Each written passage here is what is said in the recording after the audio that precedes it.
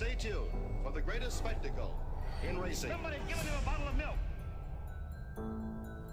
The Indianapolis test was 500 miles on an almost rectangular track. Its brick surface was slick with grease and oil. The present-day motor car has been developed or improved here in competition on the speedway.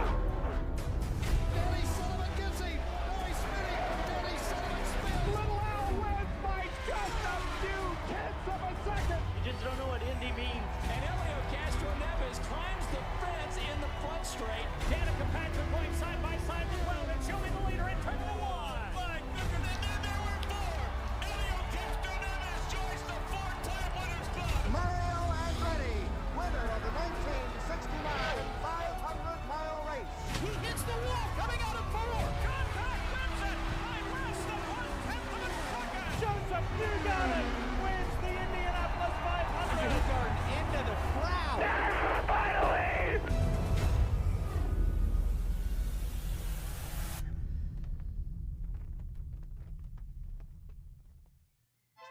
Very few races have the honour of being called a great spectacle. For the 108th running of the Indianapolis 500, we have had to wait for it. Some 3 hours after planned, we welcome you to the Brickyard for the 108th Indy 500. The month of May is always a special one. When we come here, we always know the risk. Racing on an oval at over 230 miles an hour brings the challenges. It's heartbreak, it's joy, but one thing we always have to do is fight the weather. That's what we've been in for the past 3 hours, a weather rain delay. The amazing work of the people at IMS Motor Speedway means we can now get ready to go racing. We're about 90 minutes away from the green light being shown as well and the flag falling for the 108th running of the Great American Race. Alongside me in the commentary box as well is Josh T. Joyce Ball's going to be with us as well. Joining us in the pit lane is going to be Omi. Megan Birch making her way in later. But I'll tell you what, Josh, nothing better than being right here in Indianapolis, ready to get going. And we've waited a long, long time. How are you doing? Yeah, absolutely. We have waited such a long time, just over 3 hours as well. There's Carl Larson, first career Indianapolis 500 start, first career INDYCAR start as well. Scheduled to do the double, but we'll have to see if the Coca-Cola 600 gets delayed as well. But yeah, it's good to be back here for the end of the month of May here at Indianapolis. Yeah, big chance that there is rain at Charlotte as well. That race is due off at 11 o'clock. However, there is chance that the wet weather could come in there as well. There is predicting rain, so we'll keep you up to date here as well. Our coverage plans have changed with this delay to the Indy 500, so if NASCAR do go green for the Coca-Cola 600, the first couple of stages will be taken from the trackside radio commentary as well with the timing screens, and myself and Josh T will join to cover the end of the race as well.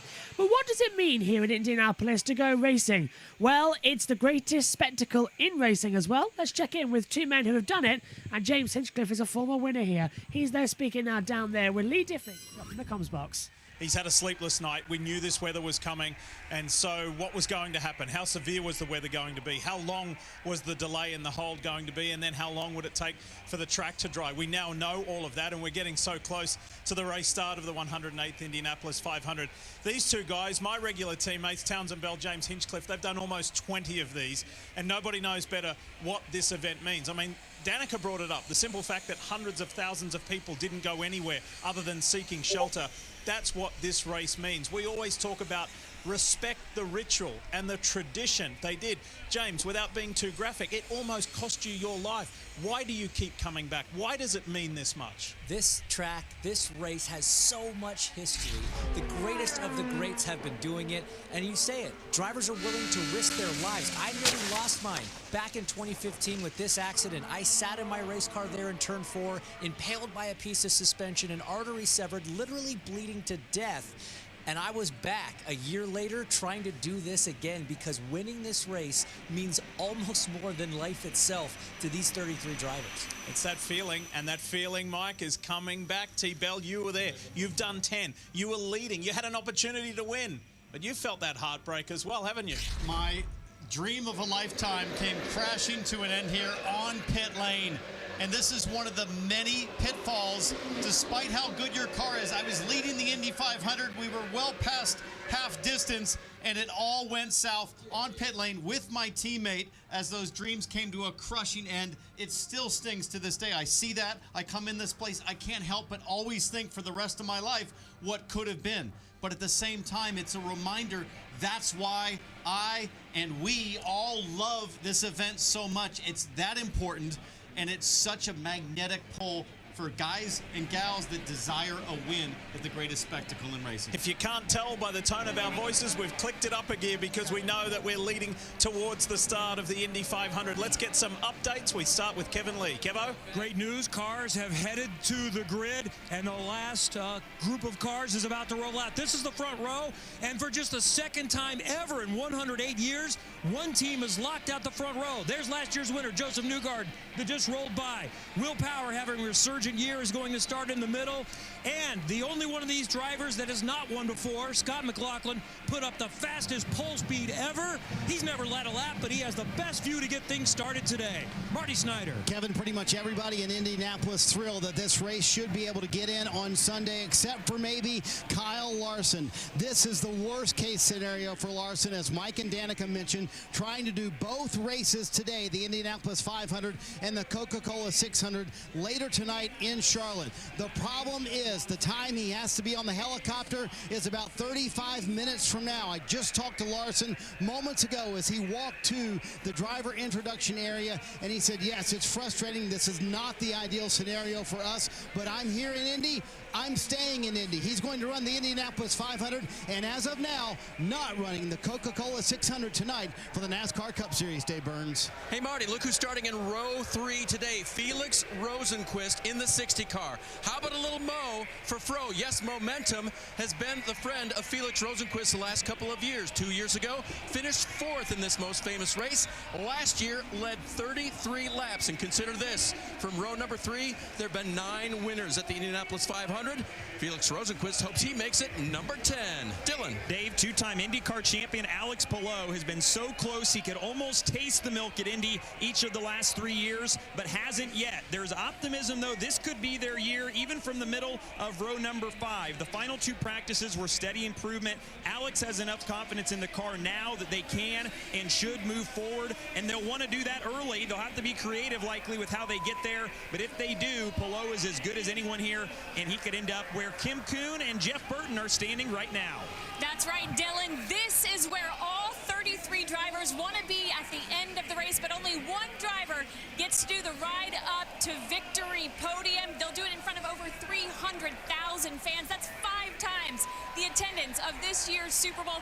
It is the biggest and most famous race in the world, Jeff. Yeah, Kelvin, when the driver gets on the elevator, starts up here, and he gets here, now it dawns on him what just happened, because the crowd is on top of you. There's no escaping it. You've just won the Indianapolis 500. This is life-changing. They put your name and image on the trophy. That's forever.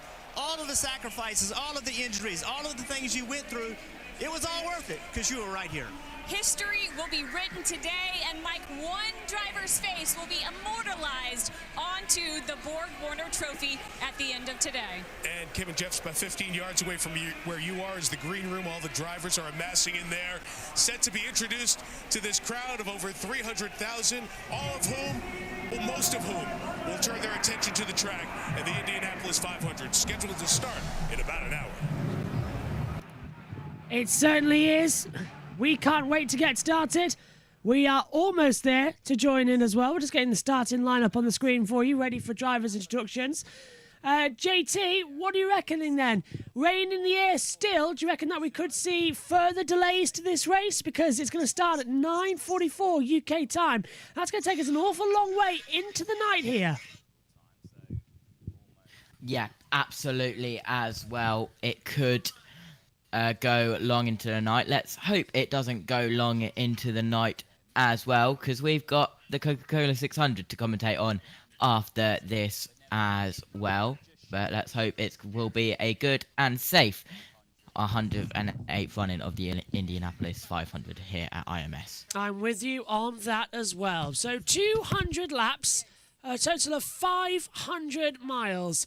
And literally, they who dares wins and gets to the end and claims their spot in immortality.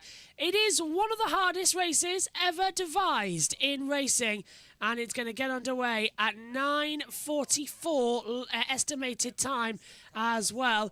And I don't know how to say it nicely as well, but we really are in the nervous stages of this race as well. The tension is rising.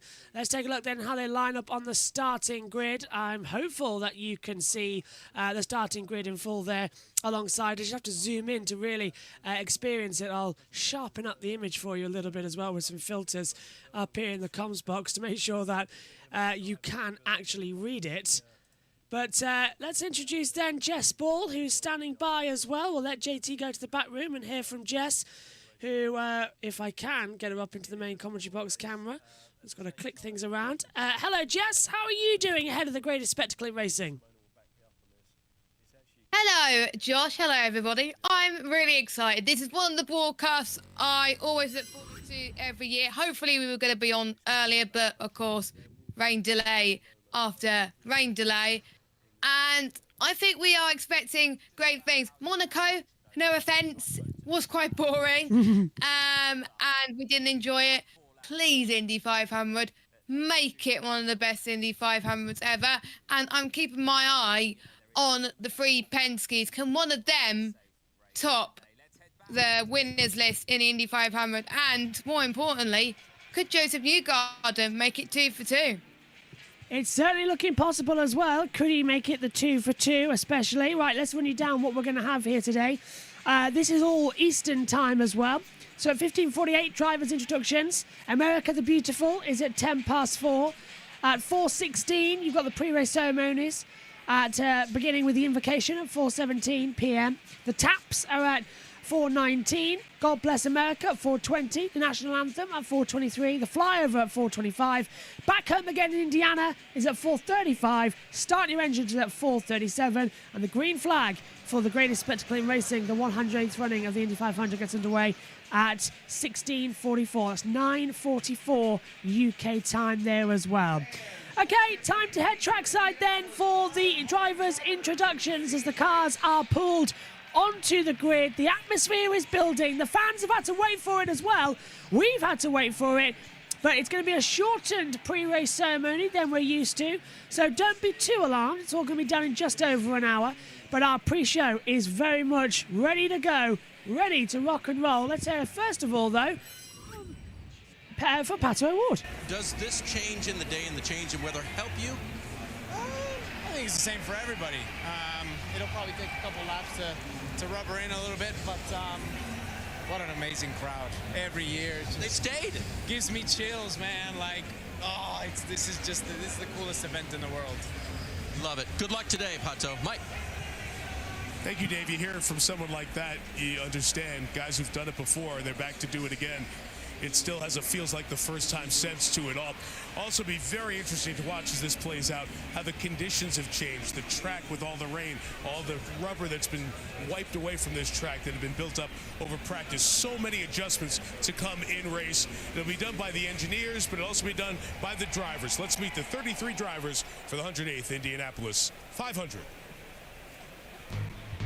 Here we go then. Drivers' introductions. First, let's meet our pace car driver for the 108th running of the Indianapolis 500 presented by Gamebridge. A 13-time All-Star with 630 career home runs and a member of the Baseball Hall of Fame, Ken Griffey Jr.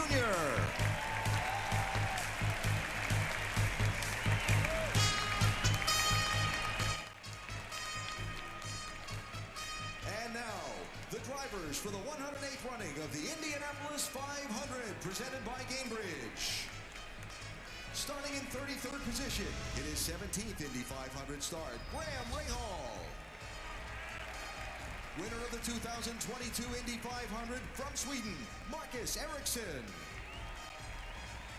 And from England in her 4th Indianapolis 500, Catherine Legg.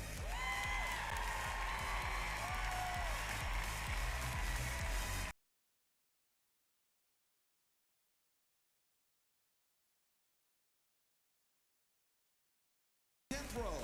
He qualified for the 2021 Indy 500 as the fastest rookie in the field, Pietro Fittipaldi. In the middle from Noblesville, Indiana, making his 11th Indy 500 start, Connor Daly. And a podium finish in this year's Sancio Grand Prix started his month of May from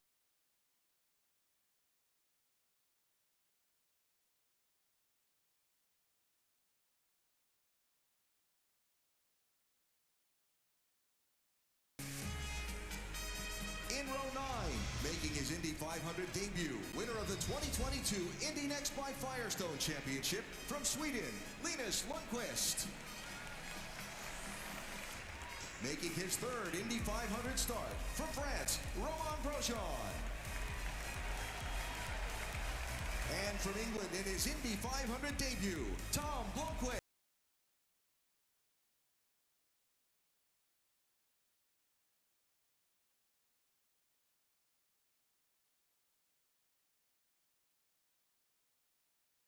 And 2023 Indy Next by Firestone champion from Denmark, Christian Rasmussen.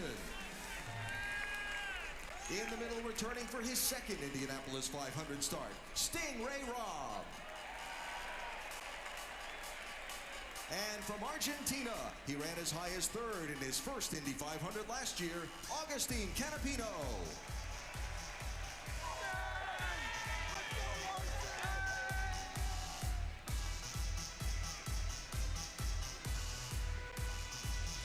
In row 7, the 2008 Indianapolis 500 winner, 6-time NTT IndyCar Series champion, it's Scott Dixon. He won his 1st Indy 500 as a rookie in 2001 and his 4th in 2021, Elio Castroneves.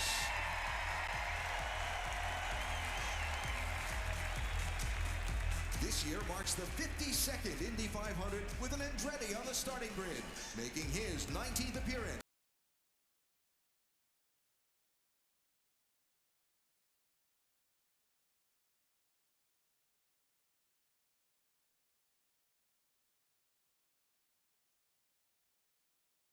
His first ever Indy 500 from the Cayman Islands, Kiffin Simpson. In the middle, he surpassed 200 career NTT IndyCar Series starts in 2023 from Indianapolis, Ed Carpenter. And the 2023 NTT IndyCar Rookie of the Year in his first Indy 500 start,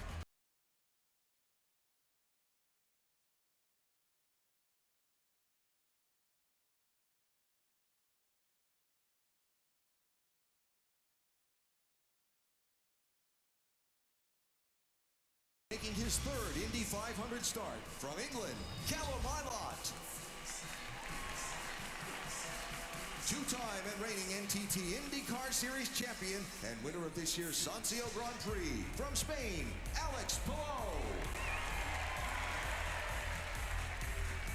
And currently 4th in points in this year's NTT IndyCar Series championship, it's Colton Herta.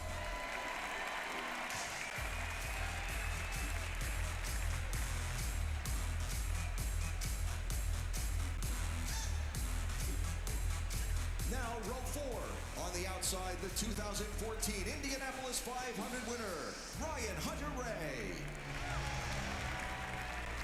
In the middle, starting in his 3rd Indy 500, Kyle Kirkwood. And 2-time Indy 500 champion from 2017 and 2020 from Japan, Takuma Sato.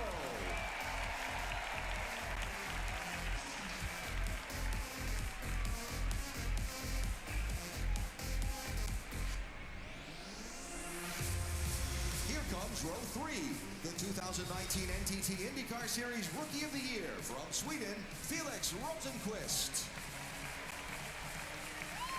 Winner winner of this year's Firestone Grand Prix at St. Petersburg, from Mexico, Pato O'Ward.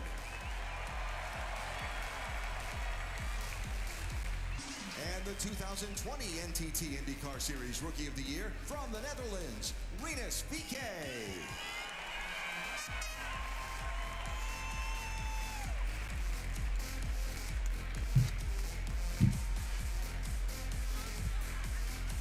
Here's the second row.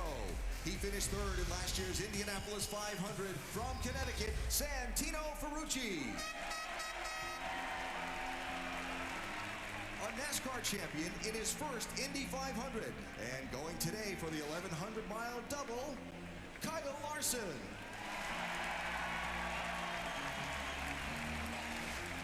And the winner of the famed 100th running of the Indianapolis 500, Alexander Rossi.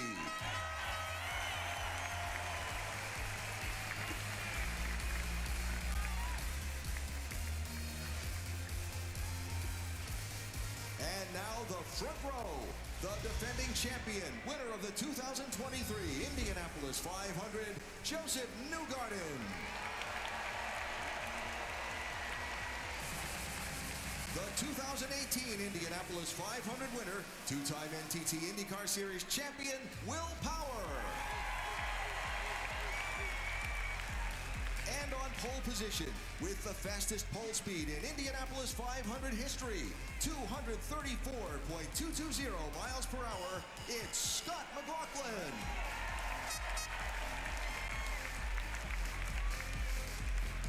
Ladies and gentlemen, the 33 drivers for the 108th running of the Indianapolis 500-mile race, presented by Gamebridge.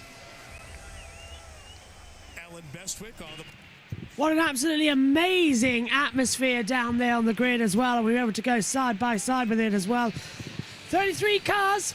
The one who didn't make it, of course, Nolan Siegel, who crashed out as well, Jess. And I think it was a bit of disappointment. That car, though, already had an accident, of course, back in practice. But he couldn't get up to 230 plus mile an hour. And then on his last run, he crashed into the wall himself. Yeah, it was a shame, really. He had to do it on the last lap, and unfortunately he didn't. And I have to say, Graham Rahal's interview after the qualifying session with words for Siegel was amazing. I think some good encouragement. He is a talent. That's why he is in IndyCar.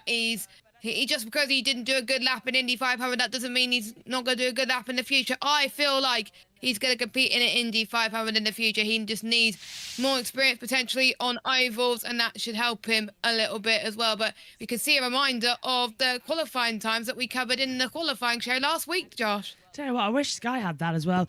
Will there be a race map during the watch? Yeah, we will have a race map. We've got the driver tracker on ready. All our usual bells and whistles. We'll have full 33 timing tower alongside us, race control messages, as well as a driver tracker all throughout the race as well. So do not worry, you are in the best seat in the house for watch-along coverage. We've also got track noise as well. So literally everything covered, and pit reporters everywhere we need to go. Little Owl says, are we ready, Joshua and Jess, for the great spectacle in motorsport? We are indeed. If you want to watch the Indy 500 live, you have to pay for it. The race will not be on YouTube live, so David Brown. Yep, so honestly, this is why we were doing it anyway. We've done this is our third season now doing it here. Super says Logo Man as well. So next up on the schedule is America the Beautiful in about 10 minutes time. So we're going to swap Jess out for Josh T in just a few moments time and check in with our Sky F1 team that will be hearing throughout the race. It's our ever faithful Tom Gamer, who's going to be joining us for some races later on in the season here on JB Motorsports, alongside Simone Di Silvestro and Mark Blundell. I think if you can play the game with your teammates a little bit, maybe you can have a little bit of an advantage on that. You know, we know that as soon as you're 3, 4, 5 cars behind, it's much more difficult to move forward. So it'll be interesting on fuel, how they're going to do if they play around with that. So I know Team Penske is pretty, you know, they have a plan, so I'm sure the drivers know, but it'll be interesting if they do play the game as well. Right, let's head back to the pomp and ceremony as the build-up continues here at Indianapolis Speedway. Indianapolis drivers have been introduced their last moments before they get to their cars. We'll hear much more about some of the big stories coming up in a little bit, but a lot of storylines with all the 33 drivers. Let's dive a little deeper in the field. And Marty Steiner, we'll start with you. Well, Mike, if you're looking for a favorite other than the Team Penske drivers, look no further than Alexander Rossi, the winner of the 100th Indianapolis 500, who said his car was, quote, exceptional the entire month. And I asked him just a moment ago, much cooler conditions today, Kevin Lee. How is that going to play a factor? He said, I think it's going to make us even better here for Arrow McLaren. Marty, California, Colton Herta is certainly quick. He's run up at the front before, but this is a new experience for him. He's had cars start higher than this before. Remember, he's been to victory lane before as an 11-year-old with his dad, Brian Herta, when they won with Dan Weldon back in 2011. Many in the paddock feel like he has a great chance for the Hondas to win today. 2022 winner Marcus Ericsson starts in the last row of the field today. How did he get there? Well, he had a practice crash last week. He said it was the hardest crash of his career. Still sore today. And the backup car wasn't as fast. There was miscommunication in qualifying, and he limped into the field in the last chance round. Now, no driver has ever won starting in the last row. It'd be truly remarkable if the Indy 500 champion could pull it off. We'll see if he can do it today, Dylan. Hey, Indy plays no favorites. Marco Andretti knows that all too well. But a strong practice on Monday left Marco feeling more comfortable and confident here than he said he's felt in years. Hopefully that makes a difference for them today. He told me earlier this week, I don't care if my fans or even my family think I can't do it anymore. I believe I still can win this race. That confidence is worth a lot here. And if Marco can find what he had on Monday, Kim and Jeff, the Andretti curse might very well be in jeopardy. Well, Dylan, Kyle Larson is one of the best talents in all of motorsports. He is the most adaptable driver. He wins in everything he races. But, Jeff, the Indianapolis 500 might arguably be his biggest challenge today. What is he thinking as he's about to strap into his race car? Kyle Larson's worried about the things he doesn't know. He is a great race car driver, in my opinion, the greatest in the world right now. But he's never run the Indy 500. He's practiced. That's not the same as racing. Do not make a mistake on doing the little things. The little things many times make the difference in this race. Do all the prep you can. That's over now. Now it's just time to execute. Go be the race car driver.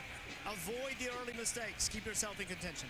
It is chaos down here, Mike. Everybody excited to see what Kyle Larson can do at Indy.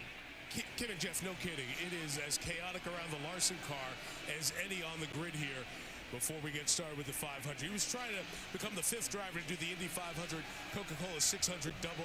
Obviously, the weather is factored into that significantly, but it's still added as he puts his kids in the car to what is going to be a hectic day for the 31-year-old who, like his little one there, has been behind the wheel about his whole life.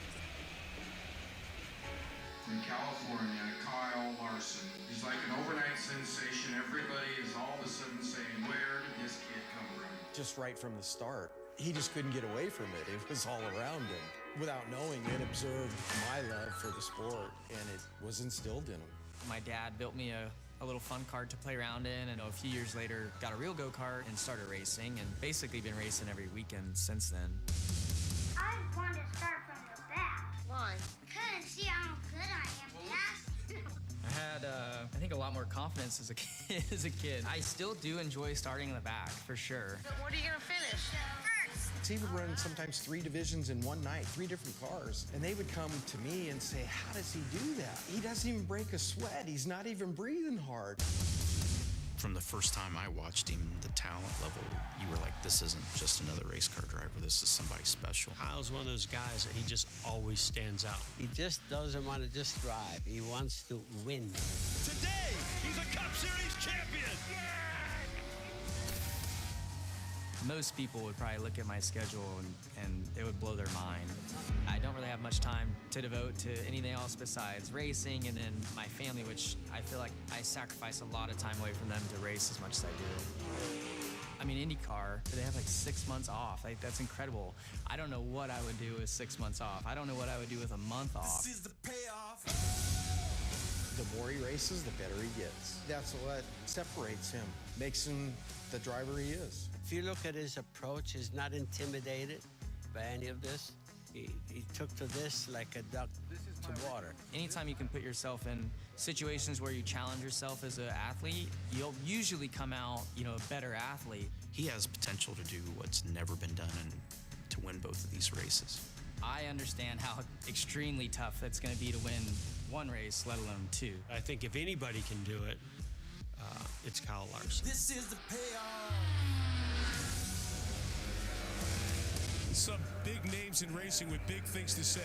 I want to give you a sense of what it's like around Kyle Larson right now. Mike Dermott, our fabulous. It really is getting quite busy down there on the grid as well for Kyle Larson. Let's check up then with Josh T, who's back with us up here in the box, just so that I don't have to put with Danica Patrick for a second. So then, JT, we've got our driver lineup. Next up in about 5 minutes' time, it's America the Beautiful. The pre-race ceremony here as well. Yes, it's been shortened dramatically, but it is so much fun still, and a later start for the 500 than ever before. I don't know, we're just sort of waiting around seeing what's going to happen next. Yeah, absolutely as well. The grid packed here at Indianapolis Motor Speedway. We're within the hour of the start and getting ready, as you said. Next time pre-race ceremony is just under 5. Oh, I always hate it when that happens because it means it's been an internet crash. Can you hear us, JT? Hello? Yes, internet crash. Discord has been playing up. Yeah, Discord played up a second. And even the NASCAR app has played up and has stopped working, believe it or not. Hello? Just before we... Can you hear me, JT? Hello? Hi. Yes. Yeah, Discord not going well then, it seems. Yeah, anyway, JT, who do you think's got a chance of winning this race? Larson staying for the Indy 500. He is now missing the Coca-Cola 600. He won't make it for the start time in time, unless he crashes out early and get over there. That'd be something.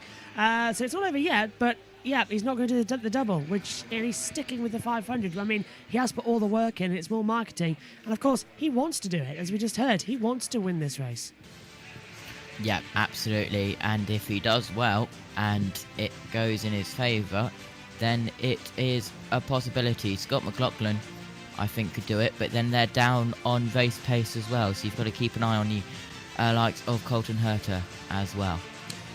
We are a few moments away, as the Wi-Fi, even though it says it's connected, is not connected. Isn't that always brilliant when you try and have some data? I'll put it on the data as well. Let's check in then with what everybody thinks at Sky Sports F1 in a few moments' time, because at the moment we don't have access to said information up here in the commentary box as well, because we've been suffering technical storms all day, as JT can attend to. If you watched us during our broadcast of the Monaco Grand Prix, you know that we lost TV pictures right at the end as well. So we're sort of chasing the weather ourselves up here in the commentary box to make sure that it is going to be a-okay. But one thing, JT, I want to ask you as well, pit stops around here. Usually we see about 5 or 6 during the race as well for 200 miles. Are we going to see more today with the conditions eating up the tyres a bit more? The greasy surface going to be biting into the track more, so it's green out there again, which means they're going to have to lay down a lot more rubber. I'm thinking 2, 3 extra stops. What are you thinking? Yeah, absolutely. That's definitely a possibility. And, well, yep, it could happen as well. All the rubber has been washed away here at Indianapolis. So we'll have to see if there's any more incidents. Jess, what about you back there in the backstage at the moment? What are you thinking? Do you reckon we'll see any more accidents or anything coming into it? Well, there's bound to be. If there's no Indianapolis 500 without caution, so I think we'll see at least probably about 2 or 3, but hopefully it will be nothing that serious. We've put you back on the camera now as well. I love everybody's back screens as well, by the way, in this one.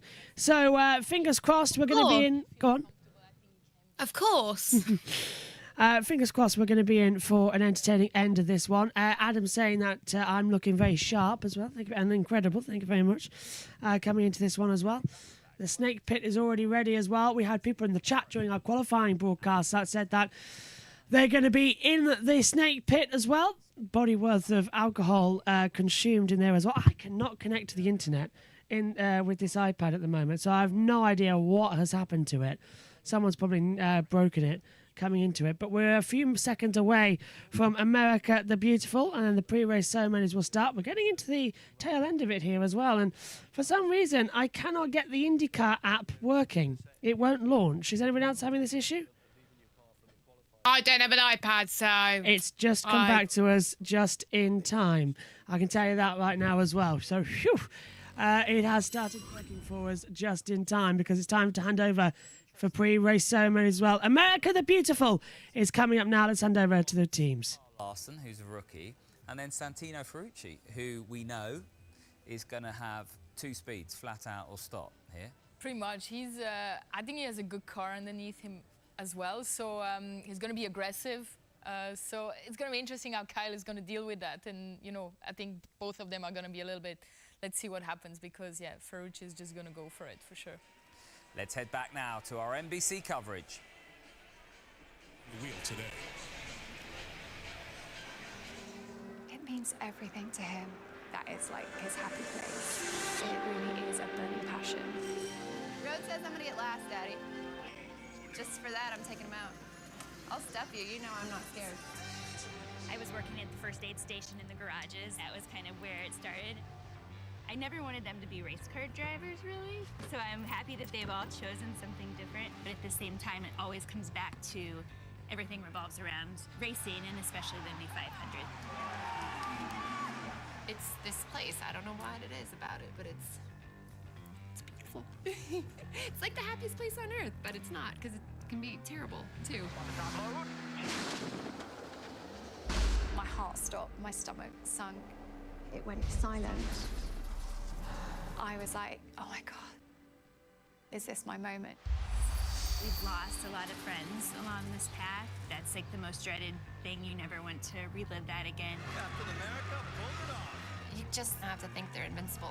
Ryan's been dubbed Captain America, and I just have to believe that's him. You know, it's like he's always going to be fine. Poppy very rationally was like, Daddy's fine, that's why the car's so great. But Tilly really struggled. She didn't want to be trackside. She didn't want to see him getting in the car. I don't know how he walked from it, to be honest. As a family, they've never not been around racing, so it's always been the focus of our life, and we just have to appreciate the time we do get together. Slow. My biggest fear that they love it too much. I really like it a lot, and I hope that's my future. Crazy kid. He's such a perfect mixture of me and Scott. He is car mad, as in his first word was car. No joke, it was brum brum and car.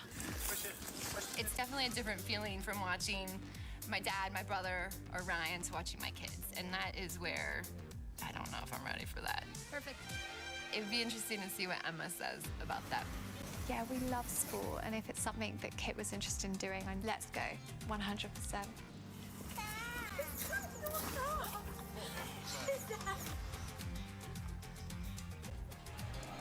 You see the emotion for everyone involved, Danica, and you kind of see it differently now for you that you're out of the car.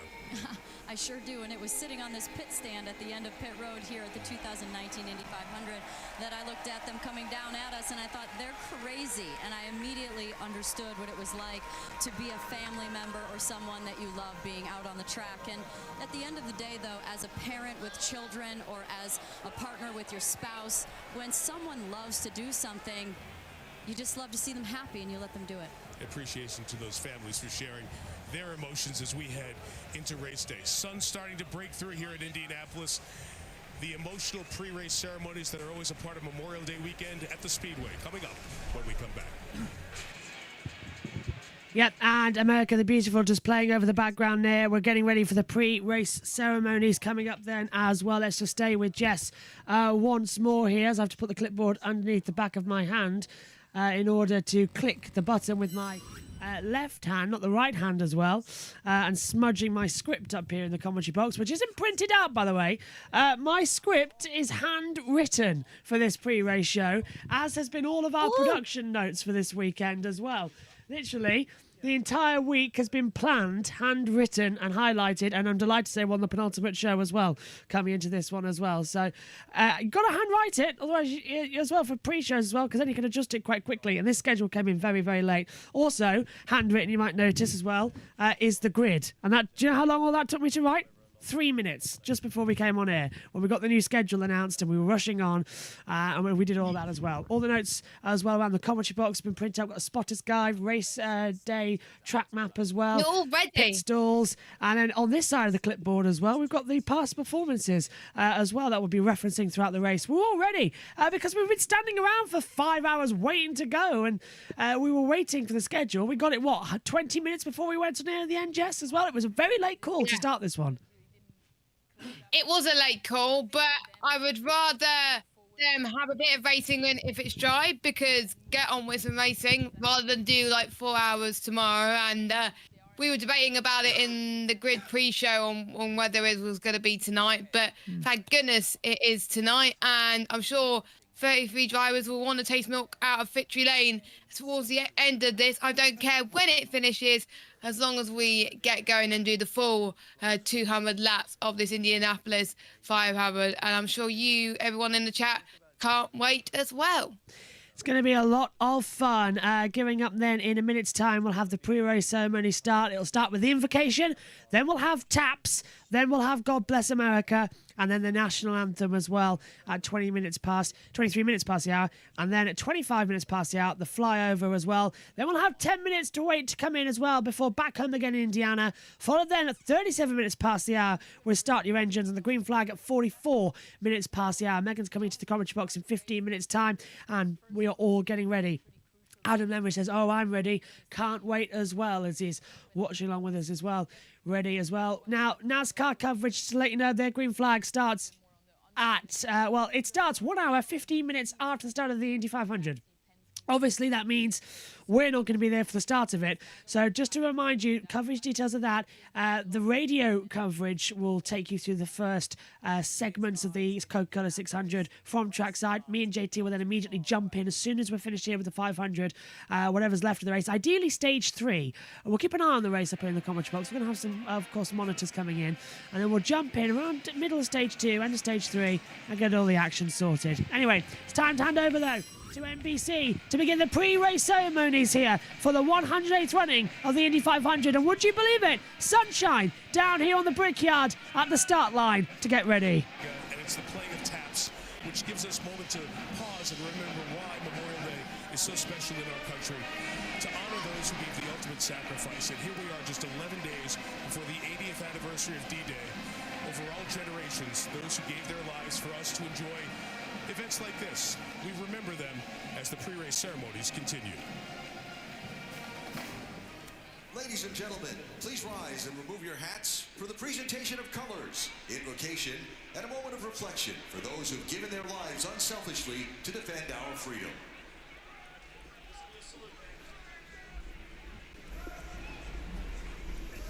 Ladies and gentlemen, to deliver today's invocation, please welcome Indianapolis Archbishop Charles C. Thompson.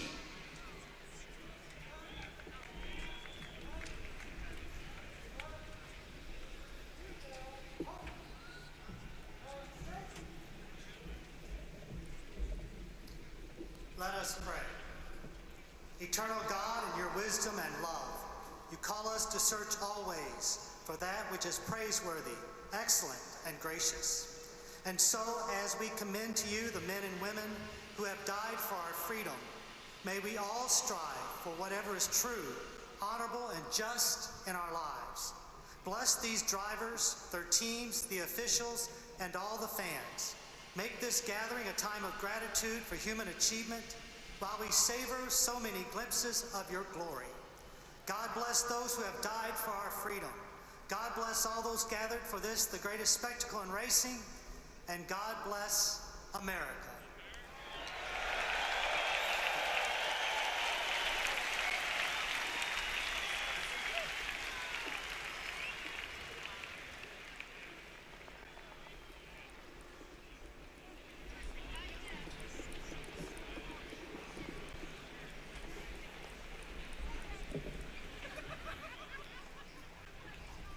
It's now time for taps. Oars. Forward, Morse.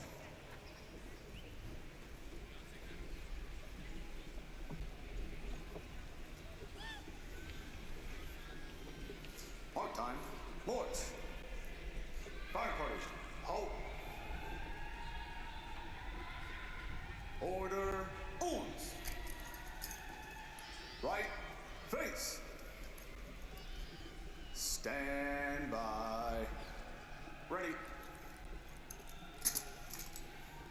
Ready, and forward. Ready, and forward. Ready, and forward. Ready, freeze, and oh.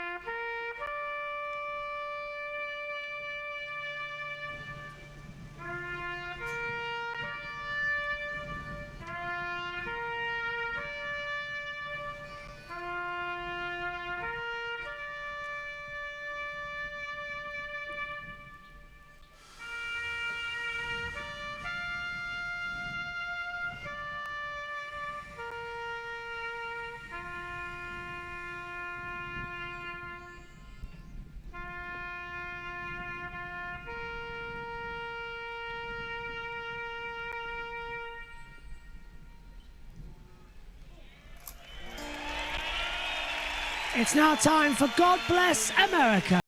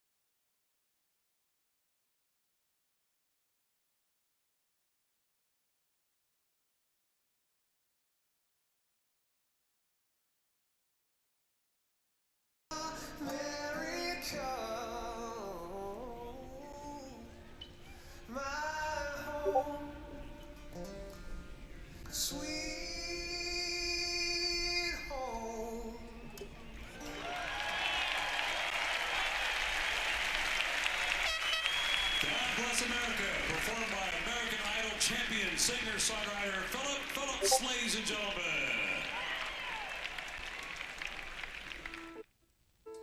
One weekend, two American traditions linked across time. Memorial Day and the Indianapolis 500.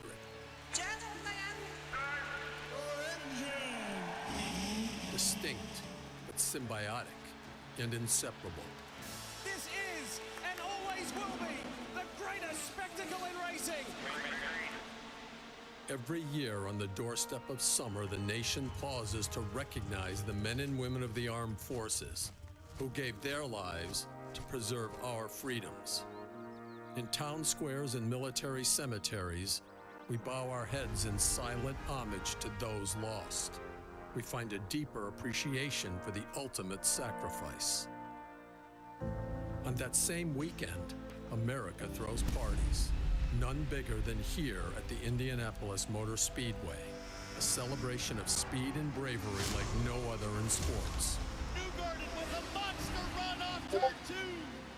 But here is the important part. Without the sacrifice, there is no party.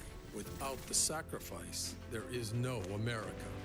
Indy has always understood that and has always stood in solidarity and gratitude with our military. More than a century ago, the first Indy 500 took place on what was then called Decoration Day. That bond has never been broken. The race paused for World War I. The track was used for aviation support. It paused 4 years for World War II, but the Speedway area became a production center for aircraft engines. But most of all, on a weekend of revelry and remembrance, the Indy 500 is a vital piece of connective tissue, an assembly of Americans that pointedly never forgets what Memorial Day means most. That we are here for the roar, that we are here for the speed, and that we are here because of them.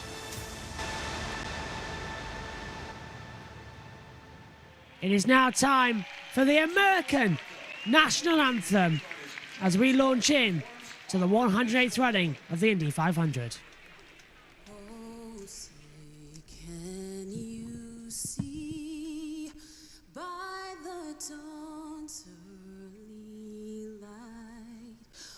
what so proudly we held at the twilight's last gleaming, whose broad stripes and bright stars through the perilous fight o'er the ramparts we watched were so gallantly streaming, and the rockets' red glare, the bombs bursting in air, gave proof through the night that our flag was still there.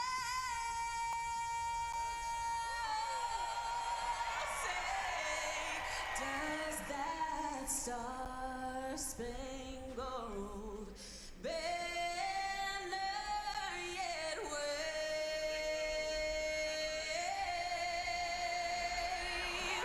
o'er the land of the free?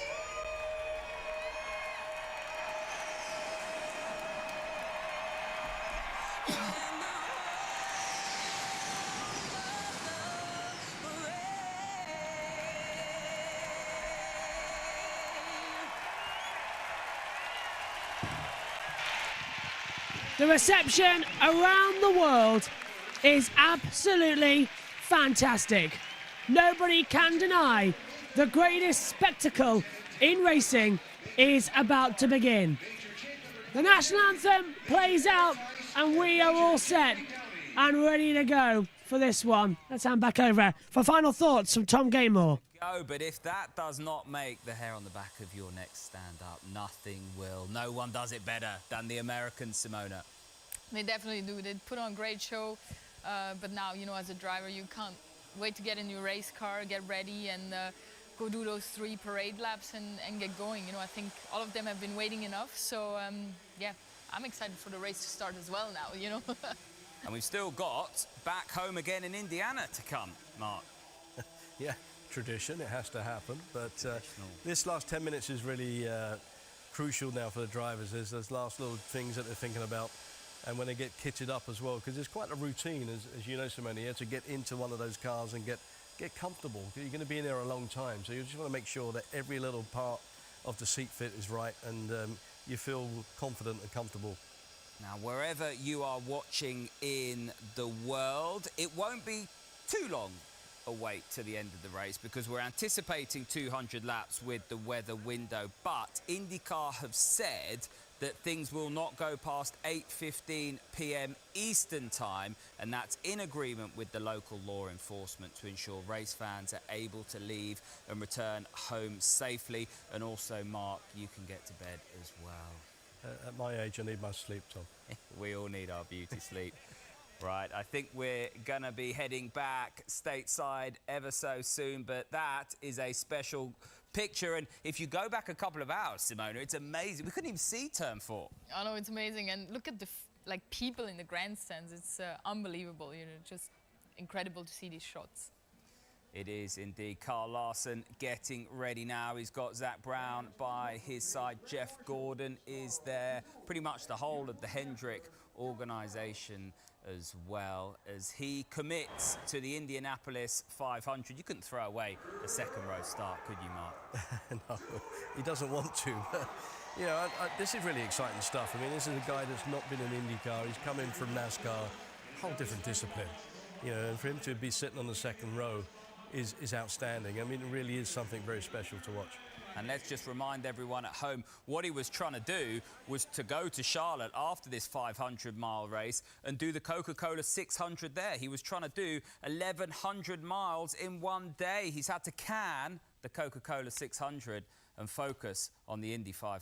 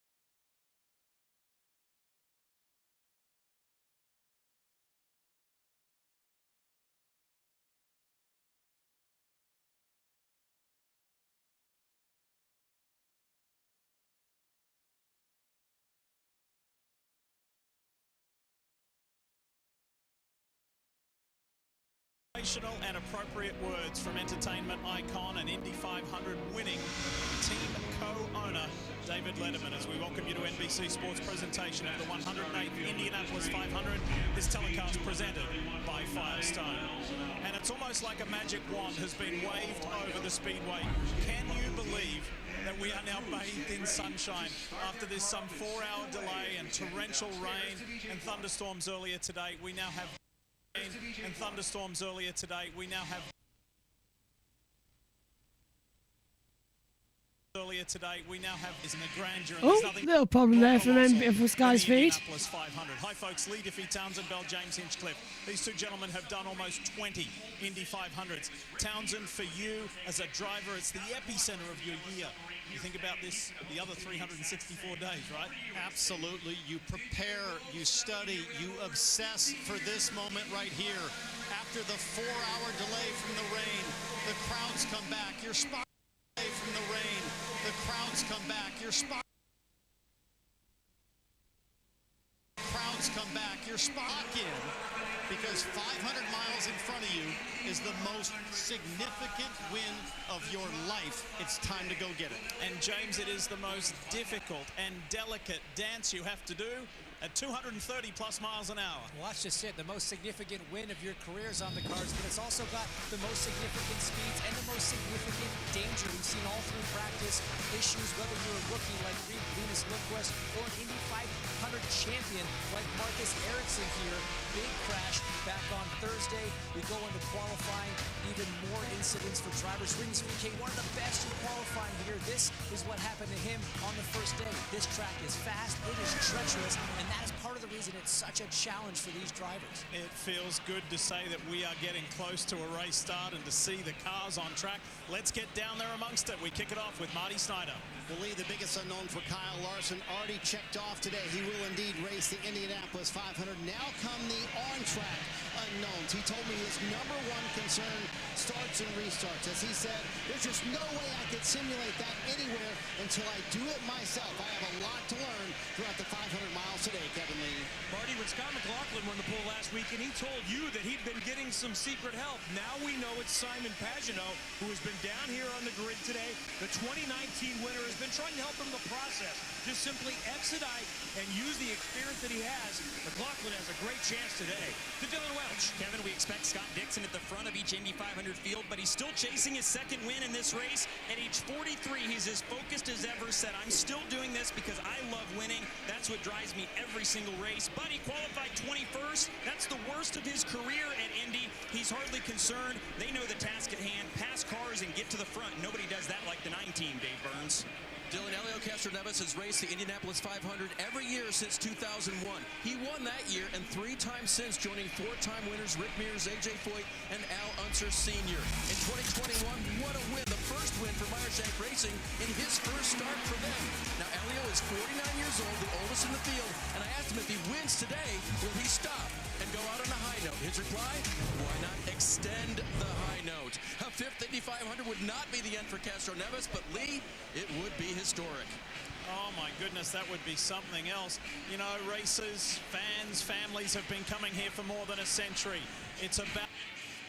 Here we go then, everyone. It's time for Back Home Again in Indiana as we get ready for this year's 108th running of the Indy 500.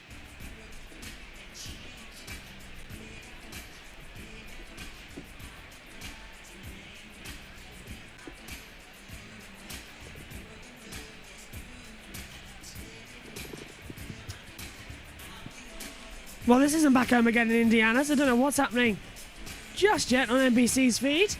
They haven't gone to an ad break. We should be getting ready. So, Jess, let's ask you a quick question as well as Josh T. Ladies and gentlemen, Never mind. Here it comes, a little bit later than usual. It's time for Back Home Again in Indiana. American Marching Band to perform Back Home Again in Indiana.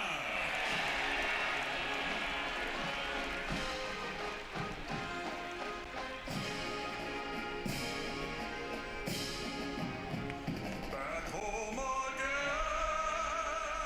in Indiana, and it seems that I can see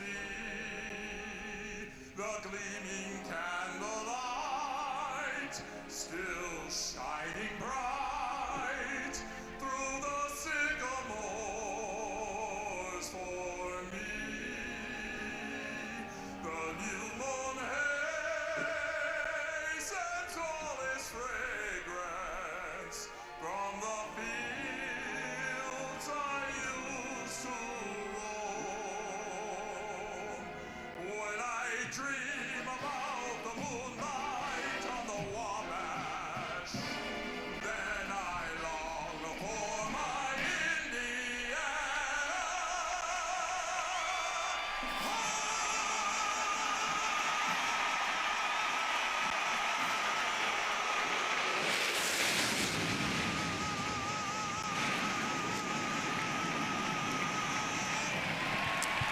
10 minutes to go then until the green flag is out and we build up for the greatest spectacle in racing. Yes, we are inside because now it's time for those most famous words in all of motorsport. Plus 500. We've had to wait a little bit longer for it this year, but the wait is most certainly going to be worth it.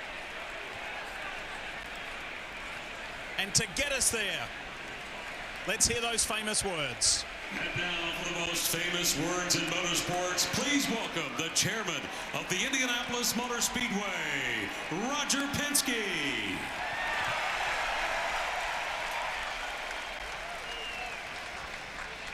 Oh no, it's not working. What a great day today, and thank you for staying here for this delay. But race fans all over the world, you're going to see the most iconic race, the finest race in racing here today at the 108th running of the Indianapolis 500.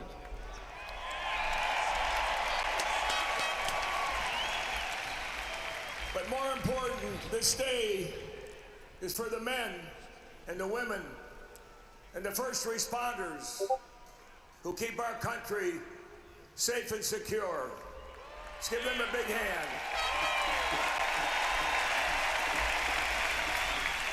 Now on to the greatest race. Drivers, start your engines.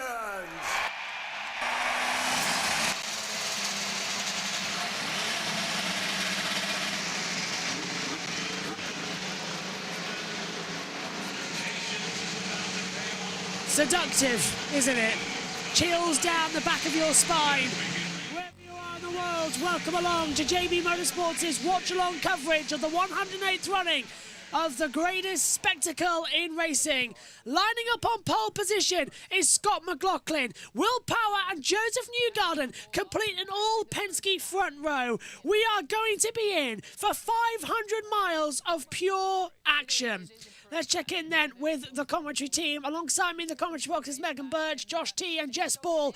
Omi is down in the pit lane as well. We'll hear from him shortly as the pace car begins to roll off. And away we go on the green flag laps here, waiting for the flag to fall, which is scheduled in around about 5 minutes' time. Megan, we've had to wait. We should have been going around about, well, let's see, 6, 7, 8, 9. 4 hours ago we were supposed to be green. We should be finishing by now. The latest start for a 500, but here we go. We're going to go green for Indy. Well, it's a day for having complete shock, so having a late 500, not that much of a shock. It is for me, unfortunately, as well. It's starting to set in just a little bit more as the cars, as you can see, venture out on their parade laps as well. Jess, here we go then. Sunny, drone shots look fantastic as well. The track pretty much dried out from where it needed to be. Grass still a little bit wet, but over 130,000 packed in here as well. It looks absolutely fantastic. Finally, we're going to get some racing in. It's about time. I'm sure the fans were getting a little bit impatient to start this Indy 500, but they're now going to be treated to some of the best racing of the day. And one thing I like about the Indianapolis 500, you don't know who is going to win this one. It could be anyone, but if you want to win, ideally, probably inside the top 12 will be your best bet. JT, here we go then. Right down, they'll do a couple of pace laps, and then hopefully in about 3 minutes' time, we'll be racing. They don't want to hold this off. They've already had to wait so long, as for some reason we're just seeing the cars again leaving pit road. That's an old image, but we are almost all set for this one, aren't we? Yeah, absolutely. I've just been playing some untangle wires with all the stuff that I have as well. But we are back here again, back home again in Indiana, ready for this 500-mile race. 500 miles or until 8:15 p.m. Eastern we have, and we should get 200 miles in, depending on how many cautions / red flags we have. Hopefully no red flags. We've already had enough. Technical question, JT. The warm-up in the purple, does that change to the lap counter as we go, or do I have to change it? It should, yes. Oh, that's fine then. And by the way, 8:15 Eastern is 1:15 UK time, 2:15 AM Central European time. So we have a hard cut-off as well. Just say that again, and I'll write that down on my notes here. The cut-off. 1:15 AM UK time, 8:15 PM Eastern. So 8:15 PM Eastern time as well. So we're going to have all that lined up. Yeah, I've just put the cut-off time off there as well, written on my notes down here. Let's go through the grid then as well. First of all, are we okay on YouTube? Yeah, we're perfectly fine. Here's the grid then. Row 1, McLaughlin on the inside, Power in the middle, Newgarden on the outside. Row 2, Rossi, Larson and Ferrucci. Row 3, VK, O'Ward and Rosenquist. Row 4, Sato, Kirkwood, Hunter Ray. Row 5, Sato, Kirkwood, Hunter Ray. Row 5, Herta, Palou, Eilert. Row 6, Armstrong, Carpenter, Simpson. Row 7, Andretti, Cashnevers and Dixon. Row 8, Canapino, Robb and Rasmussen. Row 9, Blomqvist, Grosjean and Lundqvist. Then we get row 10 with Lundgaard, Daly and Fittipaldi. Row 11, Legg alongside Ericsson and Graham Rahal lining up at the back. 500 miles, 200 laps. Pit road speed is at 60 mile an hour. The pole position speed was 234.220 mile an hour. Fuel window is between 29 and 33 laps. So that's the fuel window. Estimating pit stops then, JT, is already down the pit lane comes Callum Eilert, and a problem already for the number 6 McLaren. Oh. Yeah, absolutely. That's not good for the number 6 of Callum Eilert. Of course, that will be taken over by Theo Pourchaire for the remainder of this season. It's taking a little bit of time to come up then at the moment. I wonder what's the matter. I don't know. I can't quite tell from this angle as well. But I'll tell you one thing though, Jess, he's not going to start this race at this rate. We're going ready for the green flag shortly. So if anyone has predicted Callum Eilert to do well in the Indy 500, then you say those predictions were goodbye. But I think it's time for us to decide maybe who our winners are. We've already had ours last year, but we should go around the room and ask our Indy 500 picker winners before we start the race quickly. Okay, who wants to go first? I've got one because I said it in Grid Network show. I said that I think Newgarden's going to do the double. I think it's going to be Joseph Newgarden. Good pick. Josh T, you got one? One of the Penske's, I've gone for one of the other ones, McLaughlin. Megan. Not bad shout. Megan's got the magic finger out as well, waiting to see who she's going to pick out here as well. And you've gone for Kyle Kirkwood to win. Yeah. Not an outside shot, to be fair. There's an opportunity. Not bad. Eilert's still coming down pit lane as well. Hopefully, my driver tracker is going to kick into gear soon. We're not started yet. Not yet, no. Don't know what's happening on my OBS side of things as well. There we go. They're coming up then for the start of the greatest spectacle in racing. 32 drivers. Yeah, Eilert starting in the pit lane at the moment. Excellent. All set up and ready to go then. Eilert has left the pit lane. So he's going to make it through. We've had to wait for it then. 4-hour delay, but the fans are still here. They are all set to go and all ready to go. Turn up the noise, turn up the excitement. This is the greatest spectacle in racing. The 108th running of the Indianapolis 500 pulls out of the last corner. An all Penske front row for the first time since 1989. Green flag. The 108th running of the Indy 500 is go.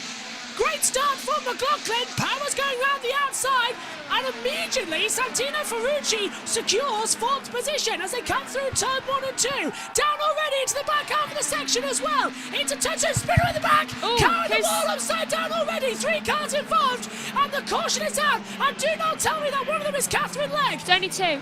It's the 65 car who's gone over as well. Well, it must be Tom Blomqvist, and that as well is Marcus Ericsson. Ericsson is down in the back of the race. Ericsson is already out. Ray Hall came down pit road. Caution is out already. He won 22, didn't he? It's the 66 car. It's Tom Blomqvist. He's out of the race as well. And there's one more from the back that we can't out. Is it? And we can't. One more at the back we can't work out. There it is. 30. Car 30 out of the race as well. And that's so it's Fittipaldi, Ericsson out of the race already. Oh, and Blomqvist. 3 outs before we even get to the first corner, and out comes the full course yellow. Well, JT, that was a bit anticlimactic. Here's the start again from Eric's point of view. He's going to go round. Oh, Blomqvist got the grass. Oh, that was scary. Oh, he had nowhere to go. Wet grass, JT, wet grass. Yeah, absolutely as well. So Ericsson getting caught up in Blomqvist hitting the grass, and that's day done for 3 of them already. Lap 1 of 200, chaotic start. Right, gives us a chance to solve our driver graphic problem up here as well. Oh, and already out of the race as well into goes Pietro Fittipaldi. This is just completely insane. This isn't right either, but yeah, safety cars out already in full pace car. What do you make of it, Megan? I thought that crash just could have been avoided, came out of nowhere, to be honest. And I think we're lucky that it happened at the back rather than like in the middle. Otherwise, we would have had a much bigger pile-up happening. Yeah, Jess, we're lucky with that one, but now the caution's out. Fittipaldi not hurt her. I said Fittipaldi. Yeah, Sorry, I keep forgetting to mute my mic. Right. Josh T's doing double duty. Oh, I see Scott McLaughlin's actually doing well with me in the box right now. That's unusual. Well, he got pole position last time on as well, so that's what we're waiting for right now. Caution One again, advantage though. Go on. One advantage though is ILOTS should be able to be at the back of the field the same lap as everyone else, because they'll get what's it called? I can't remember. Free pass. A free pass, yeah. Not been a good weekend. Well, not been a good time of it recently for Ericsson. In practice 4, he very, well, dramatically and violently crashed out. So it's not been a good time of it for him. Is it me or his picture's frozen for me? Pictures seem fine here. They can be a little bit haywire. Then again, the weather everywhere in the world, it seems, is being a bit haywire at the minute. Look, and cars coming down pit road. I can't seem to adjust anything on my... OBS seems to be freezing like crazy. I don't know what's going on right now, but I cannot seem to control anything on my OBS side of things. It's like... I think it's memory, Josh, your memory. No, it's fine. Yeah, memory's fine on it. It's got 16 gig of RAM. Is this a replay? Oh, it's got the wrong thing out. There we go. So, the 66, sorry, seems to have just caught slightly on the grass and then turned into Ericsson. Yeah. And then I'm not sure whether Debris was caught up in Fittipaldi's way. Oh, no, there was a separate incident. 2 different ones coming back on each other. And that's what caused Fittipaldi to spin out.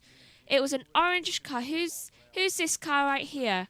Can't quite tell on the exit camera. It has Mission on it, and it's orange. And well, that narrows it down. I think we're on board there. It's orange and blue. CNTT data car coming in there as well, further back. So who started? ILOT starting from pit road, possibly. Yeah, so I was just thinking he got caught up in that as well. The ILOT was the one who caused that accident further Orange back. and blue. So it was orange and blue. I think where's Scott Dixon? No, Dixon was higher up the field. Okay, so it's not Scott Dixon, though. It's the same coordination as he.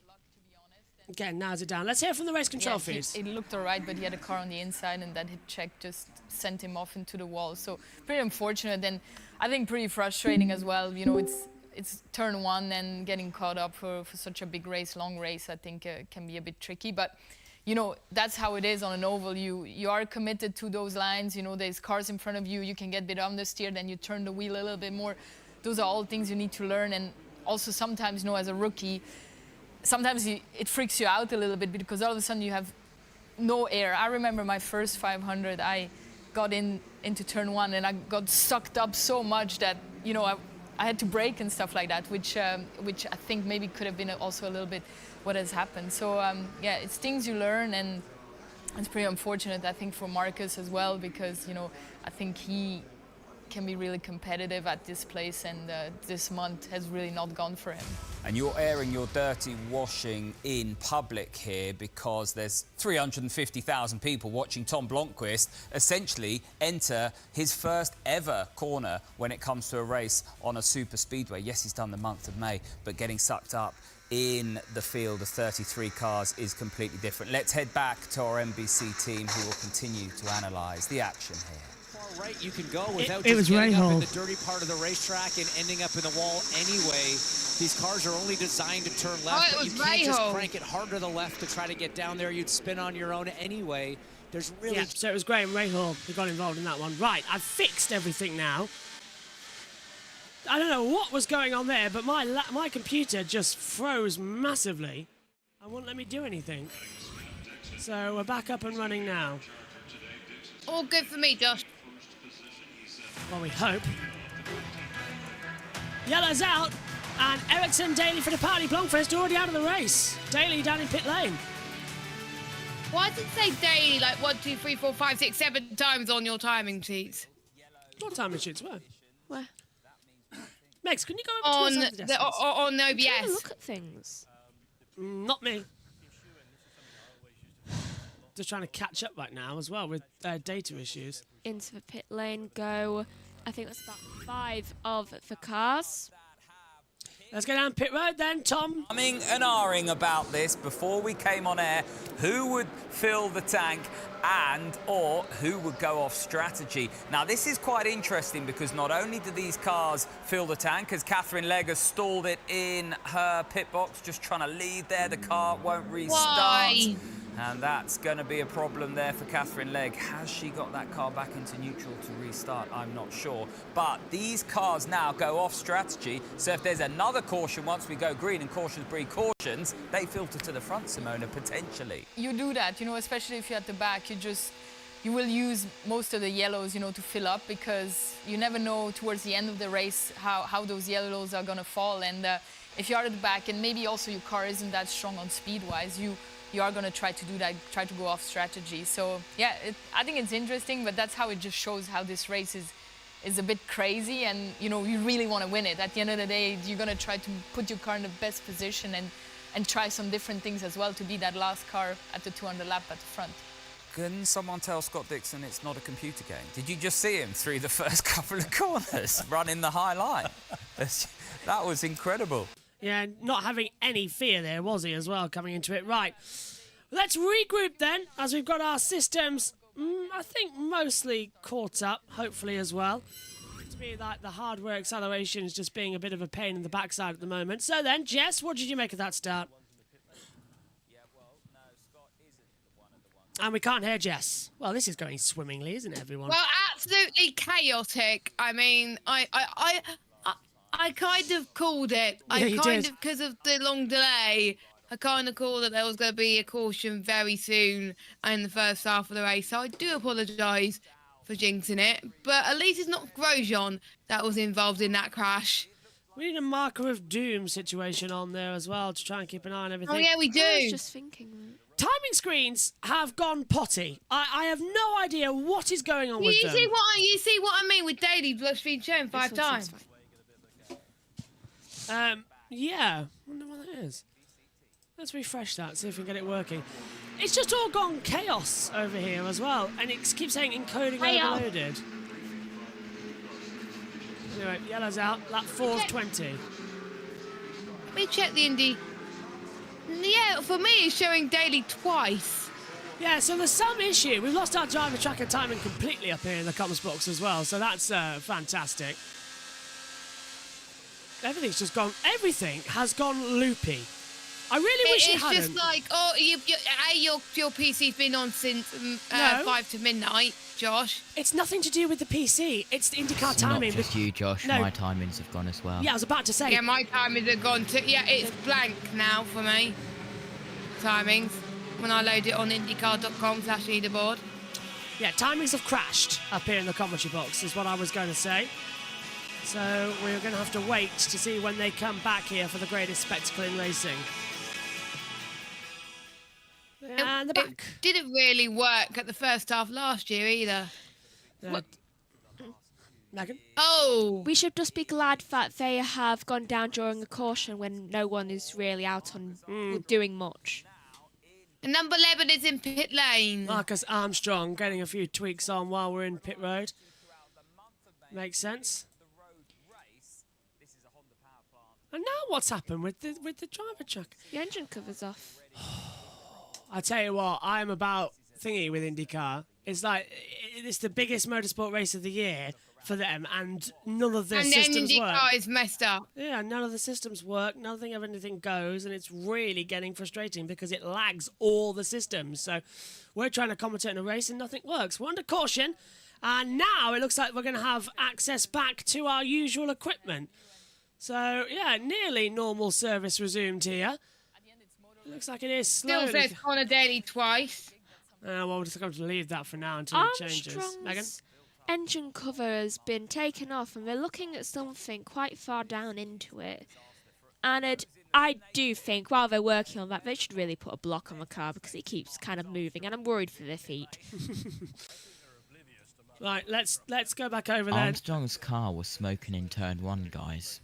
Well, it did have a bad start as well, didn't it? So, right, there we go, lap 7. Let's get this back up and running then, and then we'll be back because driver track is working, but the visor is like 2-3 minutes behind, and nothing's been done. Also, getting really irritable. I've noticed. I can tell. That's what happens when you have not slept for 21.5 hours. And it's bloody stressful trying to get all this sorted. We're coming back to the green flag now, and I don't even know if we're going to catch up in time. So Armstrong's coming in the pit lane. He's going to have some more work to do. What lap are we on? 7? No, he's not. He's no, out. He's not. He's getting out the car. Marcus Armstrong. I fought for time him. Marcus Armstrong is out as we get ready to come back for the greatest spectacle in racing, our second start of the day. Armstrong is out, ready for a start then here at the Brickyard into the last corner. Come on, get a start. Yeah, we don't want to see this. We want to see the green flag. Are we going to go green this time around, or are we going to wait a little bit? Not entirely sure. Another lap under caution. Another lap under caution. It's fine. Blue. Yeah. Engine blue, yeah. Is that why? Caution extended because of possible oil on the track. They're doing an inspection. So they're checking whether or not there's oil on the circuit, which I think is fair enough. Let's hear from Marcus Ericsson though, down there on pit road. Believe it. No, I can't believe it. It's unbelievable. It's just so frustrating. I don't know what to say. It's you know, we had to work so hard. The team did such a good job rebuilding that car. We fight it all last weekend. We fight it all week to be good, and then this happens. You know, it's just I can't believe it. I can't believe it. The 2022 Indy 500 champion is out. And Marcus Davis. Yeah, Marcus Ericsson out then after one corner. All that misery on bump day now is a sad memory for him. It was just fate that he was meant to go out because he was literally nowhere near. For God's sake. The app's gone off. What? App went off. It's just not liking you, Josh. Really having enough now. I want to smash something as well. Breathe. Really annoying, because look, here we come back to the green flag. And NBC have just gone to a break, and they've missed the restart. NBC have missed the restart. We're back to racing, and Kyle Larson is going absolutely nowhere. And he's got contact with the 23 of Ryan Hunter-Reay as we are racing again here at the Brickyard. Down to turn 1. Moves going left, right, and centre as we get the restart in. And already, McLaughlin leads some power, but they've missed it. They've gone back now just in time. They literally pulled the ad brake. They've restarted the commentary. Wow. Honestly. NBC. This is why you don't have ad breaks in racing. And onto the grass, coming down as well, further back, as that's going to be Carl Kirk with Ryan Hunter-Reay. And round the outside, that's Colton Herter, making a move on Alex Palou. And Herter's going to try and cut back through as well. Hunter-Reay looking fantastic. Palou's on the back stretch now, coming back in. Finally, we get a full lap of racing after 10 laps here at the Brickyard. We are properly go now for the 108th running of the Indy 500 as we go 3 wide further back. Palou deals with Hunter-Reay, and already Herter got through on that little mix as well. On board with Kyle Larson, who dropped 10 places on that restart. Where's Larson dropped back to now on the timing screens? Can't even see his name on the monitor. I'll find him. So Larson drops 14th place for Kyle Larson. He just didn't get going. It's like he completely missed the restart. Ferrucci has just got the fastest. Well, is it speed they go by? Yeah. Yes, he's just got the fastest speed with 217.9. They are cooking, JT. Yeah, Carl Larson was busy watching NBC, saw that they were on a break, so thought they weren't going. So he drops it down. Let's have a look at a replay on board with Carl Larson. That's weird. It went into anti-stop. It went on to pit limiter. The car went on to pit limiter when he tried to go back to green. I'm hearing a lot about this today, and I've never heard it before today. Pit limiter. He hasn't done a restart before, so understandable. Yeah, in NASCAR, of course, they don't have... it's a normal type of restart, but never done a restart in this type of car. So he's jumped forward as well. I'd like to say that our systems have stabilised after that little restart, so it looks like the INDYCAR systems just needed to warm up. McLaughlin leads, Power, Newgarden, Ferrucci, Rossi, VK, O'Ward, Rosenquist, Kirkwood, Sato. As we keep looking at the restart, Larson was just in the middle, JT, and then McLaughlin punches it, and then Larson just goes, nope, not going anywhere, and nearly hits Armstrong. Yeah, absolutely. As well, just having a look at a replay. It caused chaos at the restart. Look how close they were to the attenuator as well. Looking out front, Scott McLaughlin with Will Power, Joseph Newgarden there. The 3 Penske's still out in front as we go across the line to complete lap 13, start lap 14. Pit stop window members with lap 29 to 33, but expect to see some extended runs. So I'm thinking we could go to lap either... The new pit window ideally on this one would be around about lap 30 to 42 due to the fact that we saved under pit lane. Larson trying to have a look on the inside there of Takuma Sato, who's already dealt with Cash and Evers further back as we exit turn 2, head down the back stretch towards turn 3, and Larson's under pressure now as well from Cash and Evers, who sends it around the outside, and Larson may as well have done the Coca-Cola 600. He's having a dreadful day here at the moment as they pass the flowers through 3 into turn 4. Jess, this is just getting in a normal race, but McLaughlin, 217 miles an hour at the moment. Power's just 2 tenths behind him at the moment as they come across turn 4 down to turn 1 again. Power looking very juicy on the back of McLaughlin, which is great to see, but Cashton Neves, that was the driver I was keeping my eye on throughout this Indianapolis 500. He's the most experienced driver that has won plenty of IndyCar championships, and I know people will be shocked to hear this, but we could see him win a 5th Indy 500 here, which will be great to see, but he's in 30th at the moment. As we see, I think Colton Herter trying to go for the move in towards the final few corners. Yeah, trying to get ahead of Rosenquist, backed out of it. Now Herter's going to come under pressure from Kyle Kirkwood, who's running in 10th position. That's Megan's picker winner as well. I never said my picker winner because all the systems failed as well. My picker winner is Scotty Mack. I said it last week. I think Scotty Mack is actually going to win this race. So is Adams. Yeah, Scotty Mack has got a great chance to win this one as well. What's everyone's choice of milk? Do we know? We do. Google it. Make sure your data's on there, because everything now is Oh, I've stable. already put my data on. As soon as you started the pre-show, I put my data on. Well, everything's legend, Megan. Everything's gone stable now, which is great. So that's good news. As they attack through. I got it. We can say it during the caution. Past the flowers here. And now look at that. Rossi's under pressure from VK, and now coming on the inside. Rosenquist trying to go through a Pato O'Ward in turn 1 and does so. JT. Allgaier has said lap 10 or lap 390. If Larson gets here, he's getting in the 5. Oh, so they're going to swap over. Oh, obviously not a lot. Yeah, I'm just so disappointed for the guys because, we haven't made a single Repeat mistake, that again in a minute. all month long, and then, made a silly error like that. you know, at the start, just getting a little bit too low. I think I clipped the curb and just, you know, those speeds when there's not much force on it. Yeah, it just spun me around. So obviously I'm gutted for the guys who got involved in that mess. But, you know, most importantly, obviously everyone's fine. But I'm, you know, really disappointed for the team. You know, they've worked so hard. I think our cars are really good, and in these race conditions. So I'm just, you know, sad for them more than anything. You know, obviously I'm fine, and I'm obviously very annoyed. Glad you're okay, Kevin Lee. Rookie Marcus Armstrong is also out coasting to a stop without power. Did you get to race it all in your first Indy 500 before the problem? Unfortunately not. We just got through one corner, and then during the safety car we had an engine failure, so not the best time for it. And yeah, I feel really bad for everyone in the number 11 car. The team, we worked hard this month, but look, we're on track in a couple of days in the break. Thank you, Marcus. So the racing continues then after caution 1. It's like 19 of 20. We haven't been running for that long actually as well. 21 minutes in total we've been racing, so they're keeping it nice and cool. Finally, it looks like everything's stabilised. Can you repeat about Larson again, please? It went over my head. Yeah, if Larson gets at Charlotte at lap 10 or lap 390 or whatever lap, Allgaier has said they'll do a driver swap. Because they want him to do the double in any way, shape or form. I like that. Yeah. So he doesn't have to do the whole Coca-Cola 600 for him to be playoff eligible, right? No, because he's already won a race, he's locked into the playoffs because Larson's won a couple of races this year, and NASCAR have given him a waiver.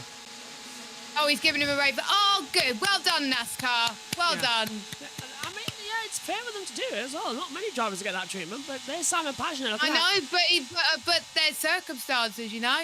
Yeah, we should. Although there is rain still in the air for Charlotte, so we might not get racing there. Let's just see. I walled up the 7th, Josh. Say again?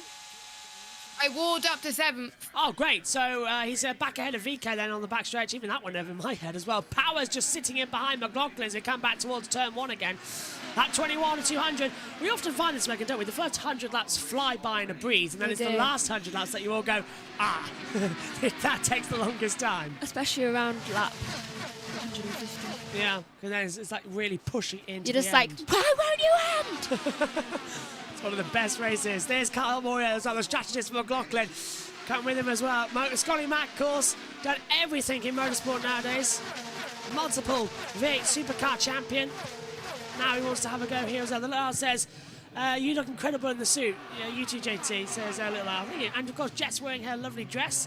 Megan, of course, in her... all black. All black, with a jacket on. Hey, dressing in all black is me being fancy. I've got a suit jacket over there as well, but I've taken it off for the race start. I could wear that. Well, you could change over if you like. Go on, Megan. Let's all do that for him. Yeah, Megan is actually changing over jackets.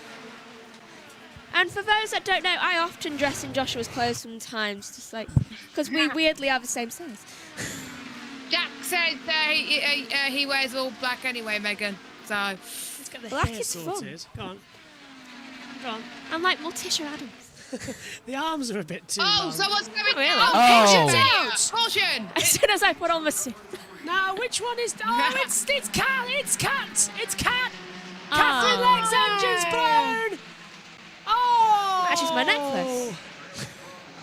Catherine Legg brings out the caution as her engine blows, and they have to check the track to make sure it's okay for any oil. But Catherine Legg, I hope it's just maybe water damage, but she could be out of the race. The engine's died. Cat is out of the race. This matches my necklace and your tie. Right, so Megan's now wearing my coat. Makes sense. Hello, Philip. Thanks for all your help, by the way. What did NASCAR say? NASCAR will be given a waiver, and there would be a driver swap if the Coca-Cola 600 gets to a certain point in the race and Larson arrives at that time. Engines fried. Catherine Legg is out of the race in the second caution, so the only woman in the race is out. The fastest ever woman at this brickyard. She is out of the race. 5 retirements already. The race not even 24 laps old. Last year, we got over 100 laps without a caution, 2 inside the opening 25 minutes. That's the second engine being fried. Yeah. It is, because it happened to Armstrong. No don't know if there's anything causing that. Like, anything, like, maybe the weather has somehow impacted it. I don't know whether it can do that, but it's motorsport. Anything can affect anything. Exactly. Apparently... Milk choices? I've got that. Interesting that all the engines that have blown so far are Honda. Honda! Yeah. GP2 engine, GP2. Armstrong running the Honda, of course. That blew. Catherine Legg running the Honda. That's Who else blown is Honda? as well. Half the field, really, as well. The Chevys, though. Kyle Kirkwood Honda? Yeah, the Chevys are fine. Chevy, yeah, Penske's are on Chevys. Interesting. Interesting. And so the McLarens are on Chevrolets as well. What are Andretti on? Honda. Oh, no. Honda. And look at this. Everybody dived down the pit. Stingray Rob is going to lead a lap at the Brickyard. Into the pit lane they come then. Scott McLaughlin in first of all as well, but so's Power, Newgarden and Ferrucci. Top four dive in. Ferrucci will be the first on with a pit stop as well. All four wheels changed onto the primary tyres as well. Newgarden gets in. A lot of fuel going in for Ferrucci. Ferrucci's stop is 6.9 seconds. Newgarden is 5.8. Powers is 6 seconds. And McLaughlin's is even slower at 5.8 seconds. Same as Newgarden's. And McLaughlin wins the race off pit road. Followed by Power, Newgarden, Ferrucci, Rossi, Rosenquist, O'Ward, Herter. Pallou's up 2. So Sato. VK loses 2. Larson, Dixon, Rasmussen up 2. Kashnev is down 2. Carpenter up 1. So Simpson. Canapino's up 4. Grosjean up 2. With their pit lane race off pit road as well as they change over here at the Brickyard. Wow, what a quick change around that was. Kirkwood is currently in the pit lane. Oh, he's just exited it. Oh, you've got the flags. What? Is something wrong with this chair? Is it me? It's the wire. Is it me, or is the commentary box feeling smaller tonight? It is. It's feeling extremely, extremely small, and I don't get why. Because it was fine earlier on. Because you need to tidy it. No, we've tidied it. It's not that. It's like everything's it been me? compacted. It's. I feel like it's this too. I feel like this. This is moved. Yeah, forward. But it can't because it's on the the hook. So it does feel like this commentary box is smaller, guys. Not gonna lie. Let's pass over to Tom and Tom, Mark, and Sylvester. Now it's no surprise to see some of the runners who've stayed out were the early stoppers. Connor Daly, Christian Lundgaard, and Graham Rahal, with the exception of Stingray Rob, who just wants to lead a lap of the 500 clearly because he's not stopped, but he's going to lead a lap, but he's going to come in this time around. It's going to be Connor Daly who's filtered to the front when we go green.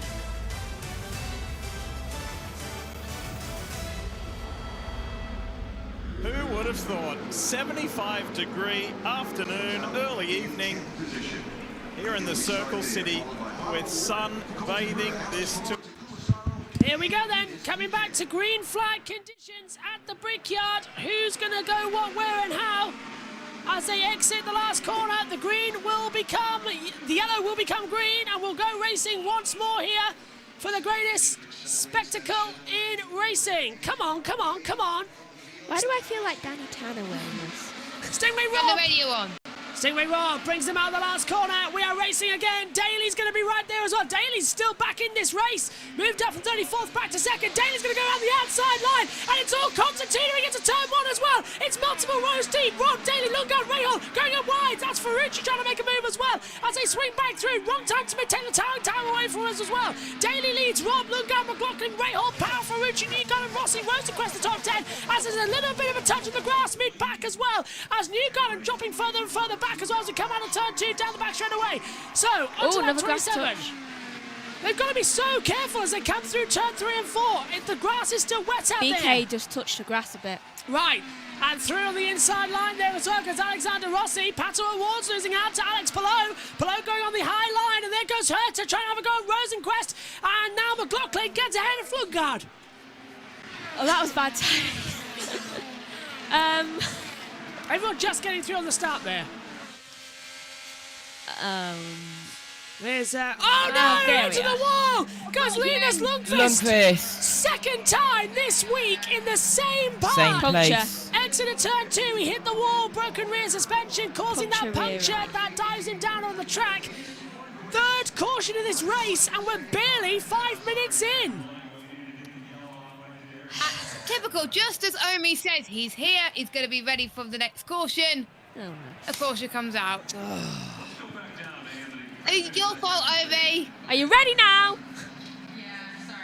Wow. Oh, and there goes the driver tracker. Right, who's switching? I don't know, because I don't know what the systems are, because I don't want to change it because it's stabilising and they're not stabilising, so I don't want to risk it by pressing buttons. Omi suited. No. So this is Linus Lundqvist going through, and he's going to clip the grass. Yeah, inside Four line. wide, anyone? He just got completely out of shape. Nothing he could do there. Yeah. Well, it's incredibly lucky that he didn't go into anyone else. Four wide into turn 1 doesn't work, and they should know that. It's like they're Well, try forgetting telling things. the leaders that. They are forgetting things, but Lundqvist sent it into the wall. That's the second time that car's been in the wall. Crashed, of course. He was our first crasher. Caution. Yeah. We're down to 27. Started with 33. Yep. Why is Daly, why is Daly being pictured twice? Is that the 34th entry? I have I no don't clue, know. there's meant to be 33. Daly's leading the race and subsequently last in the race. Oops. Well, I tell So you, basically, he's he's going to the lap race and he's himself. been bumped. He's going to lap both himself times. in a minute. I don't understand why. Does it give Daly as the leader? Yes, it They're does. even giving him a time. I have no idea what's going on there then. By the way, top 4 are all Chevrolet powered cars. Huh. So Lundgaard, Ray Hall, Rosenquist, Herta, Sato, Polo, Abato, all on there. Yeah, JT. And by the way, what manufacturer is Lundqvist? Honda! At least it wasn't a Honda Sixth. engine. This is why I have a grudge against Honda. Not just because of Fernando Alonso thing. Really? Not just? Oh, well, It's a big part of it, but it's not the only reason. Yellow breed yellow. What a When strange. are we going to ever finish this race at this race? Well, we've got a cut-off, remember. 1:15 a.m. British Summer Time as well, and that's 8:15 Eastern, so we're on a time limit here. I feel like this race is doomed to just never be completed. Yeah, it's getting that way. Let's cross over then back to the world feed while we try and sort out our commentary box systems as well up here. One of the toughest ovals to race on, and at the same time, they've waited around several hours. I think there's a little bit of pent-up energy, and this isn't an easy race circuit from the circumstances of the track being green and conditions being quite cool. So, you know, you need an old head, and some of the guys now just catching out. You know, we're trying to make moves that are not really sensible ones at this early stage of the race. First caution last year was lap 92. We've had 3 already, Simona. It's the rookies that are in trouble, but the whole field looks a little lively at the moment.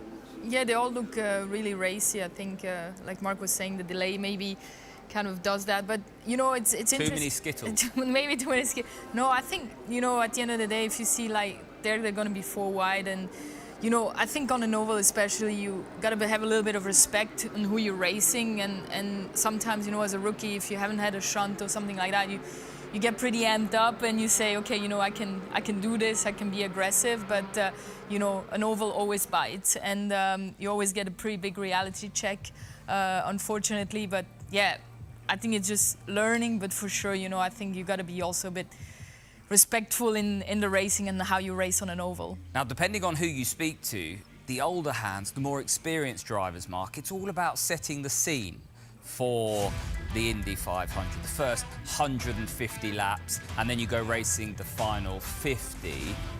The shorter race, the maybes around the weather coming in, is that playing a part here?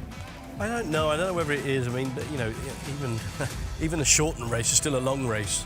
So I think it's just a case of them not really having the experience to understand that they need to be doing something different. Right, let's hand back. Lap 31 of 200, we're still on caution. And the snake pit is as buoyant as it always is. Look. Proceed with caution in the snake pit. Proceed with caution over here. 3 cautions so far in our first 30 laps. What do you see? So the guys are talking. Looks like everybody's a little edgy here at the start. I think Townsend's right. I think they all drank way too much coffee during that break there. That can happen when there's so much time to think about things. It can really build up when it comes time to actually go. And also, let's take into consideration the fact that there was heavy rain. It cleaned the track off a lot.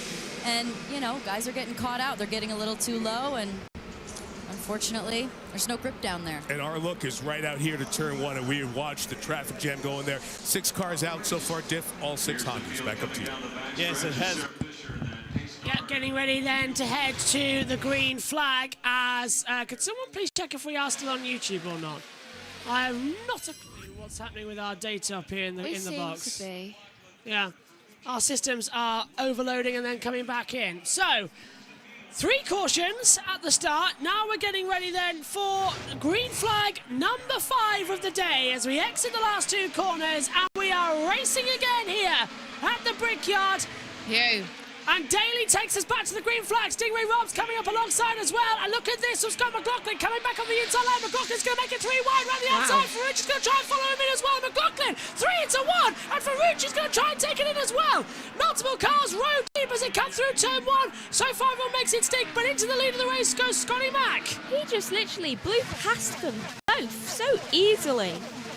It was like he was just moving round a person, like, do you know when you're walking by and just like, excuse me? That's what it was like. Moving up the inside as well. Rosenquist, and there's 4 wide coming in with Palou in there. Herta going through as well. Rosenquist 10, Herta 10, Rosenquist 11, Palou 12, and then Pato Ward coming back in as well, further back.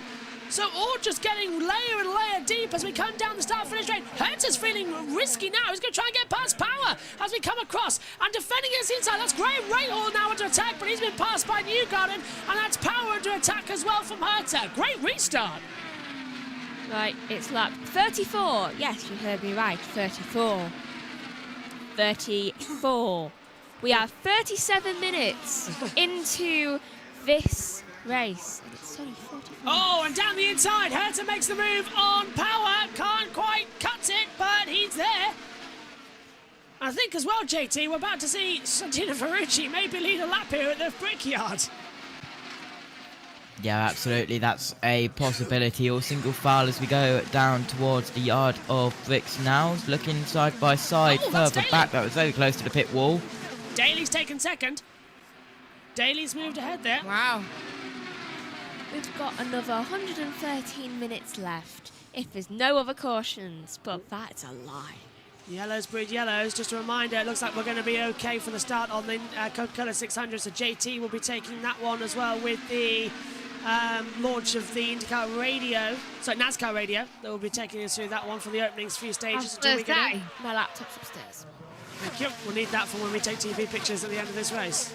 And I think it's at 30%, so that means it will be able to be like charged up, so then it's not overheating. There goes Palou getting ahead of Power around the outside line as well, so they're all just desperately trying to hold it together. Team AJ Foyt second as well. Daly in second, yeah. Yeah. Kyle Kirkwood has the fastest speed. And look at O'Ward breezing past Power now as well. Kirkwood has got the fastest speed in this race as well. O'Ward up to 11th, Power down 12th. Herta passes Rahal. Rahal, what? Yeah, Rahal's got back in this little race, isn't he? After starting 33rd in this and last. I feel like this has been Wait, did he pit?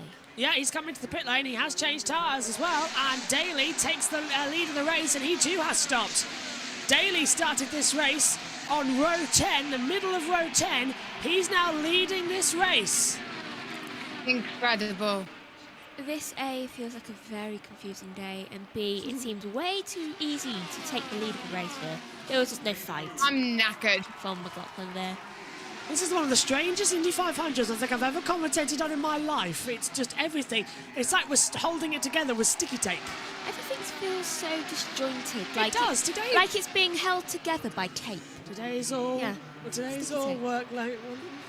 Today's all burnt toast, running late, and dad jokes. Has anyone seen my left shoe? We're going to need good luck, Rossi's past Charlie. Lundgaard.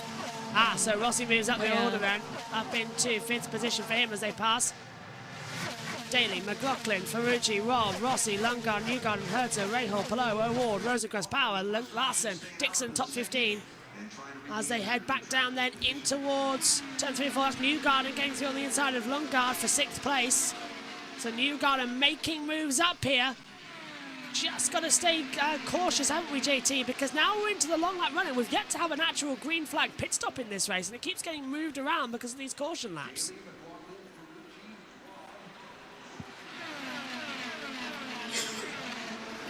Herta down on the inside of Lundgaard, so Lundgaard drops down another place. Herta up to 7th, Lundgaard down to 8th from 6th.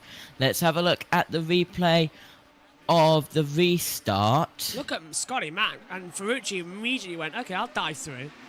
Just like, do you know what? If he's going that way, so am I. And JT, that's Scotty Mack using his V8 supercar knowledge, isn't it, on restarts? Yeah, absolutely. Perfection. Stingray Rob's just like, what? How did you get there? And now we see Rahal trying to have an attack on the back of Lundgaard, coming into 1 for 8th position. Not going to work out there. The fans packed in. Absolutely amazing 300,000 sellout all over this greatest spectacle in racing. I love this track. It looks so nice. And that's on the inside, Palou getting ahead of Rahal. So Palou now moves up to 9th position. Rahal drops to 10th. We're now part of the race, the first half, where we're going to have just quiet running for a while. Everyone's just going to see how far you can get up and down and just sort of take it easy as they come into it as well. And Rahal's now going to get passed by Pato O'Ward. So Rahal's outside the top 10, maybe even more, because Rosenquist's going to dive through on the inside of turn 1 as well. And that was Kiffin Simpson coming out of the pit lane on the low line. Do you know, IndyCar has some of the most best names. I mean, Ryan Hunter-Reay. Will Power. Stingray Robb. Will Power. Yeah, Will Power. Power's just been passed as well, actually, by Dixon. And was it also by Larson and Rahal? No, just by Dixon. Where is Larson dropped down to anyway? I can't see him. He's 12th. Larson 12th, yeah. One of the qualifications for IndyCar. Have a good name. Here we go again. Palou down on the low side of Lundgaard. Lundgaard drops down to 9th now from 6th. Palou up to 8th. I'm hating the NASCAR timing, the IndyCar timing tower from Fox here. It's really driving me mad. Why? Because every time they flash it up, I think, oh, what important information is it? It's an advert for a trailer. Yeah, I always keep thinking like it's a caution or something, but it's no caution. Yeah, I do too. That's why I keep my eye on my timing screen. Stingray Robb has pitted for the first time. So much cash. So that's from 4th place then. That's a green flag stop. Simpson pitted the lap before as well. Newgarden just got mugged by Herta and by Palou. Did Palou actually get through on track? No, I couldn't see either. It kept changing offline. I think I have an addiction to caffeine. So I keep yawning at every inconvenience. It's I keep coughing. My voice is starting to die out. Well, oh no. At least you can sleep in tomorrow. Catherine Legg, let's listen. Not sure yet until we get back to the garage, but obviously I lost drive and smoke started pouring out the back, so pretty sure that means engine. Guys, it's a shame for Catherine today. Cheers, Daly Pitts. Daly Pitts from the lead of the race. McLaughlin goes up. 4 new tyres. A lot of fuel going in That there. was a long one. That's Daly's first stop of the day, I believe. Not that our timing tower... Oh, hang on a minute. What's happened here? Mirroring disconnected. See what I mean about everything just wants to glitch with us today? Just randomly decides that, okay, that's enough now. Oh, that's what mirroring does. Daly's second stop of the day. Right, the top 5 currently. Scott McLaughlin, somehow not befallen the curse that seems to appear every single time I'm in the box when he's around. Ben Ferrucci, Rossi, Herta and Newgarden. Give it time, Megan, give it time. It's still early. It is still early in the race. I mean, sometimes I don't curse him. That's the thing. Sometimes he goes through curse-free. I know this time will be one as well. The Indy 500 always picks off somebody as well. Oh, I haven't done the guessing of who will go out. Well, go on then. Who's going to go out? Maybe mine. Oh, look, the Snake Pit's alive. The Snake Pit is just one giant party. We know some of our viewers who are watching are down there as well. No one. That's a shout to you guys. Yeah, I did not want to be in the middle of that. There's a race Me going neither. on. Yeah, there's a race going on, Jazz. I'd rather be watching the race. Yeah, same. Although we're all usually in bed by this point because the race is usually over, and that's usually it. Megan's, I'm probably going to go to bed halfway through, I think. We'll replace you with Omi. So, Omi, be wise. You're coming up to the box soon. So sounds good. I'll go to lap 100. How does that sound? Yeah, okay, mate. That takes us. I picked Simpson. Megan's picked Simpson to be another retirement. There's another one. God, Simpson. Like Homer Simpson or Bart Simpson. Can I just say, can NBC or Sky please give us the TV, data? The sound, please. The sound and the timing tower. It's silent. Oh, into the pit lane comes Lundgaard. I hate to be mean. I think it's going to be Connor Daly that's going to be the next retirement. Could be. It certainly would make sense. I mean, no one's been picked off got possibility of being winner yet, so... Jess, you have a compliment for you in the YouTube chat, if you wanted to take a look at that. I'll have a look. As they're coming up. Oh. There's Graham Rahal under attack as well. Timing tower's too small. Oh, Rahal boxes. I've never heard of that person from Star Wars. How have you not? Thank you. It's Padme. Yeah. It's Padme. You sound like the Queen of Naboo. Padme is Queen Amidala. I can see it. You know Padme, don't you? Padme. No, I don't watch Star Mother of Wars. Luke and Leia. That's probably nothing to Jess. But thank you, Lego Man. Darth Thank you. Vader. Very kind. Even though I don't know who it is. She's good. Megan's furious now in the comment box. I've been at it since Friday. We need to show you the prequel series. It is a long day. Look, this literally Friday, well, Thursday even as well. That's when we started. 12:10 Friday. But we've been on air today, on Sunday, from 12:55 a.m. until 4 a.m. Monday morning. That's how long we've got. Joshua's very tired. I'm not so much tired. I'm not feeling tired now. I'm standing. Now the race has started. What I'm feeling now is... You got your second win, Josh, whereas Yeah. I'm starting to go a bit, but you know. What I'm starting to feel is I'm a bit out of it, a bit loopy.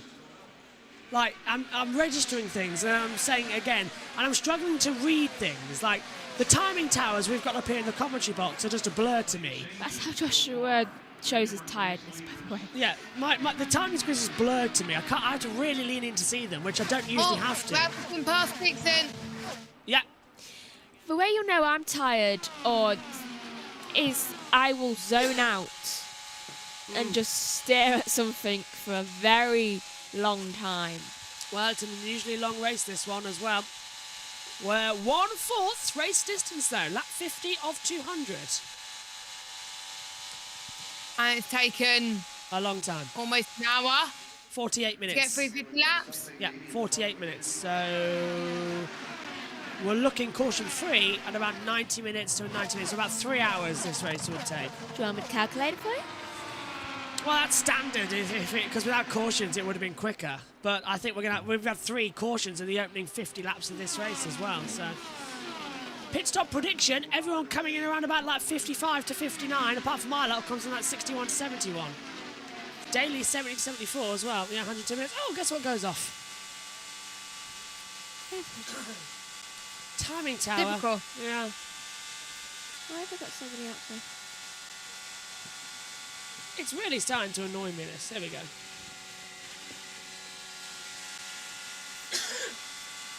Timing screen just blows every now and then it comes back.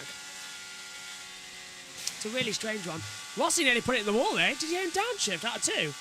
Lost him a lot of speed there. McLaughlin leading Ferrucci. Oh, hello. Round the outside, that's going to be the 45. No, it's not. Yes, it is. It's Christian Lundgaard. Do not doubt yourself. I am doubting myself. It's that time of the evening. I can't find him on the timer screen. Who? Lundgaard? Yeah, where is he? Down at he's 25th, trying to pass Stingray Rob and trying to get a lap back. That's why I can't find Lundgaard in where I'm looking for him on the timing monitor, because he's trying to get a lap back and isn't getting a lap back. I don't know why, but I find it so difficult to find people on the timing screen. It's getting tricky, isn't it? I'll tell you what, considering that we know some of them are out, should we make it a bit easier on ourselves? Yes. Mark it. What are we down to? Is it 27? There. So we lost Fittipaldi, Ericsson, Blomqvist, Armstrong, great. and Lundqvist. There we are. It's back. It's back. Right, there we go. Right, really. So six drivers we lost. We've made. I tell you what, I wish we could do that thing where we could edit the layout on Timing 71 so we didn't have the race control messages, or they weren't as big. Ferrucci second, Larry Foy. Car's good, that's how you know. 10-4. That's. Are you guys in London? I'm watching from Copenhagen. No, I'm in northeast Lincolnshire with her. Yes. Jess is in the centre of UK in the middle of nowhere, and Josh T's near Thruxton. I'm in Plymouth, West Country. Yeah, middle of nowhere. Yes, because it takes an absolute age to get anywhere in the UK, where I am. There's a mountain made of pure diamond. It takes an hour to go up it and an hour to go around it. Exactly, yeah. Got a height. So the nearest place. The first second of eternity would have passed. When the entire mountain is chiseled away. Is that the 7th Doctor? What's it? Is that the 7th Doctor? No, it's Bird. Ah, 12. The shepherd's boy. Oh, I remember now. Where's the diamond you gotta punch? I'm not wearing any diamonds. Diamonds? Oh, sorry. I don't want to get copyright strikes. Then again, goddamn. Consider we had what? God Bless America, National Anthem, Back Up Again in Indiana. Might be all right with that anyway. Nope, not risking Diamonds it. are forever. No. Caution! Caution! See what you did. Caution's out. Someone's in the wall. Oh, Who no. is it? Oh, Do it's not say another engine blow. Do not say Rosenquist. Felix Rosenquist and another engine blow. Why? It's a Honda. And it is a Honda Oh engine. my god. It's a Honda. Oh my god. Another Honda, a third Honda engine blows up within 56 laps of the 500. Do you know who's one of my favourite IndyCar drivers? Rosenquist? Yeah. Rosenquist. That was your bigger winner last year, Megan. I know. This is why I have a grudge against Honda. They get everyone I actually care about winning. Honda in big trouble. A reminder of 2017 when all their cars blew up that year and took out Fernando Alonso when he was leading the Indy 500. Do not remind me. 2017, was it? Yeah, that's when all the Honda engines blew, and it looks like one for a repeat. So if you're in a Chevy, you might be feeling a bit lucky. If you're Colton Herta sitting in 4th place, you might be feeling a bit vulnerable right now. He couldn't even get away Same from with Honda Palou. in IndyCar. And he's going back with Honda, same with Aston Martin. Go on, Ah. Jess. Same with Palou, Dixon, Sato, and Christian Neves. Is it me, or are all the Chevys inside the top 13? They are. They haven't changed. By the way, Josh, No, Larson's Grosjean- gone yeah. up to 8th. Wow. No, Grosjean, Carpenter, and Ilott are the Chevys, the 3 Chevys outside of that, and then Hunter-Reay, Daly, and Rob. They haven't changed in 8 years. They're still causing problems. Anyone going to dive down pit road for a cheeky stop, a splash of fuel? No new tyres, though. No, they're all going to... If you're Honda, you better They're stay staying in there. out, yeah. Yeah. Omi's in the background. Omi, what's your take of all this down there in the first 57 laps of this race? You've had an hour off to chill. What have you made of it? 2 hours off.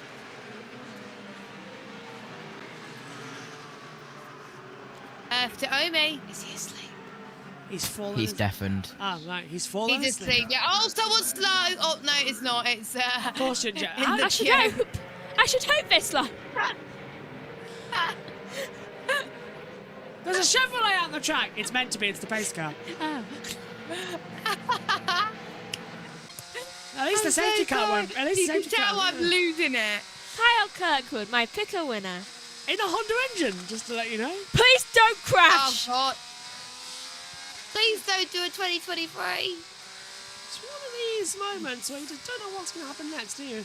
But at least Rosenquist is out, so he won't crash into Rosenquist again. Yeah. That's true. Rosenquist having no luck here, is he, in the 500? Please tell me Roman Grosjean isn't where it isn't. It doesn't have a Honda. No, Grosjean's Chevrolet with Canapino. At least that's one. That's safe. So, here we go. He was in Andretti last year with Polo, so... Oh, pit stops are coming in as the track cleaners go out. So, McLaughlin, Ferrucci, Rossi, Hertz, Newgarden, and Polo, Award, Larson all dive in. No, forget it. Everybody diving in. If you're a car, you're there. Right, who's going to get the best pit stop now then? McLaughlin needs to retake the lead and remain in the lead of this race. He's really remained the consistent one, but pit stops are the key factor here as well as they all come in down pit road. Ferrucci, the first of the top four in, all new 4 tyres going on. Tear off screen for the Aero, and away he goes. Hertha looking good. Long stop for Ferrucci, it's 7.9. Now I'll take my eyes to Hertha, who's on a 6.7, and he jumps Newgarden in the pit lane as well.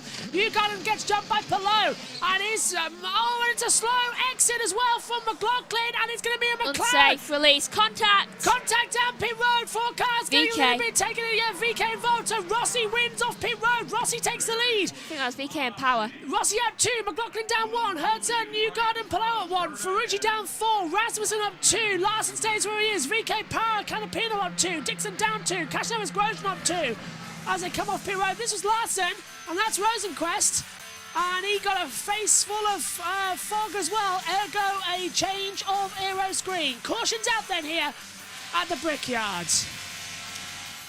Down to Sky. Larson there, a little bit of oil, and then Rasmussen taking advantage. And this is that mad scramble off pit road. There's the Gamebridge Honda.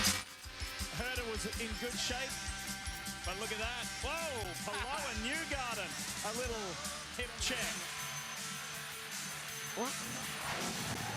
Let's head over to Tom Gable, Mark Blundell, and Simona Di Silvestro.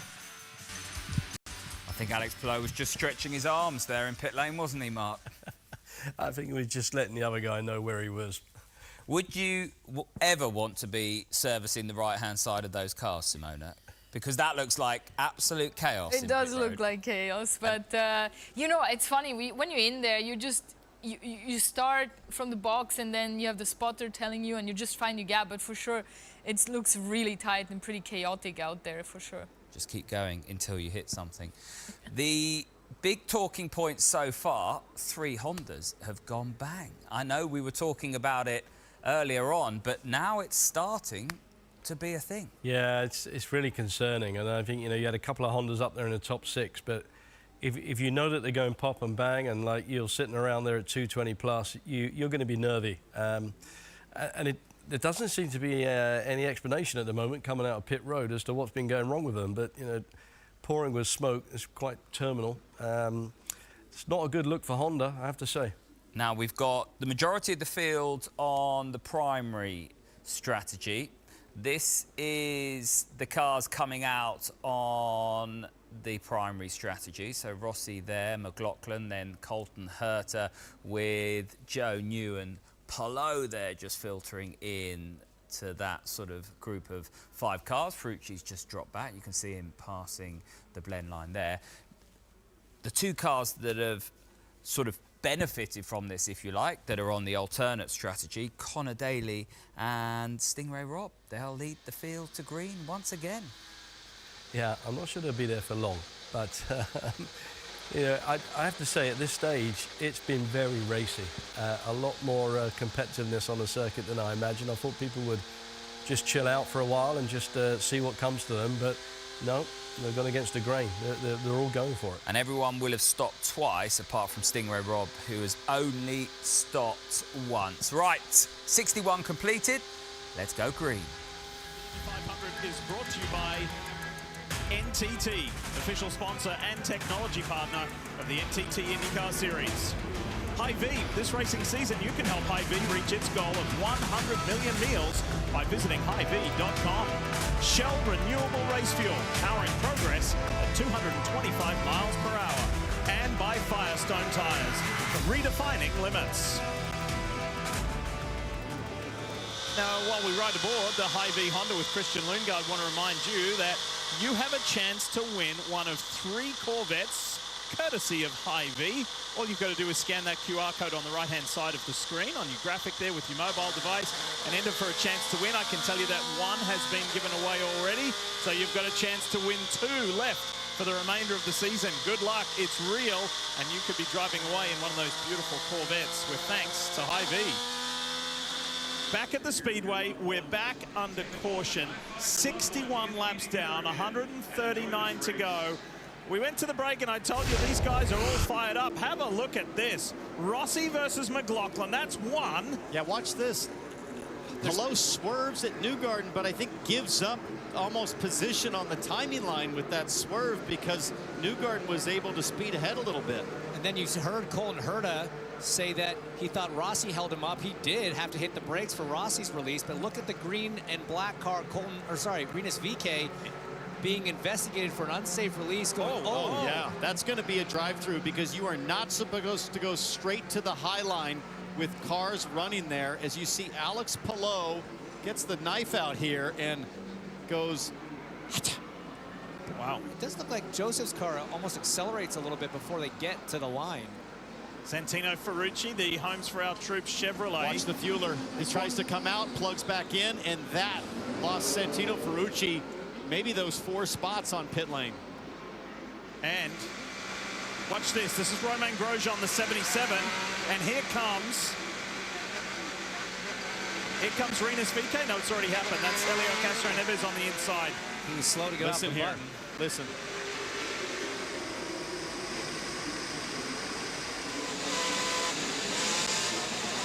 I think Palou had to slow down a little bit as Colton Herta slowed down. So this is the unsafe release that Colton Herta was trying to call in. Rossi straight out to the fast lane. Not as egregious as Rinus VeeKay's release, but still not safe. I would say only because there wasn't contact. He drove straight out there. There was no one in the transition lane. McLaughlin was going straight. He wasn't coming out.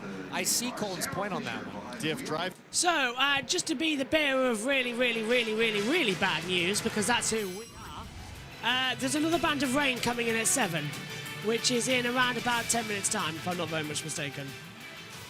What time is it over there, JT? Go on.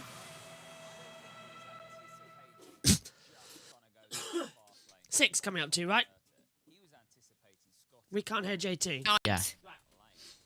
Right, I can hear you now both. Hello. Right, when's that rain coming in? Hello. Midnight. 7 Eastern is midnight.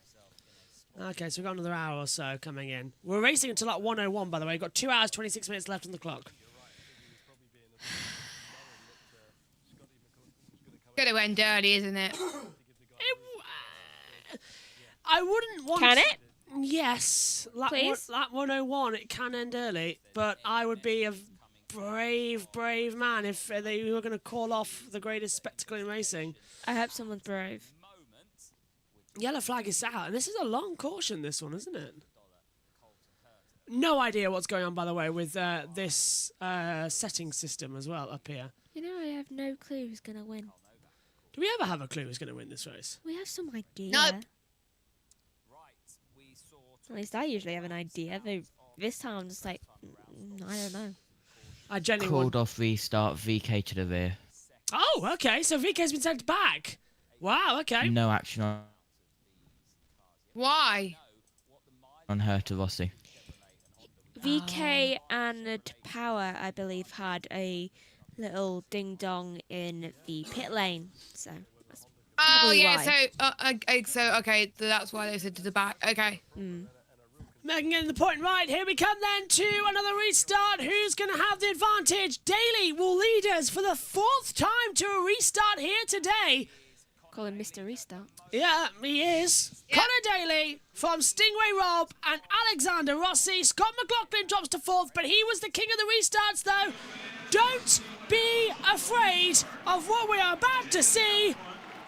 Green flag out again here in Indianapolis. And who's got the best launch as we come out of turn 4 and hurtle down across the yard of bricks? And they're already moving 3 wide as we head down. Daly defends from Rob, and immediately here comes McLaughlin coming through. Herta round the outside. McLaughlin goes down low, 4 wide to 1, and McLaughlin takes the lead. That Penske knows no bounds. It is not bound by the laws of physics. That's twice he's done that exact move on a restart. Absolutely fantastic. Look at Palou getting round the outside of Ferrucci, and Newgarden up as well. And there goes Larson closing in on the back as well.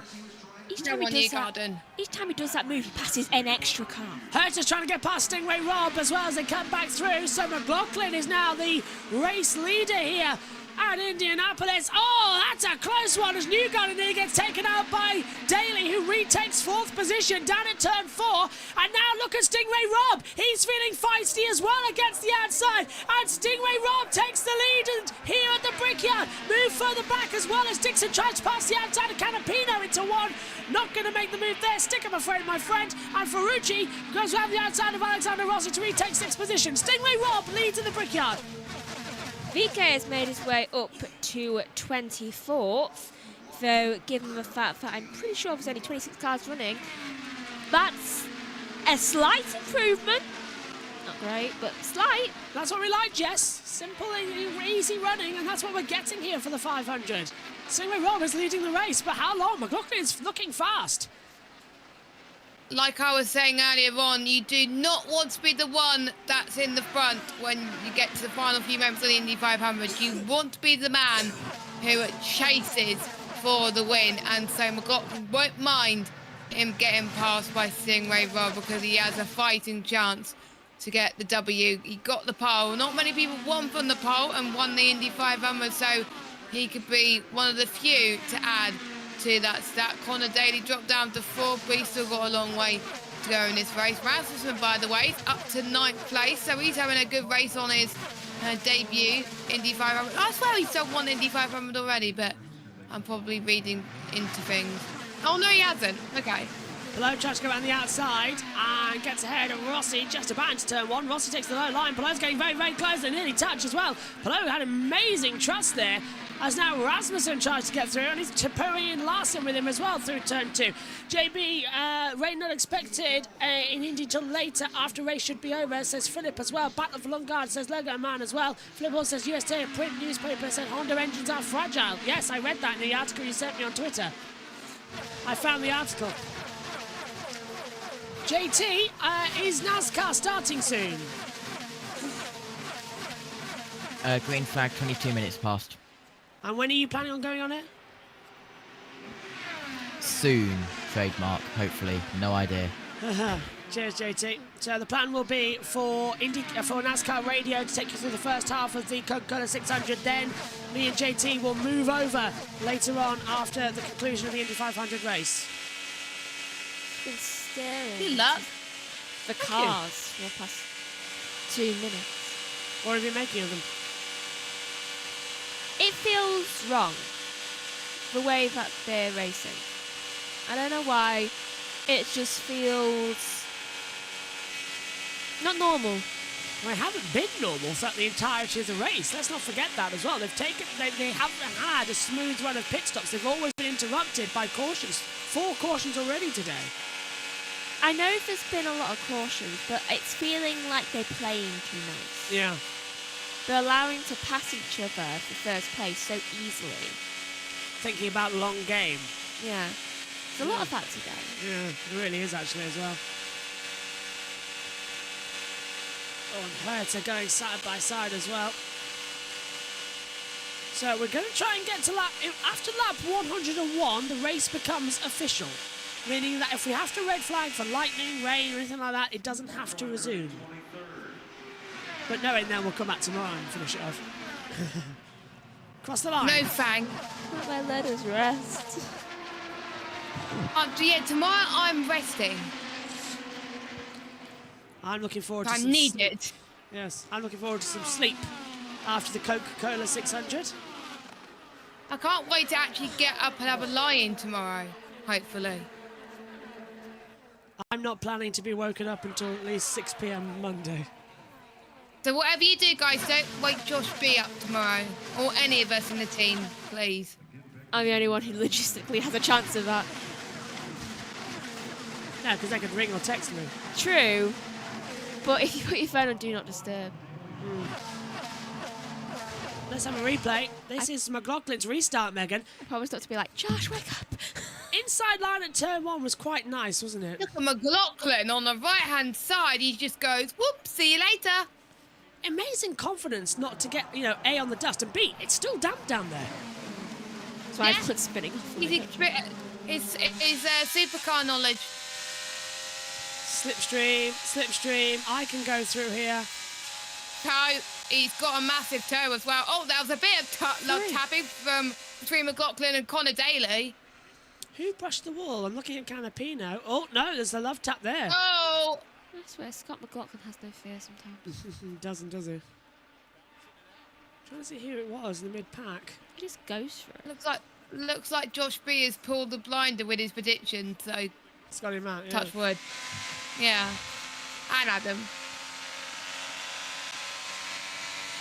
I've got to be right about something, haven't I? I picked Marcus Ericsson 2 years ago, and yeah, I picked him last year and he got so close. This year, didn't pick him. No, you picked VK last year, Josh. Shush.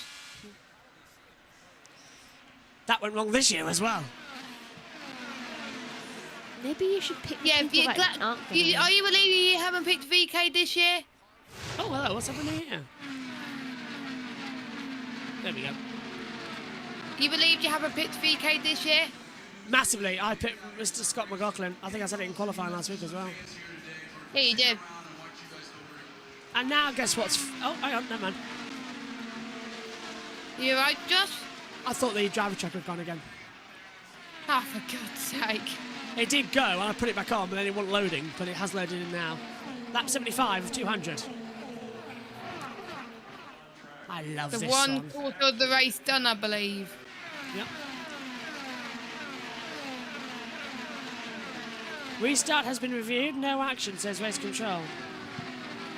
What was wrong with it? I think it was our position they all were, and overtakes before the line, all that long. Before the green flag was actually flown, there was overtakes. Surprised, actually, they didn't abandon the restart. Here's Scotty Mac. You only get one wave off, though. You're coming into the box or whatever before, just to reset it a couple times. Just like grab it a couple of times. So, James, it sounds like the pit stops for Scott McLaughlin for the rest of the day will get a little more complicated. How complicated could they be with that procedure he now has to do for every stop? Yeah, right, so Scotty Mac now has a problem in the pit stop. He has to change over his procedures as well. Megan? I'm just saying that Leclerc did one better, and instead of jumping in the pool, jumped in the marina. Yeah, well, Vettel and Webber did that in 2009, so it's getting... And he pushed Fred Verstappen as well. Yeah. Well, I suppose it's not the first time he's swum in that marina. I mean, I'm sure he did as a child. Like Fred Verstappen. I think ever since he's gone to Ferrari have a sense of, like... passion again. Improvement. Yeah. I think Fred has been really good for the Ferrari team. I think the morale has gone up, I think, and Ferrari have been looking good this season. I agree with you there as well. 2 wins.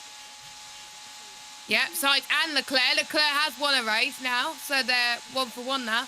It's getting so good, isn't it, this season for Formula One? It's shaping up to be exciting if Max can't win them all. JT, how's it looking? It's going very well. Just looking, just making sure everything is ready for NASCAR.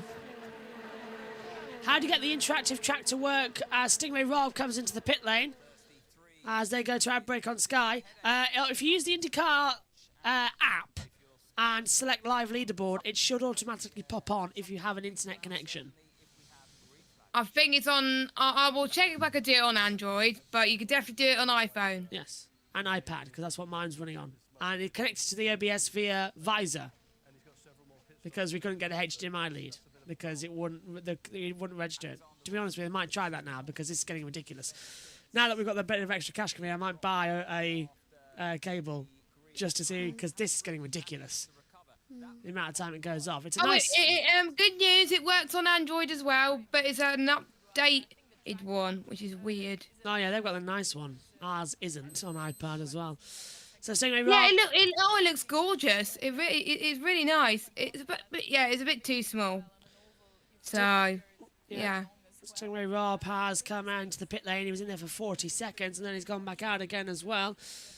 McLaughlin back into the lead of the race then. So it's not on PC. No, it's not. It's on a phone or tablet device. Phone or tablet. Yeah, Android or Apple. You could do it on any. This is connected to...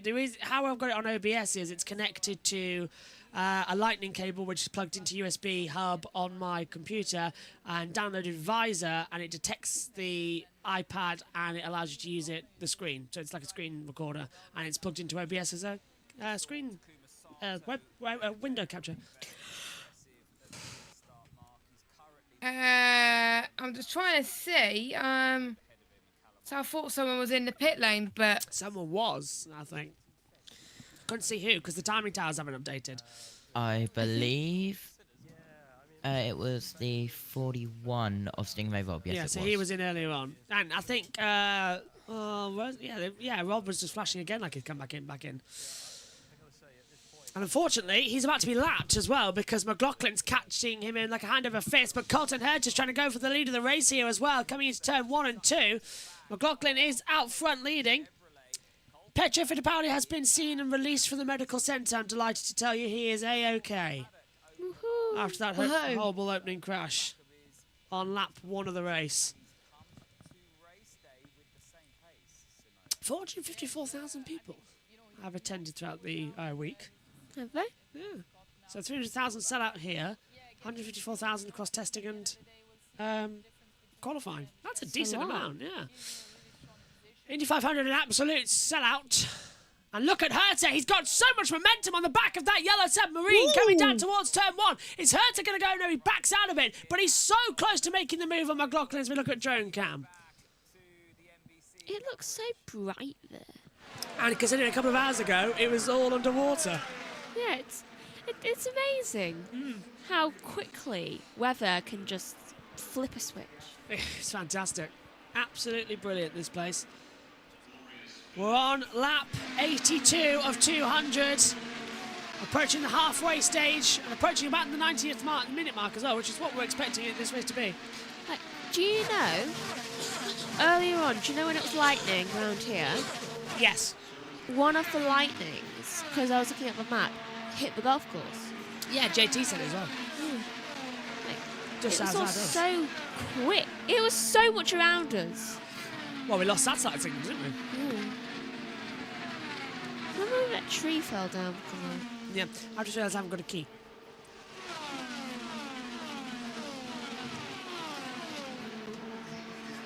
Yeah, no keys. I'll go grab them. Nah. Wait till the next caution. So 30 seconds. Probably. Don't watch down in the pit lane. We'll try and close back up. McLaughlin's still leading to Herta. Newgarden for Richie Palou.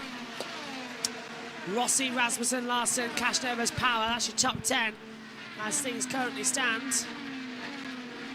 And slowly ticking up towards the top of the mark here. I think as well, JT, how's it looking? Because it's now 3 minutes past 11. It's good. Have you gone live or are you just getting it all set up? Not yet. Saturday. Aren't you meant to be using my laptop? No, not until later. What time now? I don't know. It's a time later.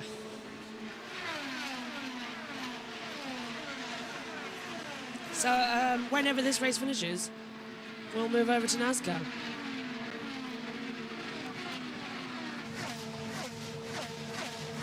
Lap 85 of 200.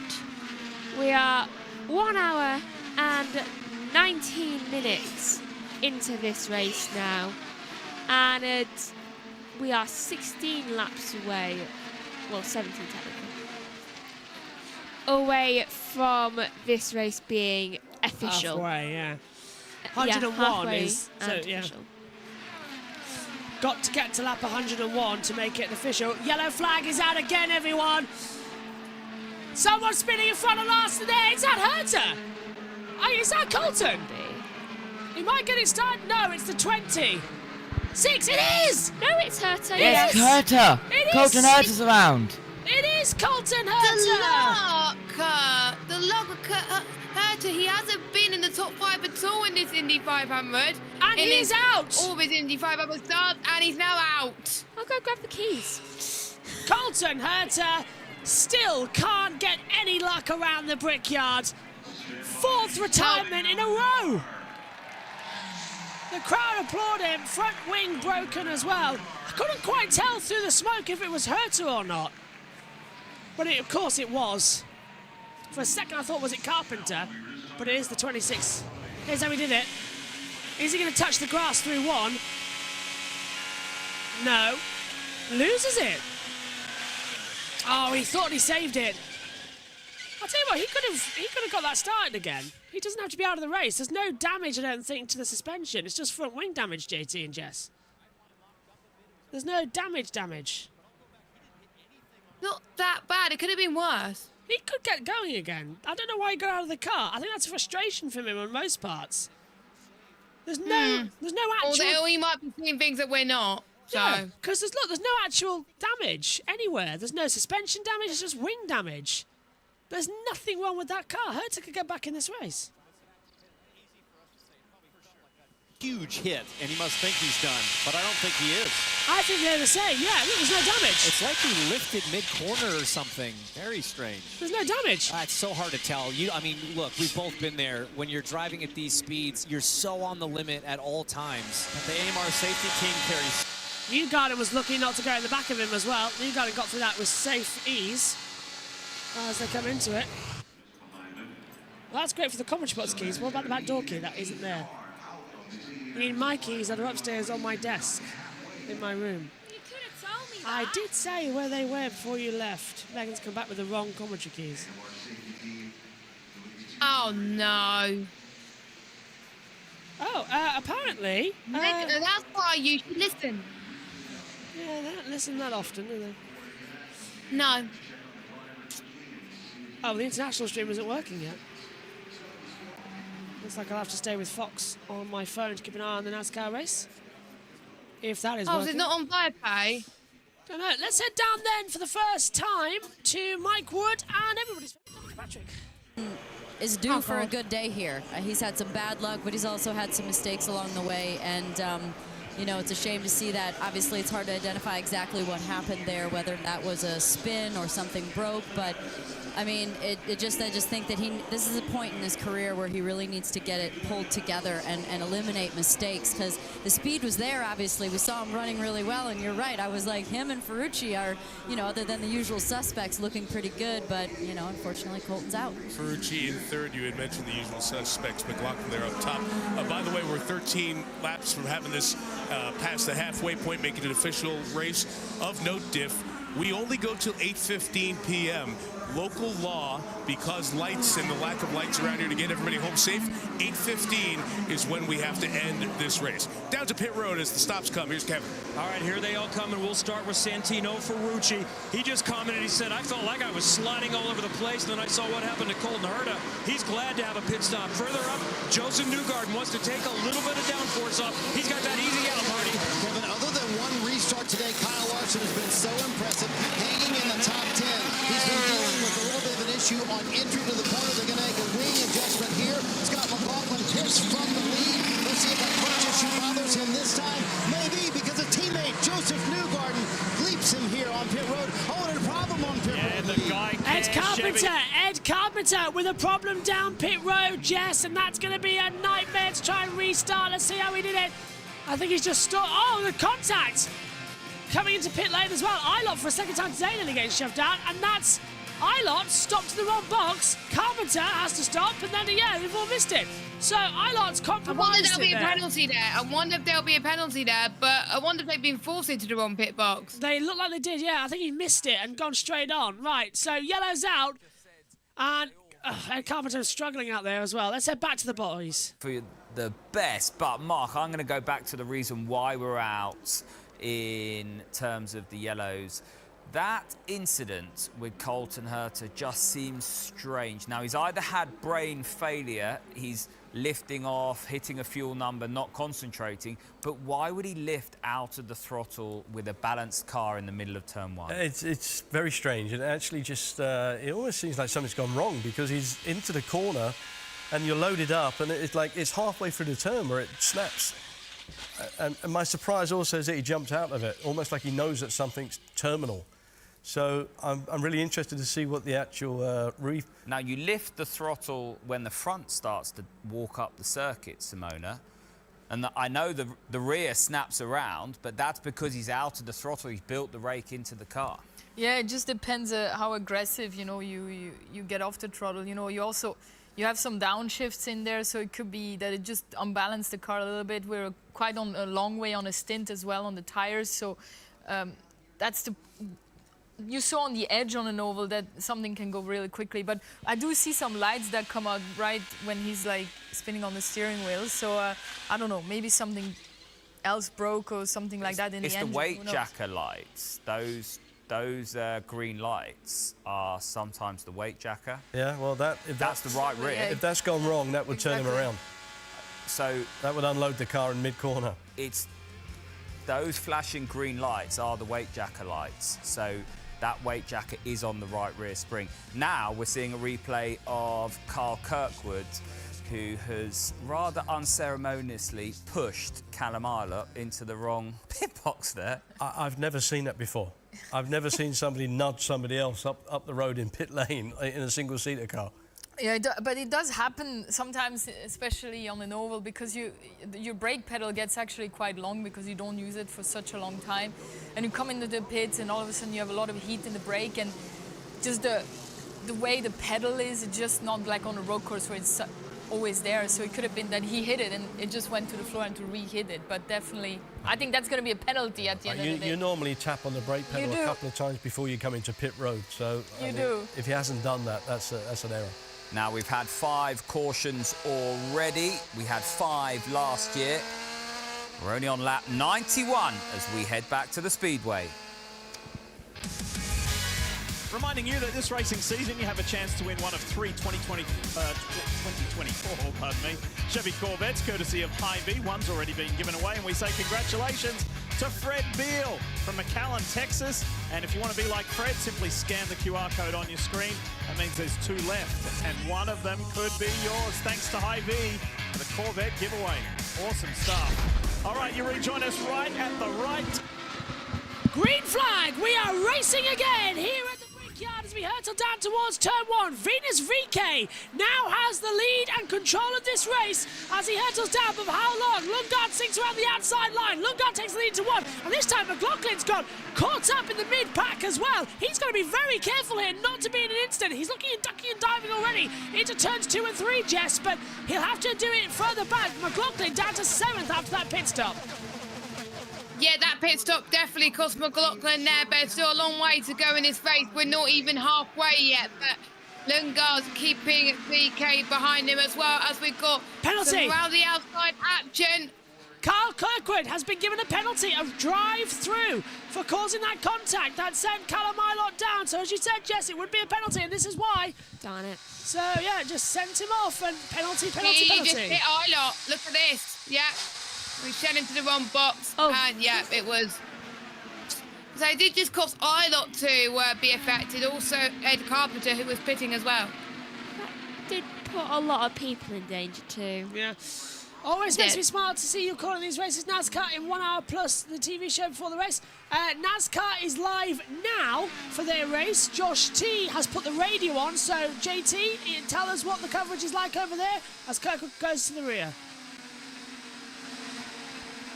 Yeah, absolutely. I had to fill a little bit as well, just waiting for them to get off the adverts and that as well. Herta is out of He's coming back out. In no. his pit box. Is he coming back out? Herta is coming back out of this race. Herta is going to race. Thank goodness. He should have done. He should have done. There wasn't much damage to his car. No, so Herta's going to come rejoin this race. There he is, look, getting his helmet back on, getting strapped back in. He's not that many laps down. There's still a race to go here. 94. Come on, Herta, hurry up. You're going back out there, my boy. And yeah, JT, explain what we've got going on then. Stupid for Herta actually to get out of the bloody car. Could have just refired and got going. It's his own stupid fault that this has happened. So he's not out? No, he's not out. He's back in. Yep, absolutely. It's PRN taking you through. I believe. Right. What I've taken from what Matthew has said on USRN, I'm still trying to confirm a little bit in the background. The start of the Coca-Cola 600 for USRN is on JB Motorsports, and it is not on USRN 2, as there's the Yellow Submarine of McLaughlin making a move as well. So it's the start of the Coca-Cola 600 is not live on USRN, but they've been directed over to JB Motorsports. Right. Got that? Okay. Then at the conclusion of the Indianapolis 500, and when we join, I believe that JB Motorsports are USRN 2. Right. And I'm seeing if Matthew Wants is to come in. wanting to join us for the Coca-Cola 600. Yeah, that sounds... But I don't... Yeah. Yeah. Sounds good to me. It's a bit of a mess. I'm trying to work it out and try and, like, Do it. in between Is portions it meant to be and that. starting now, NASCAR? Yes. Lisa Marie Yes. Riggins has just given the invocation. VK's under pressure from Lundgaard. Okay. Command given. Right, so the Coca-Cola 600 is going to go racing, as we've got 100 laps to do here still, as into the lead goes Christian Lundgaard, ahead of VK. So the lead changing again.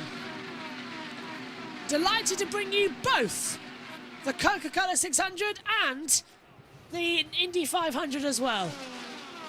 And I can't wait. We did Monaco earlier. Yeah. I mean, would I have liked to have commentated on both together? Yes. Will I miss calling the start of the NASCAR race? Yes. But is it live? Do we do less things tomorrow as a result? Yes. Yes. Yeah. Because honestly, as the guys will tell you... Does Josh B need sleep and a rest? Yes. Yeah. Honestly... Oh, and there goes VK to the lead of the race as well. And Ferrucci passes Rob. All of a sudden, Newgarden comes in this little packet of trying to win this race. There's debris on the track. Oh, will that bring out a yellow then? I don't know. Oh, I hope not. Herta is 12 laps down, so not impossible. We've seen it happen before with drivers coming that far back. See what I mean about me just zoning out? It's like I'm here, but I'm not here.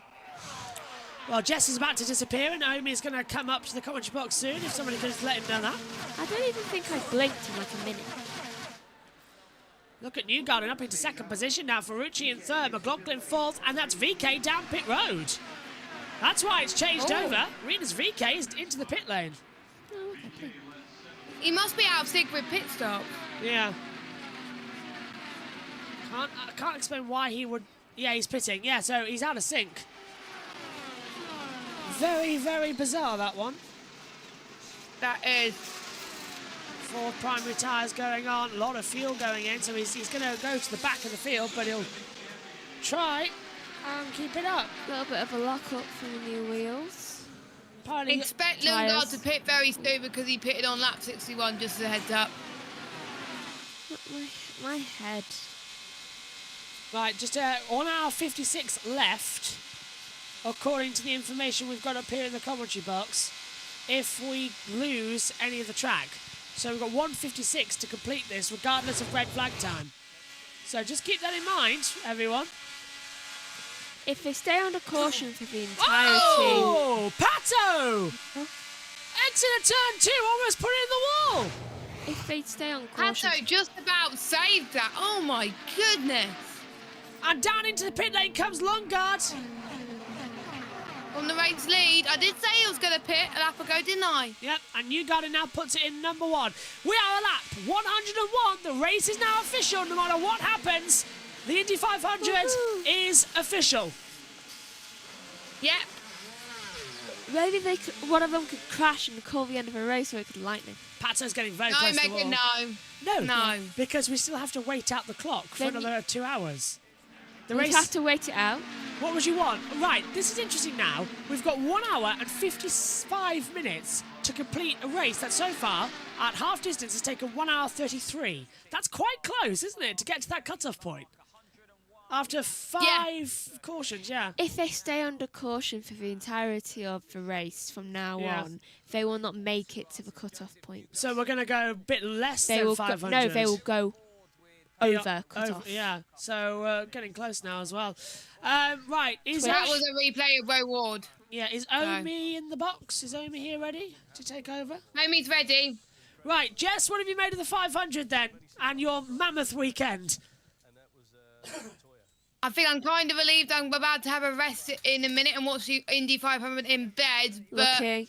Honda, please get your act together because so many cars were out this race because of you. I've been saying that it's for been a 8 mammoth years. weekend for me since Friday, and tomorrow is going to be my rest day. I'll hand it over to Omi as he takes my place. Thank you, Omi.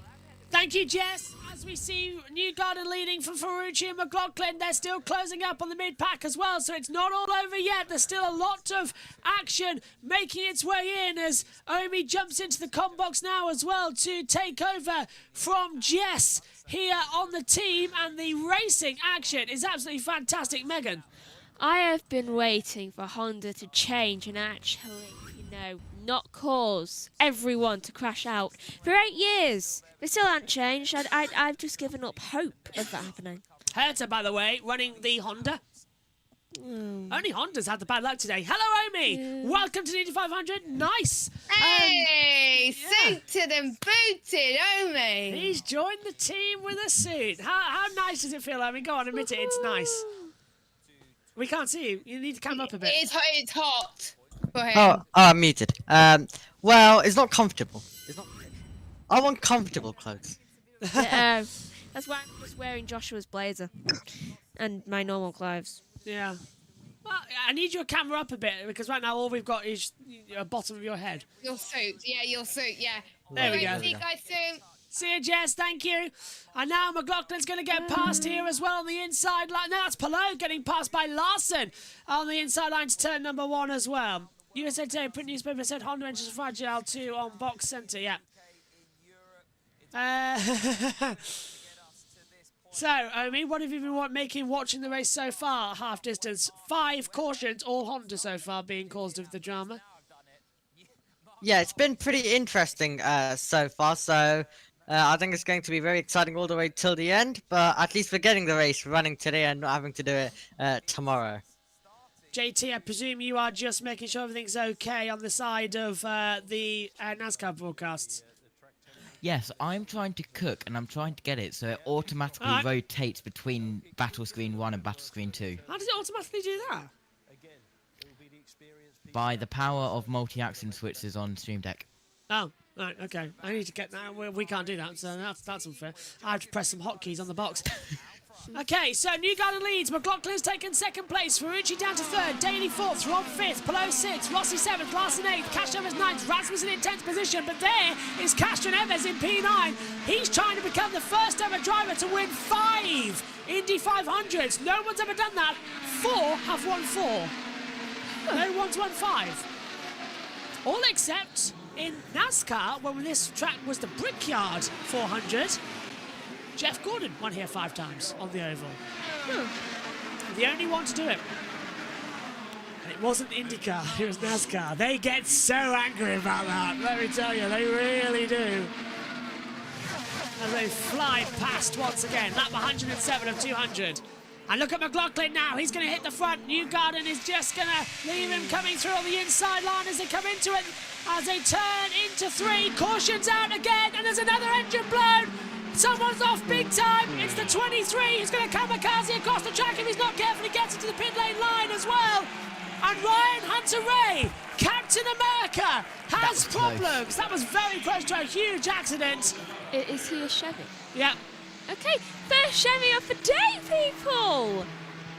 He's had problems. He's got wing damage. Oh, hello. What on earth is that? Grass. Grass. Grass. Well, this could be a red flag unless they get the sweepers out there. What happened there? Oh, look at that. It's hit the deck. Is there another car off? Is it artificial grass or something? Well, let's take a look what happened here then. So he's going to go down low. I think it's Larson pushes him off. Oh, contact! Blue smoke. That was someone else spun off the track. Right, let's have a look. So it's same car. So it's Dixon who pushes him off the track, and Dixon gets a near spin off the rear. Hunter Ray spins in the grass, and that was so close to a massive accident. But Dixon's going to get a penalty for that one for causing collision. What is it with the blue and orange cars today? Caution 6 is caused by Hunter Ray hitting Dixon. You're keeping notes? Yeah. You're going to need another bit of paper. I've got it. My sound guard falls off for the second time tonight. What's happened to our sound guards? Well, mine's always been like this. Yours is just catching up. What do you make of that, Omi? Yeah, very close for the number 4 there as well. Almost going into the back. But yeah, just a trip over the grass. And a little bit of a 360 as well, making his way through. So yeah, dramatic moment and another caution in the race. Here we go again. Viper says, good evening. Well dressed for the 500. The race is so chaotic. Thank you. It is. Right, let's have a see what NBC make of things. Immediately B to the right front. And thank goodness the car didn't take off. Yes. You know, sideways at 200 plus on the grass is a study in aerodynamic lift, usually. Well, aboard the PNC Bank Honda, brilliantly boring. There was nothing boring about that. That was one of the wildest rides Ryan Hunter-Reay has ever had. A full 360 at over 200 miles an hour. The 4.6's Ranch Chevy for Dreyer Reinbold with Cusick. It looked like Ryan planned to stay in the car. Even though he said we're done. Well, if it's just the steering arm, obviously the right front wheel needs to be replaced. But if it's just that broken steering arm, you can see the mechanic has a backup. All great race teams would have this part measured, ready to go, or at least close enough to try to make the swap.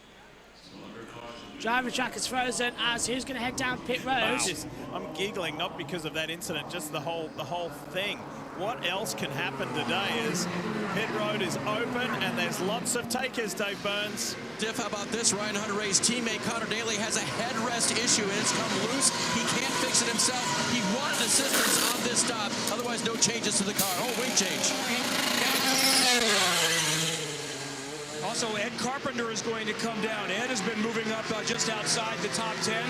The others were thinking about it, including Santino Ferrucci and Joseph Newgarden, but they were simply going to follow the leaders. While they finish their stops, let's not lose sight of the fact that Kyle Larson, the NASCAR Cup Series superstar, who will drive later tonight in Charlotte, North Carolina at Charlotte Motor Speedway, is in the top 6 in his maiden Indianapolis 500. Incredible performance, and this was an incredible save. It really was, as they come into it. Right, a brief of the jacket, please, people want to see. Well, I was wearing it in the pre-show, and then Megan's now wearing it. The blue suit jacket. Not this one? Yeah. Ow. This is way too tight. Here. My lead. I can't move. It's got caught on something. What's it got caught on? I think that water bottle right there. No, hang on a minute. Oh, this is weird. It's got caught inside the... what on earth? How's this happened? It's got caught in... Your headset lead has got caught inside the mechanism of the chair. Yeah, it's been giving me problems all day. Have you got a torch? I can't... Oh, here we go. How on earth did that happen? I don't know. Finally, I can move! How on earth did that happen? It's been annoying me all day. Could have mentioned something. Oh, no, at Monaco. I just can't be bothered. Right, well, there's the blue jacket then. Here's the blue jacket. That's mine. She's just wearing it. Yeah.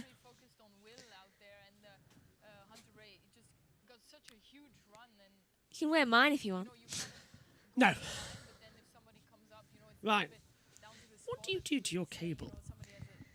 To twist it? I don't know. It just naturally goes that way. I flatten it every single time I untangle it, and you just tangle it back up. I don't even do anything to it. Look at mine. Perfectly flat and lined after 5 years of use. I sit down. Oh, yeah, probably that's how it does it. It's wrecked it. Right, we're still under yellow then here. What do you reckon, JT? What have you cooked? Oh, we're green! And the Coca-Cola 600 is go at Charlotte Motor Speedway, and it's a good start so far. A little bit of cloud cover, a little bit of rain in the air, so that race might go interestingly, but they're going 400 laps and 600 miles as well, as the caution is out here in Indianapolis.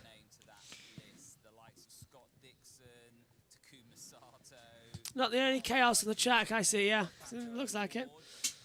Right, let's try and get this sorted and head over to the feed once more with Sky. Very, very different path to some of the other cars, and this is where it starts to get interesting, especially if we start to have more cautions. Penalty. We've already had more cautions than... Who? Takuma Sato for being out of line on the previous restart. Oh, no! Well, that's going to do it.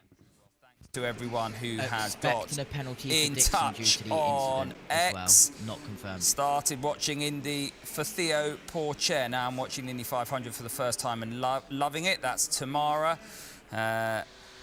We've got NIB watching from Denmark, rooting for Lundgaard and Rasmussen, obviously. Glenn here, do the drivers use their tools during the race like they're doing qualifying, Simona? Yeah, they do. You know, and if you're behind cars, you need a different setting.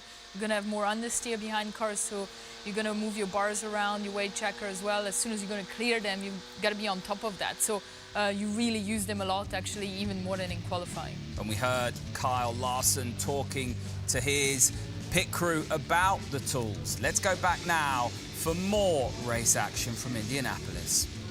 30% of the race, 34 of the 111 laps have been run under caution. 6 different cautions. Been a wild start to this one. Joseph Newgarden leading for the moment, the man who won last year. Scott McLaughlin, his teammate, right behind in second. Santino Ferrucci third. But Kyle Larson, the NASCAR star who hoped to do the double, but weather got in the way of that. Hoped to go to Charlotte, run the Coca-Cola 600. Danica Patrick, here he is sitting in 6th position right now in his first Indy 500. And it's not without adversity. He had a steady start, but on one of the restarts, he spun the tires, upshifted way too far, had to go back down, got passed by 10 or so cars, dropped down to 14th position, and he steadily worked his way back up. But let's not forget that even. He also asked the team, what do I do what happens when the front bar goes forward? What does that do? Here's what I'm thinking. If he was familiar with all these things and was you know, up to par with everybody else where this is natural, imagine what he could do. He had to ask what the front bar did, but I also love how humble he is that he did ask, because he's here to win today, and look at him in 6th place. Another thing to keep in mind is that we're entering a time of day that the cars are not ever on track. Right. They're off track by this point in time, so we're seeing cloud cover, shadows, cooling off, which is also going to probably impact these cars. Thanks, Danica. Thank you, Mike. Here we go then, folks. Time to go back to green flag running here. Once again, this time it's Joseph Newgarden with Scott McLaughlin leading us to the green. We're racing again here in Indy at a time zone we never usually race at. So who are going to have the best of the conditions? McLaughlin to the inside. Look at this run from Palou. And look at the run from the McLaren. Larson's going up into 4th position. And Pato goes up as well. Larson dropped back a couple of positions on that restart as well. Oh, caution again. Spinner in the middle of the track. And it's the 98 who goes round of Marco Andretti. And another caution at turn 1. Oh, God. Is he Honda? He is. 7th caution. Cautions then. And also, just quickly, if I could, a little bit surprising from race control about the decision from the Dixon and Hunter Ray. No further action, even though there was definitely visible pushing from Dixon on Hunter Ray onto the grass. It is surprising. Michael Andretti, who wants to come into Formula 1, owns Herta, Ericsson and Andretti, have now got 3 cars out of the race. Please don't let Kirkwood get out. Please don't. He needs to win it. Kirkwood's in 19th place as we take a look There's at Mario still Andretti, hope. the 1969 world champion. Now, there was a puff of smoke in that corner, but let's have a look at him. Mid-corner coming through. Oh, he got loose all on his own, Megan. He's out. Let's just see where Kirkwood and how he's doing. That looked to me like it was suspension, the way it went round on him there. It does seem like it was suspension, though we didn't even make it 3 seconds. That's a race of attrition. Last man standing wins it seems. Jess says, caution again? For God's sake, well, this can be a long evening. Well, you say that, Jess, but we've only got a total of 1 hour and 40 minutes until the cut-off time. Where are the... Pockets. Not open on this coat. Inside pockets only. See? One pocket's open. Yeah, no, I didn't open the other one. What is that? Oh, a button. Wait, it was inside pockets? Yeah. Move. It's 2. I feel like women don't get this nearly enough. Women don't get any pockets. I've even got one here, look. I could use so much Now, for all the pockets. As Andretti gets in, let's have a little bit of fashion advice. Do you know what this is for here? You're going to say, oh, it's for a flower, aren't you? No. Oh, what is it for then? I don't know. That little thing there is for your pocket watch hook. So it goes into the top pocket here. You put your pocket watch chain on the inside, so it goes under your jacket, and you put your pocket watch inside the top here. Is that how Mr. Tufnell did it? Am I Go on. remembering that someone picked Kirkwood because the winner, or am I just making Megan picked Kirkwood pick a winner. I may have cursed for 2. Will they be able to do all 200 laps in time? How many Andrettis are out and what Andretti is remaining? Hey, at least my Andretti is still in it. 1 Andretti remains, 3 are down. Brad The rest, not so much. Yeah, Brad says, will they be able to get all 200 laps in? They should be able to get all 200 laps in, but we've got an hour 40. betting no. We've taken an hour 50 to do 115 laps. We've got 85 laps left of this race. My hopes are not high. And we've got an hour 40 to do it. It's going to be tight, isn't it, to get this checkered flag out? We might end up with the 498 mile Indy 498 or something like that. Has that ever happened? We've had some shortened Indy 500 races in the past, yeah. Oh, kind of defeats the purpose. So, Amy, yellow breeds yellow. That's caution number 7 of the day. But Andretti, I think, caused it himself. Look, there was already smoke coming from the car before he turned into turn 1. Look like the suspension had broken. As well, since surprised that we're getting that from Sintel there, of course. But yes, another caution. Let's hope now, after this caution, we can actually get some running in. Lap 16 of 100 in stage 1 over at Charlotte for the Coca-Cola 600. So we're just waiting in here to see what's going to happen. We're down to 23. What? We're down to 23. We are down to 23 runners in this race. Yeah, like a MotoGP grid. And you love to just deafen and hear that PRN are on ads, so we're going to have to do some beautiful editing later on. I'll leave it. It's fine. Leave it. If they're on ads, they're on ads. It's fine. I can't be bothered to editing. If anything crops up, then just tell us to mute it, so we mute it anyway. So that's fine.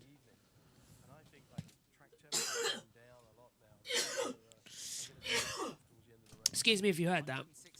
Why do American lakes always look so much more satisfying? That's a golf lake. It's artificial. It's pretty. It is. Yeah, but you can go fishing in it. There's fish in there, you know. Really? Yeah, you go fishing. I want to go fishing in it. And throw it back, because then there's more fish to fish. You can also get some bricks in there from the brickyard, the original brickyard. There's some bricks in there too. Bit like our garage. Carport. Hang on a minute.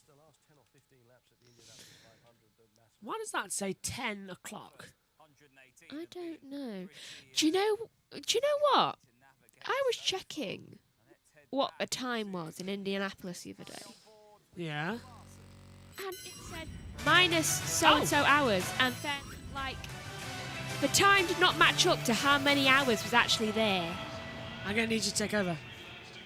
Right, so I guess I'm talking now, but has anyone had that? It's such a weird glitch. I still don't know what the time difference is because of that now. What is it? I don't know. 5 hours. 5 hours. So I can't remember which one was wrong. Coming into the restart then. Go on. There we go. Right, back to green flag running then here for the race. How long are we going to get this time? Out of the last corner. A minute. McLaughlin takes us to green flag running. Lap 119 of 200, and it's chaos further back as well. McLaughlin needs to restart. Look at Rossi trying to go around the outside. Yeah, down for Rich, going to go through. There goes Larson down on Palou into one. Larson trying to get through. Almost making huge amounts of contact. They just get it through okay. They just make it safe enough. And Larson's now under pressure from Christian Rasmussen, who comes down through 3. McLaughlin leads, Newgarden, Rossi, Ferrucci, and then 3 wide in the mid-pack as well. Graham Rahall's going to send around the outside. In the inside line is Canapino, and Castro Neves is still in that mix as well as they come through. Well, congratulations, we might make it 1 lap as well, as we see Grosjean in a battle in the mid-pack as well. Do you know, I figured out what they're doing. They're using caution to whittle down the field little by little until there's just 3 cars left. And through into second position goes Rossi.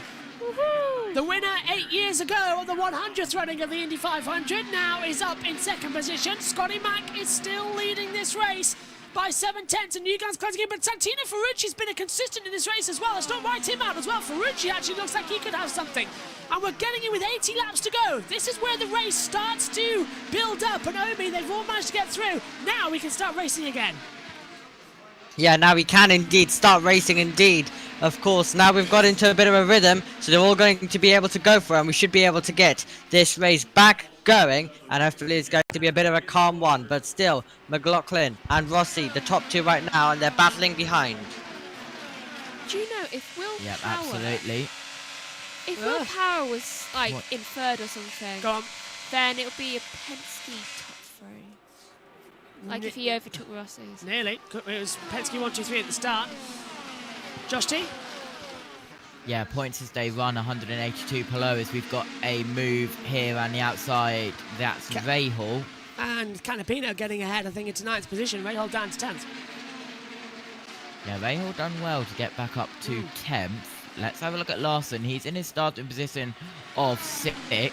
He's the leading rookie. The second rookie is Rasmussen in 7th. Just staying behind him at the moment, isn't it, as they turn through? Is our driver tracker going to work, or is it just stopped again? That's the question I want to know as it comes through. Has it just frozen on us? On lap 20, apparently. Oh, isn't that great? Has it just stopped? Yes. Wants the race to stop. Yeah, right. Our driver tracker's just stopped on us again. It's started again. No, it hasn't. No. It's not starting on OBS for some reason as they come down to turn 1. And now it's frozen. The iPad's frozen. What is going on with this thing? And now, look at this. Lap 1. Rossi's closing in and going for a lead on McLaughlin, JT, down to turn 3. Yep, lap 123 of 200. Rossi was going to look down at the inside just a little bit too far back. And 8th, Castro Neves as well.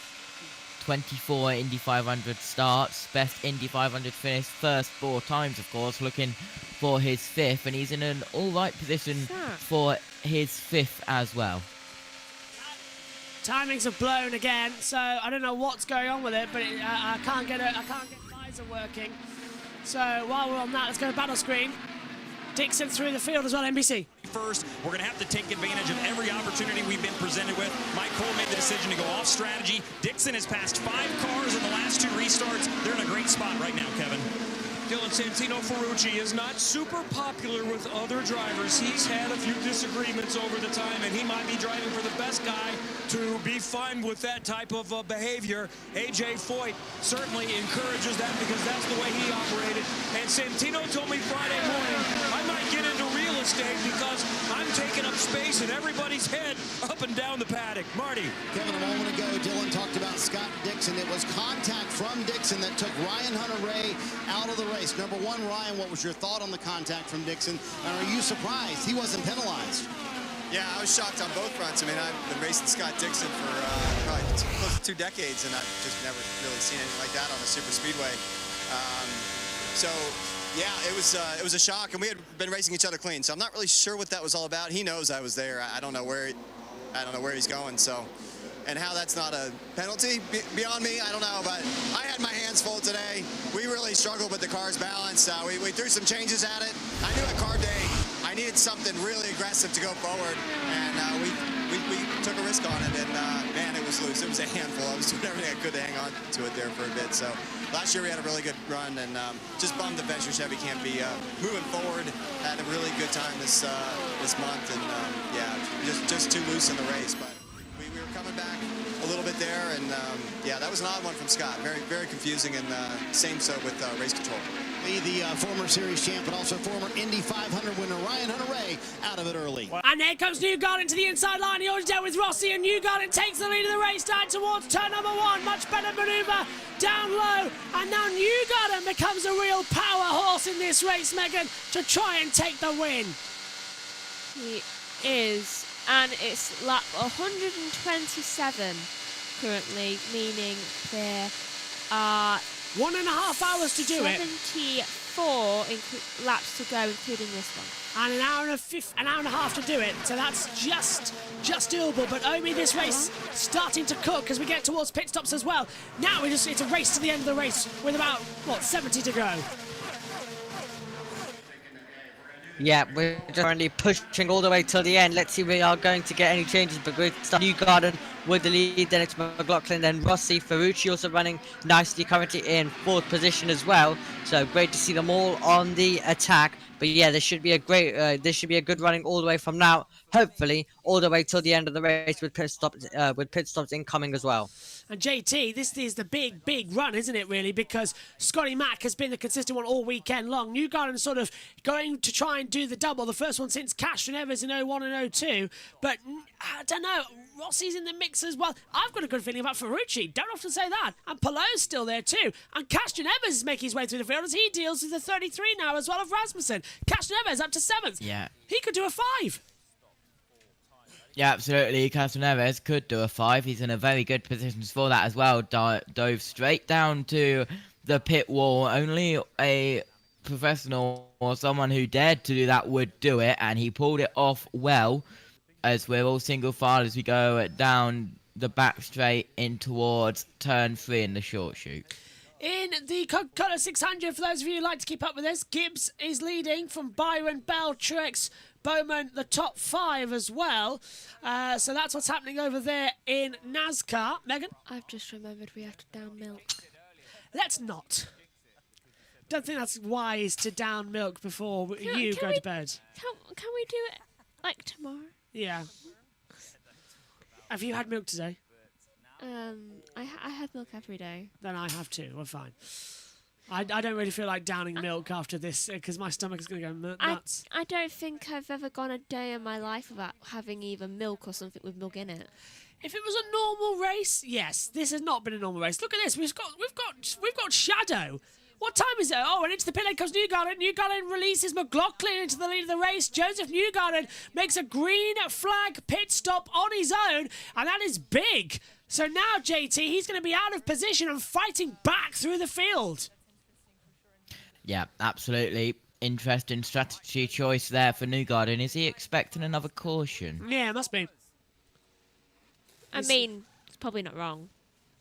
Well, we've had 7 so far today, and we've got another 69 laps to go, and fuel window is 29 to 33 laps, so this is effectively the penultimate stop for Joseph Newgarden. He's going to try and go off strategy here. A trendsetter.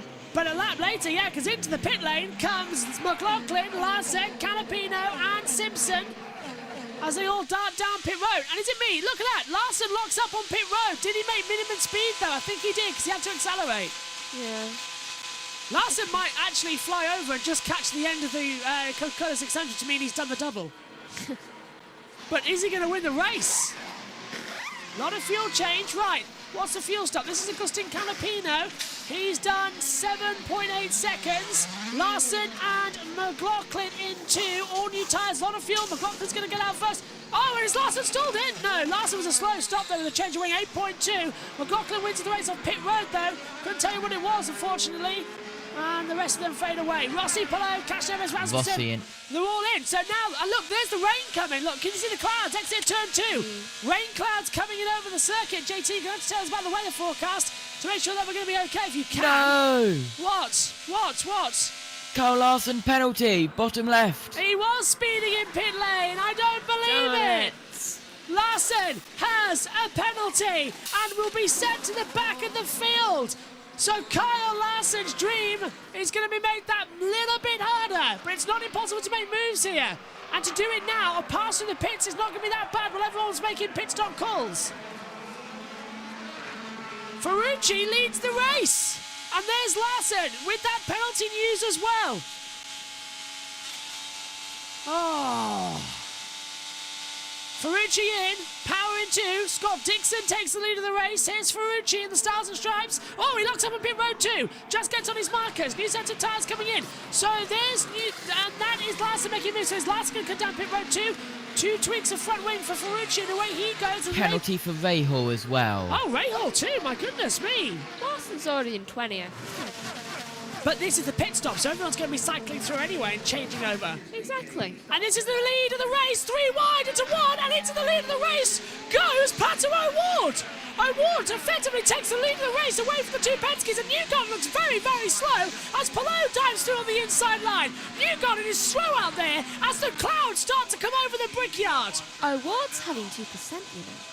He is. Are we going to get another rain? I think they're all facing the rain now as well because there's dark clouds are coming over the circuit. McLaughlin's coming in 2. Newgarden's going to go right around the outside turn 3. Newgarden gets ahead of O'Ward and the 33. Gets ahead of Ferrucci and the 33 car as well. Is that 33 car still in the race of Rasmussen? Yeah, it is. And look at this! Palou's going for the lead! Palou takes the lead across the yard of bricks! McLaughlin gets ahead of O'Ward! So into the lead of the race now is Alex Palou! And this is getting insane to try and follow! What's he drinking? JT and Naomi, look, can you all both see the fact that the track is getting darker out there? There's cloud cover starting to come over. Yeah. Oh. Rain could be coming. Let's have a replay. This is Larson blocking up on pit road. I mean, I said he was going to have it. Yeah, he did meet minimum pit lane speed. We haven't heard anything of Grosjean.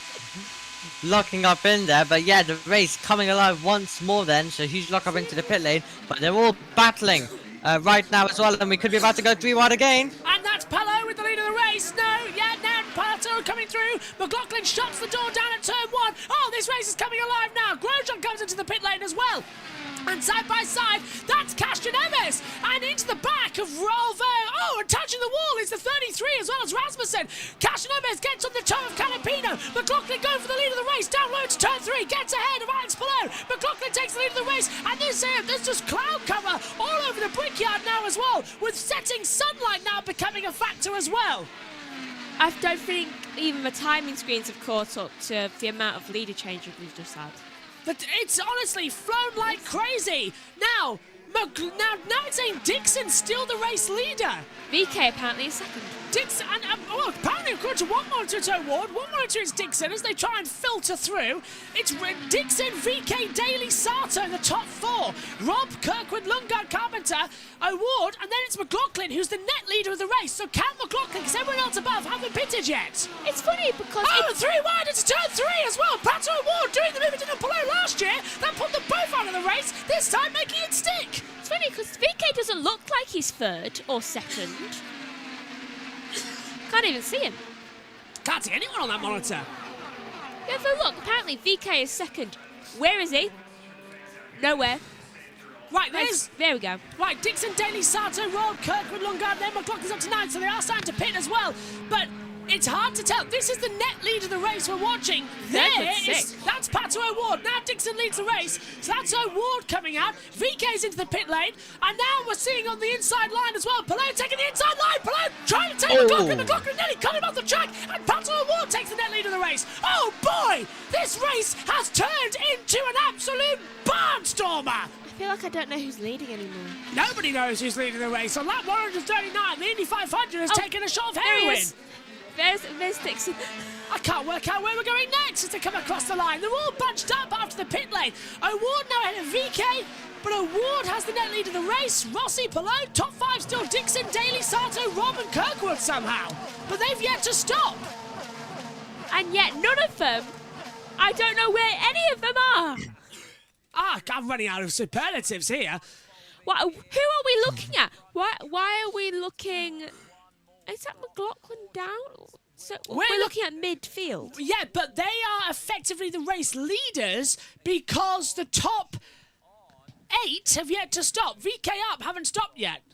So that's why the timing tower is sort of changing around. It doesn't know what to make of them. And now, don't either. Palou round the outside. Palou takes the net lead of the race as well. Now Carl Kirkwood comes into the pit lane. That's what I'm on about. And it was that raindrop I saw falling. I can't tell. Better not. JT, what is the weather saying out there? I haven't looked. I can look if you want. Please do. If it doesn't affect anything, that is, JT. I'll have a look. If it does, leave it. Don't touch a Shane thing. van Gisbergen leads laps at Charlotte. Oh, wow. In the Coke 600. Oh, and guess what's disconnected again? Oh. Yeah, the visor Tracker. Oh, and into the pit lane. There's Dixon. Dixon dives into the pit lane. There's no rain due until 9 a.m. their time with lightning. This race is becoming very bizarre. It is, but we're not due any more rain during the actual race itself. Though, beware, people in Indianapolis. I should go to sleep tonight, thunderstorm. So, Dixon and Sato in the pit lane. Daly, Rob, Lundgaard, Carpenter, they're the leaders at the moment, but we're still having pit stop changes here. Is that Dixon coming out? Yes, it is. And is he okay? Yes, he gets up to minimum speed, but cold tyres, of course. Clips the wet grass, doesn't want to do that. Sato's making his way out behind him. And is he going to go a lap down on the running order? I can't quite tell on the monitor. Yes, because that's Pato O'Ward, and they get out just ahead of... he gets out just ahead of Rossi, which was crucial, but Rossi's going to breeze past him on the inside line, so Rossi puts a laps on Dixon, and now the race gets really confusing. Wow. I feel so confused. So now, this is green flag pit stops, everybody. It confuses everybody for a number of laps as to who's actually leading the race. And look at that. That's the inside line. That's Rika going to the inside line. And the two McLeod's going to make him suffer for that one. And Pato O'Ward gets overtaken out there by Alexander Rossi. Rossi looking for a second win at the Brickyard. This race has turned upside down after a 4-hour delay to start it. We're into unknown territory. This is getting ridiculous. Right, we won't ruin NASCAR. From now on, we won't mention NASCAR.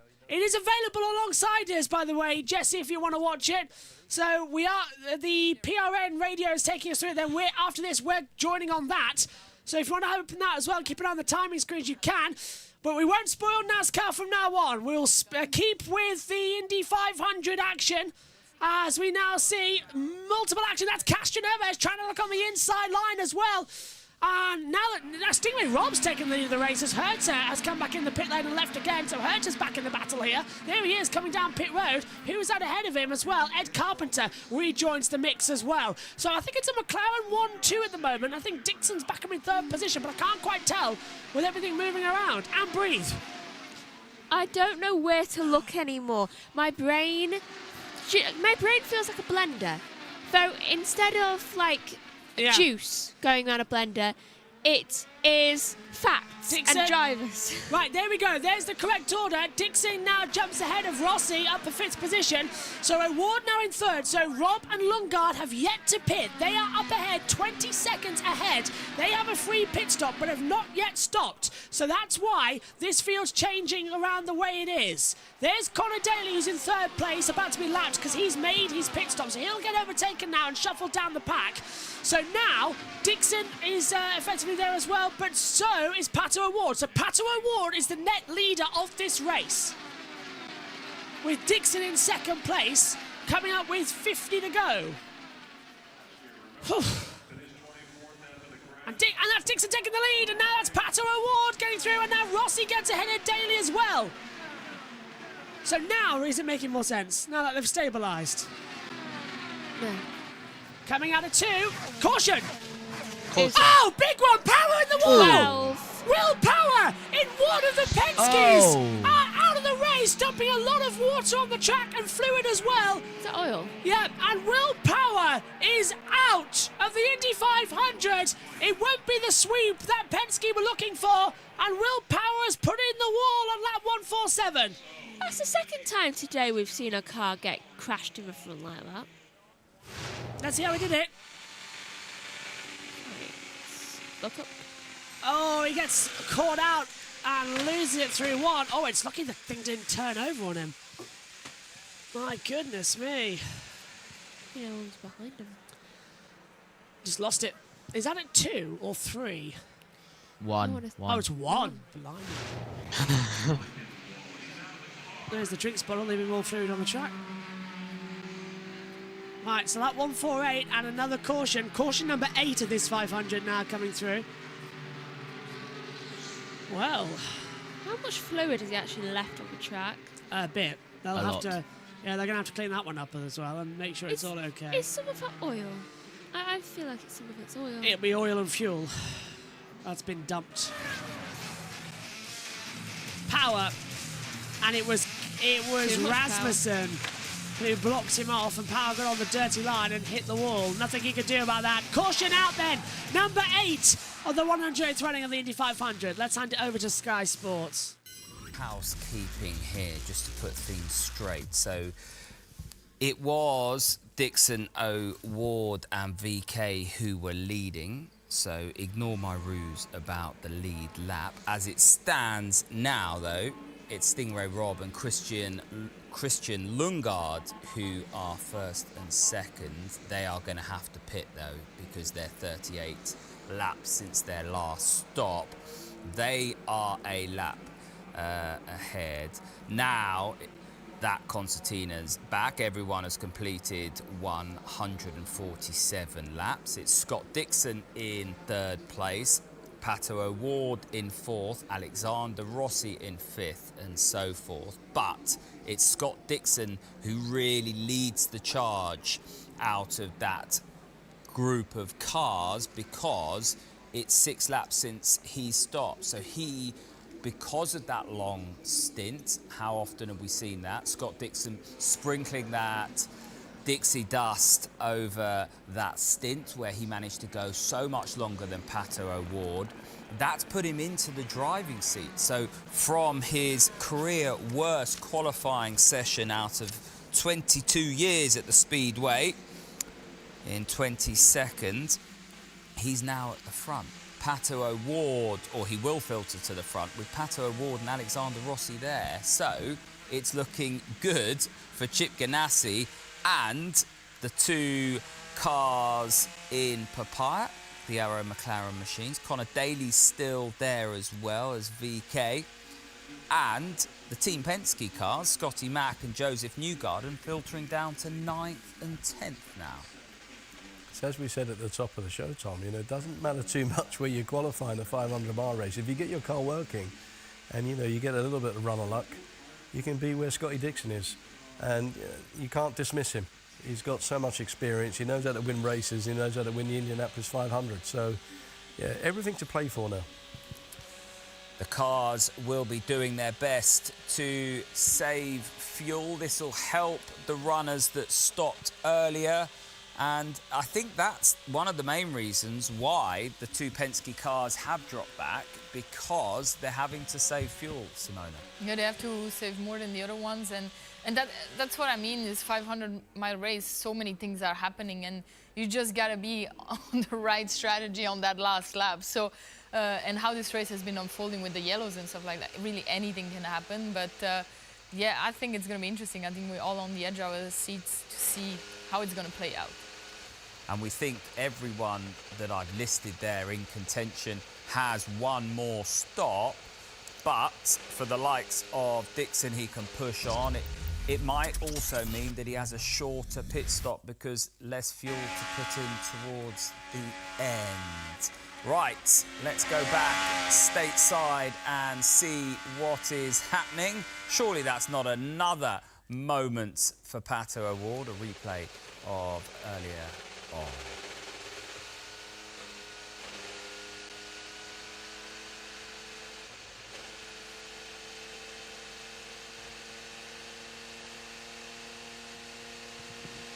So we see now. Okay, just a thought here on Larson, because you were watching as he was coming down under green, coming down pit lane. One of those things that happens to drivers who don't have as much experience in these cars and here. It was always going to be race day that was going to test him the most because everything's happening very quickly and put in situations that he hasn't seen yet. So there's not a lot of pitting off of 4 until carb day. And as you see here, he locks it up really bad. And, you know, brakes could be cool. He could have stiffened his front bar and made the front a little bit too stiff to lock up. There's some scenarios. Maybe he moved his weight jacker and that affected it. So there are some situations, but these are the things that you have to eliminate if you're going to win the Indy 500. And I'm sure this is going to make him pretty hungry to come back and try again. Drive-through penalty. He's 21st at the moment, 1 lap off the lead lap. Give me your last thoughts here as we are 3/4 of the way through, 50 laps to go. Well, Mike, I'm not going to lie. I was happy to see that yellow because what this is going to do is this is going to take it out of as much of fuel saving as we were seeing where Dixon was in such good shape. And what we're going to see is full rich, and we're going to see a lot harder running, which is just going to make it more exciting for us. We waited 4 hours because of the rain as they continue to clean up after the accident involving the 2018 winner, Will Power. We'll step aside for a moment. It has been chaotic. It's been thrilling. 49 more laps will be coming up from Indy. Caution number 8. I think the record is circa 10:14 is the record I'm just hearing in my ear. Scott Ball has got in touch on Twitter saying, who's my pick from here? Well, I don't know, really. I think it's wide open. You have to look at the cars that are at the front. They've managed to negotiate their way there. Scott Dixon, Pato Award, Alexander. I'm going with Alexander Rossi now. Who are you going with, Mark? I'm going to abstain because I already picked Will Power and he's out. So, Simona? I'm still with McLaughlin, you know, like I feel like I'm winning right now because actually I don't know how you get to pick another one throughout the race. That's you know. The cars are still under caution. We're actually cleaning the track up here, which will help if we get, well, we will get more green flag running, but will help the likes of Joseph Newgarden and Scott McLaughlin. If their fuel number improves and they can push on, they're going to be able to use the high line. It's going to help everyone, really, as we get racy here at Indianapolis. Well done, everyone who is staying on board, so to speak, as we head into Bank Holiday Monday, certainly in the UK. 152 laps of 200 completed. It's a Honda that leads the way. 4 Chevrolets just behind, and it wasn't looking so good for Honda a couple of hours ago. This will turn their Sunday around, wouldn't it, Mark? It would indeed. We wouldn't have thought there would be a Honda leading the race at this stage, but you know, also you have to look at it and go that Dixon's not really been up there pushing the air, and he hasn't been doing anything other than saving fuel. He's just been working the pack. So I'm not surprised to see him where he is. But again, I just underline it. You know, you can't count out some of these guys with Scotty Dixon's experience.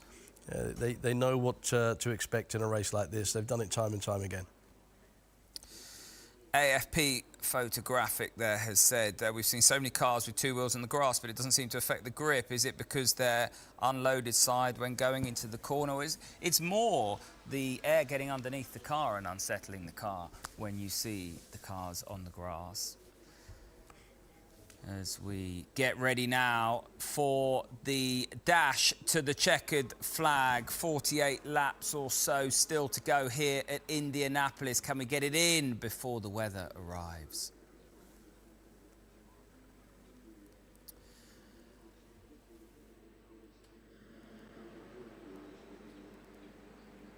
Yeah, we are going to be chasing that weather as we look over here at the Brickyard. People still coming into the event as well, or moving around for the greatest spectacle in racing. Pleased to say you're watching the Indy 500 here on NBC. This telecast is presented by Firestone. Welcome back. We're under yellow, and there's been a lot happening while we're under this 8th caution of the day. T-Bell, you asked for it, you got it. The track is being swept and clean. Oh, it's a good sign. Look at all of those marbles, the dust and debris that comes off the Firestone tires, 33 cars, and lots of stuff to get cleaned up. But what this allows for is amazing restarts. Clean racetrack, James, those 3-4 wide moves. It really helps the drivers find grip on the high line. Marty.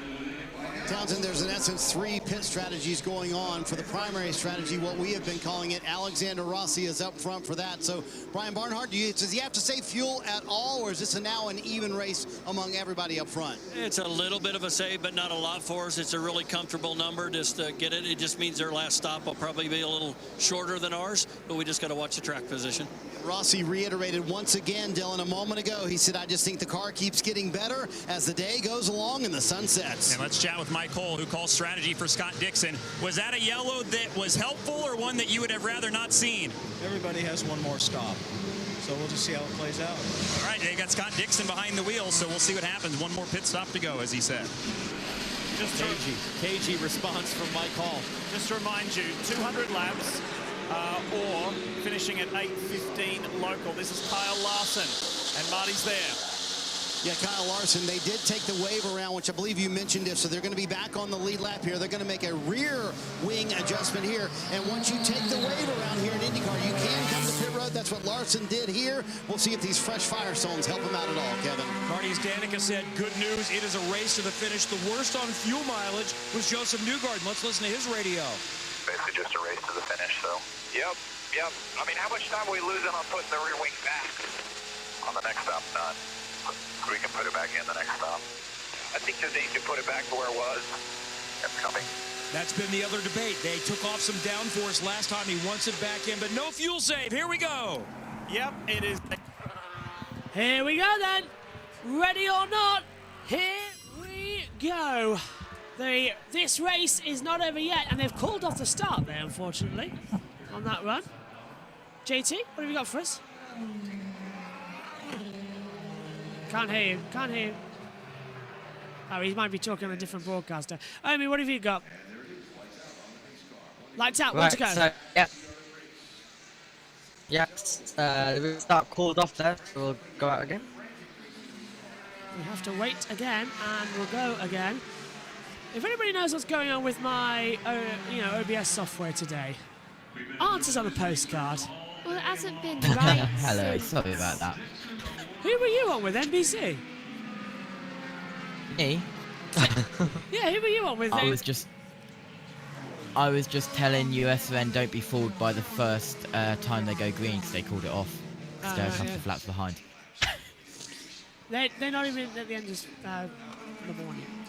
What? Me and JT might be up until about 4 a.m. just to let you know. I hope you both know.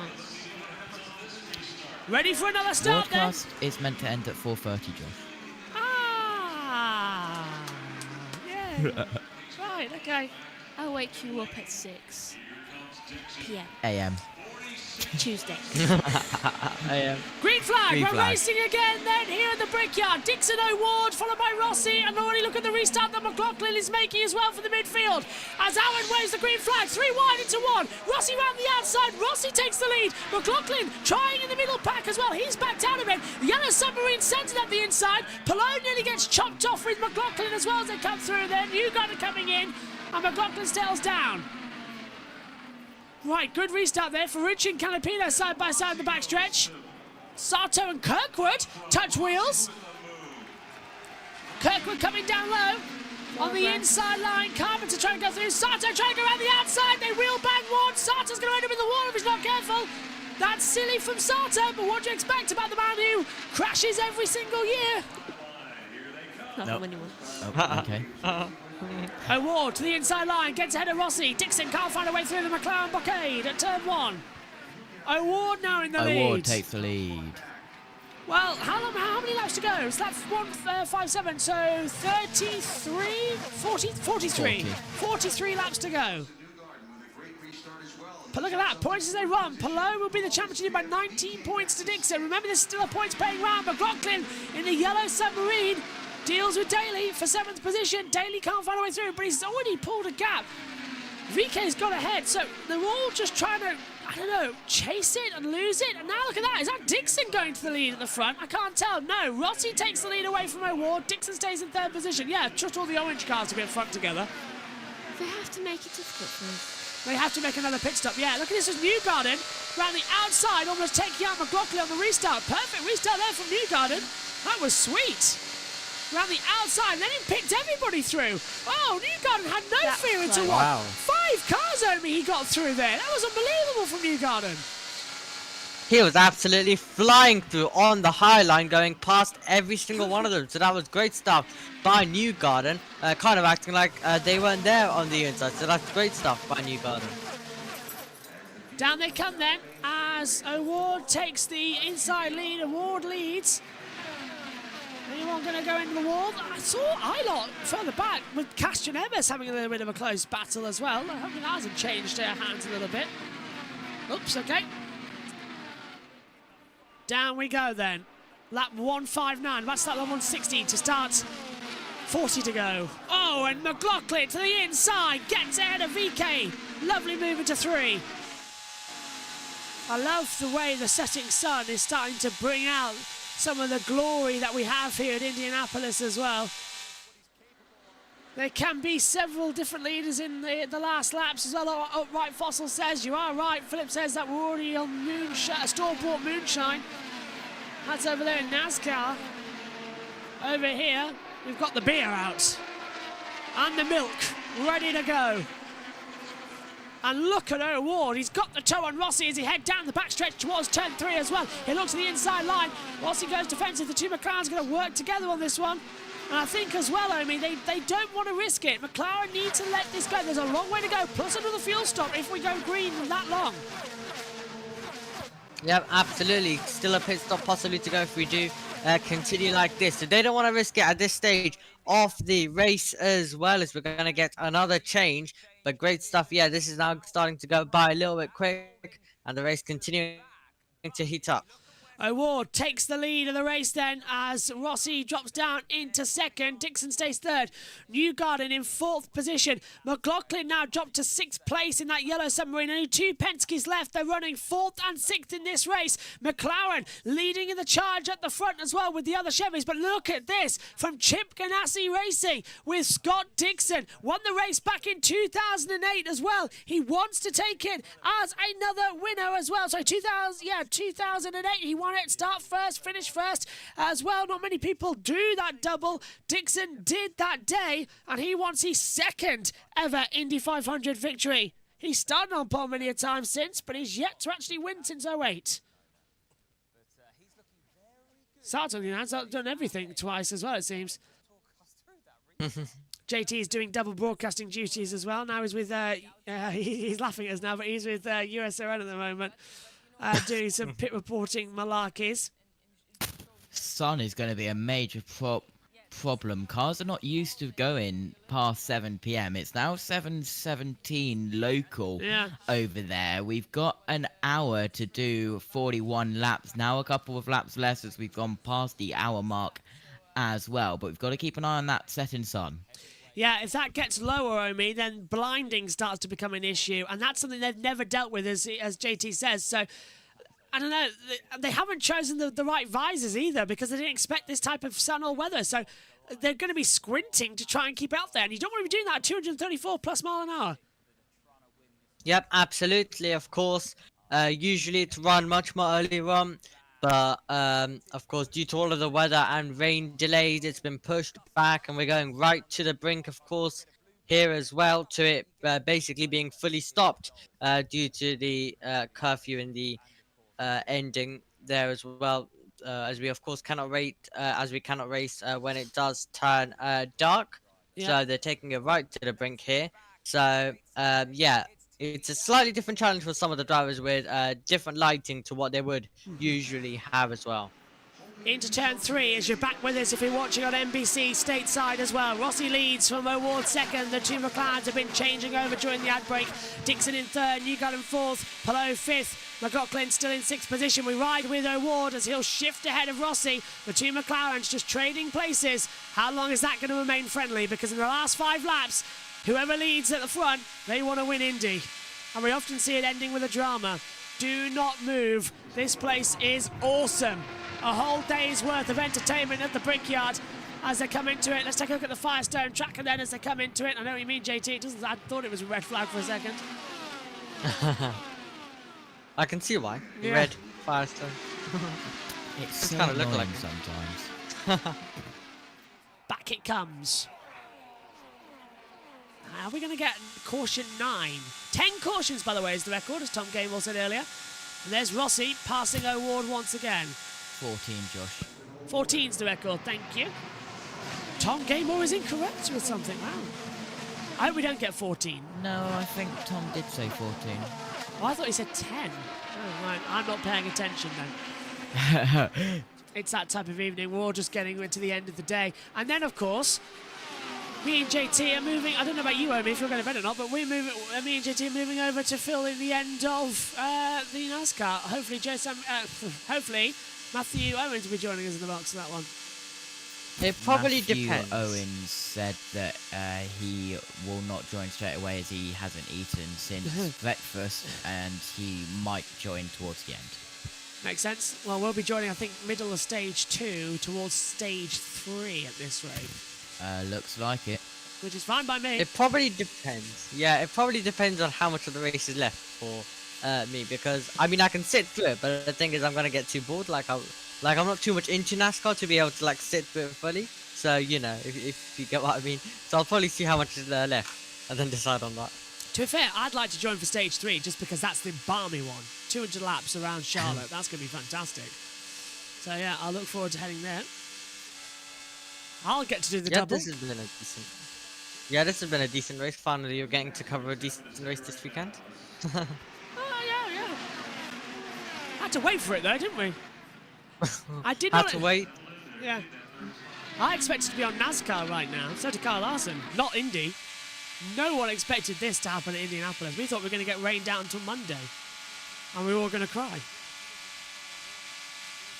Yeah.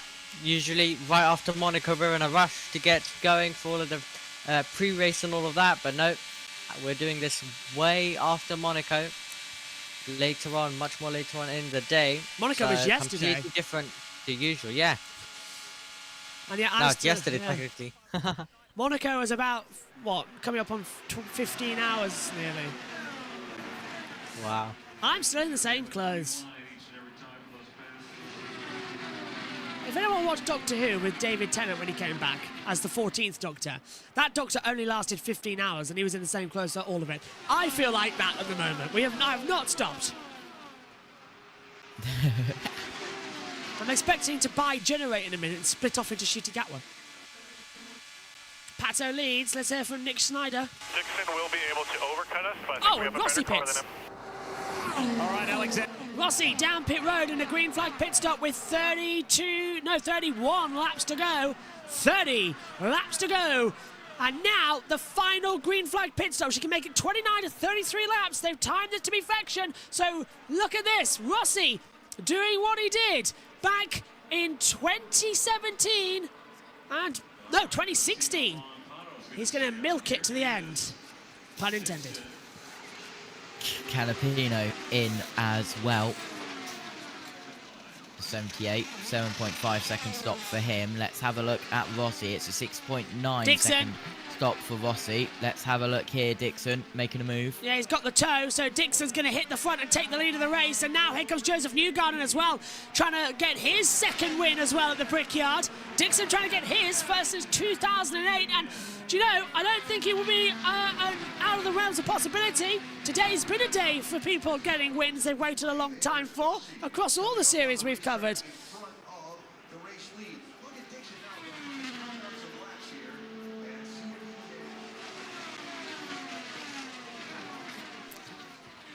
Yeah, timing screen's gone off again. You love to see it. Newgarden and McLaughlin in. Both Penske's as they dive down pit road. Here we go. Someone else in as well. Can't tell who it is. Tasato. Newgarden. Daly. Yeah. Pit road. Can he get in front of Alexander Rossi? Did going a couple of laps longer help him out, Marty? Kevin here on pit road, final stop of the day, 29 to go. And remember, Scott McLaughlin has been dealing with that clutch issue all afternoon long. This fuel will be just what they need to get to the end of the race. Can he get his first ever Indy 500 win? From the pole, you see that wing adjustment from McLaughlin. And there you go. Newgarden leads before the 3 car. And everyone else is diving down pit road, but for the final stop, and a really slow stop there, JT, from Scott McLaughlin. Yeah, absolutely. That will drop him down. He'll be hoping for a caution after that slow stop there. Dixon, Canapino, O'Ward, Castaneves. Sorry, Canapino in again as well. Lundgaard in as well. Never mind, that was a timing error. Canapino not in pit road this time, so it's just Dixon, O'Ward, Castaneves, and Lundgaard. Dixon 6.2. Castaneves, long stop. Really long stop for Castaneves, 13.9. So he's fueled right up to the end, JT. Yep, O'Ward 7.2, Lundgaard 7.6 as well. Very long stop from Castaneves. Is that Stingray Rob the other yellow car of Polo pitting from the lead? Stingray Rob has changed over. Yeah, Rucci as well. Well, this race is getting exciting, isn't it? Who said that this race is boring as we get a three-way wide further back as well? You've got to go around the outside of the two McLarens. Coming into that braking zone as well. This race is absolutely awesome. Really changing up, isn't it, Megs? Hi. Look at McLaughlin on Dixon. McLaughlin breezes through. Gets ahead of Dixon. Fight on. VK, Rasmussen, Grosjean to pit lane. Final pit stops here of the race. We're getting to the tail end of it. 25 laps to go. This is where everything starts cooking. Do you reckon Kirkwood's going to pit again? He has to. Everyone has to. Everyone. Why? Well, they've not got enough fuel left. They all have to pit. 29 to 33 fuel lap, remember? Canopino did come down pit road again for a stop-go penalty for a pit speed violation, not a drive-through. Interesting. And look at Dixon, he's got to run this time on Joseph Newgarden, pulls to the outside line. This is for the net lead of the race. Can Newgarden get ahead, or is Dixon going to take it? Scott Dixon takes the net lead of the Indy 500. Oh, this is getting interesting now. Dixon hasn't won since 2008. Kirkwood, 225.317. Fast up in the race so far. And I think he's into the pits, is he? Can't quite tell on the monitor. Kirkwood, though, still looking good. Grosjean leads for lane. And Newgarden back up the inside. Newgarden gets ahead of Dixon at turn 3. Well, 25 laps to go. We've moved away from the lap counter. You know it gets serious then when we start ticking them down. We stay on the lap counter. There goes Dixon to the inside again, getting ahead of Newgarden. Two McLarens playing this party trick. And here comes the yellow submarine. McLaughlin fighting back. Ilott takes the lead as Kirkwood comes into the pit lane. Not out of it yet, if there's another caution. He might stay out. Absolutely. I also could happen what happened earlier on in the Formula races as well. Yeah. Also, no stranger to the red flag. Let's remember remember last year? Got to the end? 3 red flags inside the last 5 laps. Anything's possible in Indianapolis as Dixon moves ahead of Joseph Newgarden coming into turn 1. Kirkwood's out of it ahead of Dixon. Now he's just behind Dixon. So could he possibly have that second? Ed Carpenter takes the lead of the race on home soil. Literal home soil as well. He's born in Indianapolis. He's always wanted to win this race. Larson could win as well. Larson could lead a lap as well. There goes. Has to pit again, does Larson, so hoping for a caution. Yeah, 153 won't get it any further up. He's going to have to stop again. Ilott Rahal pit. Who's going to try a splash and dash? Who's going to try and pray that we have a yellow? Dixon going through it, of course. By the way, Josh, yeah. Stage 1 has ended in NASCAR. Don't tell anybody what happened. I won't, I'm just saying that. Okay.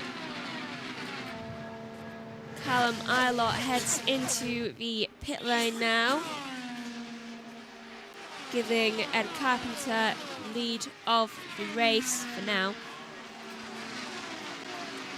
McLaughlin has led 66 laps. Stingray Rob 23, Daly 22. McLaughlin has 66 laps. Stingray Rob has led so many laps here today. But Scotty Mack. That's impressive. It really is, isn't it? For his third visit here. There goes Dixon past Newgarden on the inside. Rahal pits.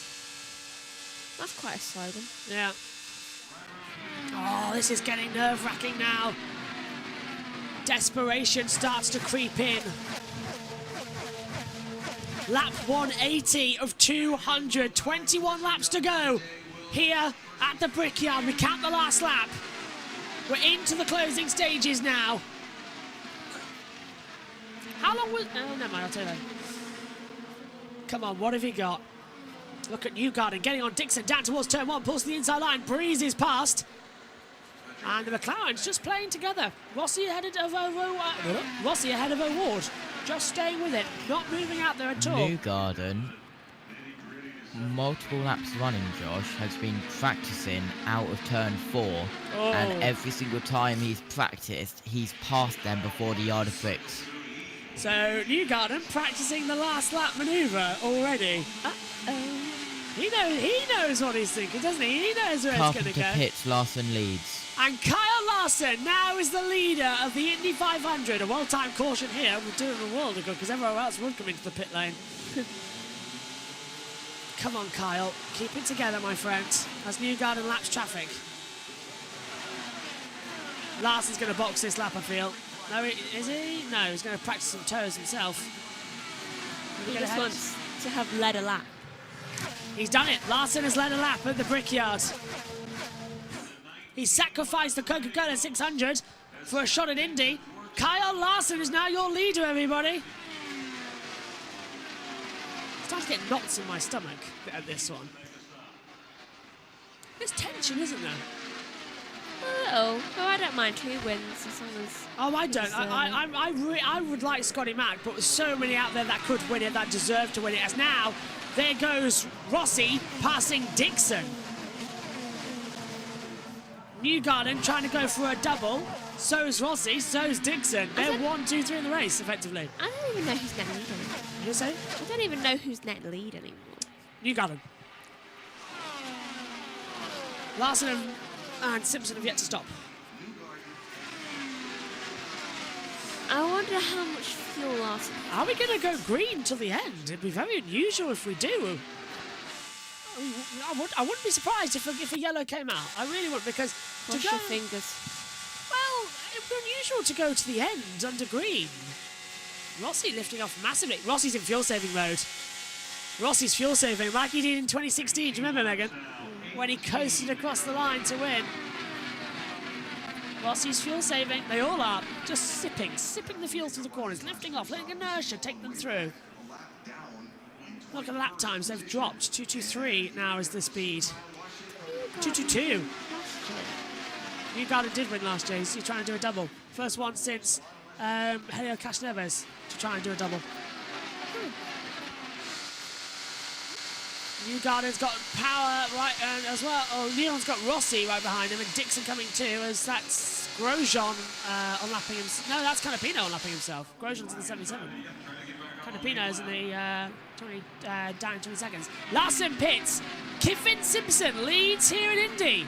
The rookie for Chip Ganassi Racing. So Larson down pit road then. Let's hear from Newgarden. It says you need to count me down. My lap counter is broken. Oh, Newgarden's lap counter's broken. You don't even know what lap it is. Well, as Ian Birch would say, 15 laps to go. This is where the race begins, and Newgarden pulls the inside, gets ahead of Grosjean this time, but also trying to come with him is Rossi. Oh, Omi, this is great racing, isn't it? This is IndyCar proper. Yeah, proper IndyCar at the Brickyard. Great to see as we are in the final stages of this one. A race that we waited so long, and it's finally delivering us with some action as well. And let's end this on a high. Another great year out to the brickyard, so cannot wait to see who's going to be taking victory in this one. But it's been another amazing IndyCar, Indy 500, and cannot wait for next year already. Rossi's gone through. Rossi's past Newgarden. Rossi takes the net lead of the race away. And the Americans cheer. We'll cheer for Newgarden as well, but JT, Rossi leads, and he won the centenary. And he does officially lead as Kiffin Simpson enters the pit lane. Yep, absolutely. So Simpson dives down into pit road, which Oh, means hello, Rossi will Rossi. take the lead 30 seconds. But here comes Newgarden down the inside. Rossi's fuel saving. Rossi's fuel saving. So that's why Newgarden's going through. Newgarden's not fuel saving. Rossi is. Rossi knows from memory how much fuel you're going to need. His last stop was 169. So he's going to rely on the draft. He doesn't want to lead until the end of the race. He doesn't want to be in that position where he loses out. Roger Penske, IndyCar owner, team owner as well, chairman of Penske Corporation, watching on, owner of the Brickyard, watching on. Can his car take a second win after his car's locked out the front row earlier on this month? Hopefully. Kiffin Simpson's left the pit lane. Rossi is now not the leader. Newgarden leads from Rossi, Dixon, O'Ward, and McLaughlin's dropped down to 7th place as well. So effectively, we're watching the top four in a fight for the win here. It's any one of these four who could win it. Newgarden, Rossi, Dixon, O'Ward. Even Kirkwood's in it in 5th. Good. I'm glad that he's somewhere in the fight and consideration. William Phillips is watching. Hang on a minute. Rossi taking the lead of the race down towards turn 1, and O'Ward's past Dixon. The two McLarens now move 1 and 3 in this race. William Phillips says, watching from south side of Italy, riveting coverage. Pleasure to have you in the closing stages of the 108th running of the Indy 500. Everybody who's tuning in. Ryan Foster says, thanks JBM. All enjoy your broadcast. Cheers, your crew. Great job, as usual. William Phillips, go for it. Says Philip as well. Lovely as well. 12 to go. Herta pits. He's out of it, but Herta's still 18 laps down, but yeah, he's still finishing 23rd. And there goes Newgarden across the yard and brings down towards turn 1. He gets ahead of Rossi. Newgarden retakes the lead. The top four have a chance at winning this race. Newgarden, Rossi, O'Ward and Dixon, all separated by a second. Kyle Kirkwood slowly bringing that gap down as well for Andretti Global in the Honda, the sole remaining Andretti in this race. And my pick a winner. Yeah, you've got an option here, haven't you? I'm not changing my pick a winner. No, but he's got a fight chance. Look at that, 1.9 now. He's close back towards where Dixon is. I'm happy that he's at least got a fighting chance. That's enough for me. Newgarden having to go defensive. Rossi's going to stay in the tow. 11 laps to go here as we cross the yard of bricks. Lap 190. This is where it gets close. Are we going to end under green? We haven't had a yellow. This is very unusual for IndyCar at the 500. Yeah. Well, it's unusual. Back-to-back Indy 500 wins. Castro Neves, 0102. Alan Cecilia, 1970 and 71. Bill Jukovic in 53 and 54. Mary Rose, 47-48 when we returned. And Wilbur Shaw in 39 and 40. Joseph Newgarden is the 2023 winner. Can he join that exclusive list? But here comes Rossi down the yard of bricks across the line. Newgarden still leads with 10 to go. And Rossi couldn't do it that time around. He's fuel saving too much. Newgarden, I think, is good to the end unless he starts puffing. There hasn't been a back-to-back winner in my lifetime. 2001 and 2, yeah. So 22 years ago since the last time that was achieved.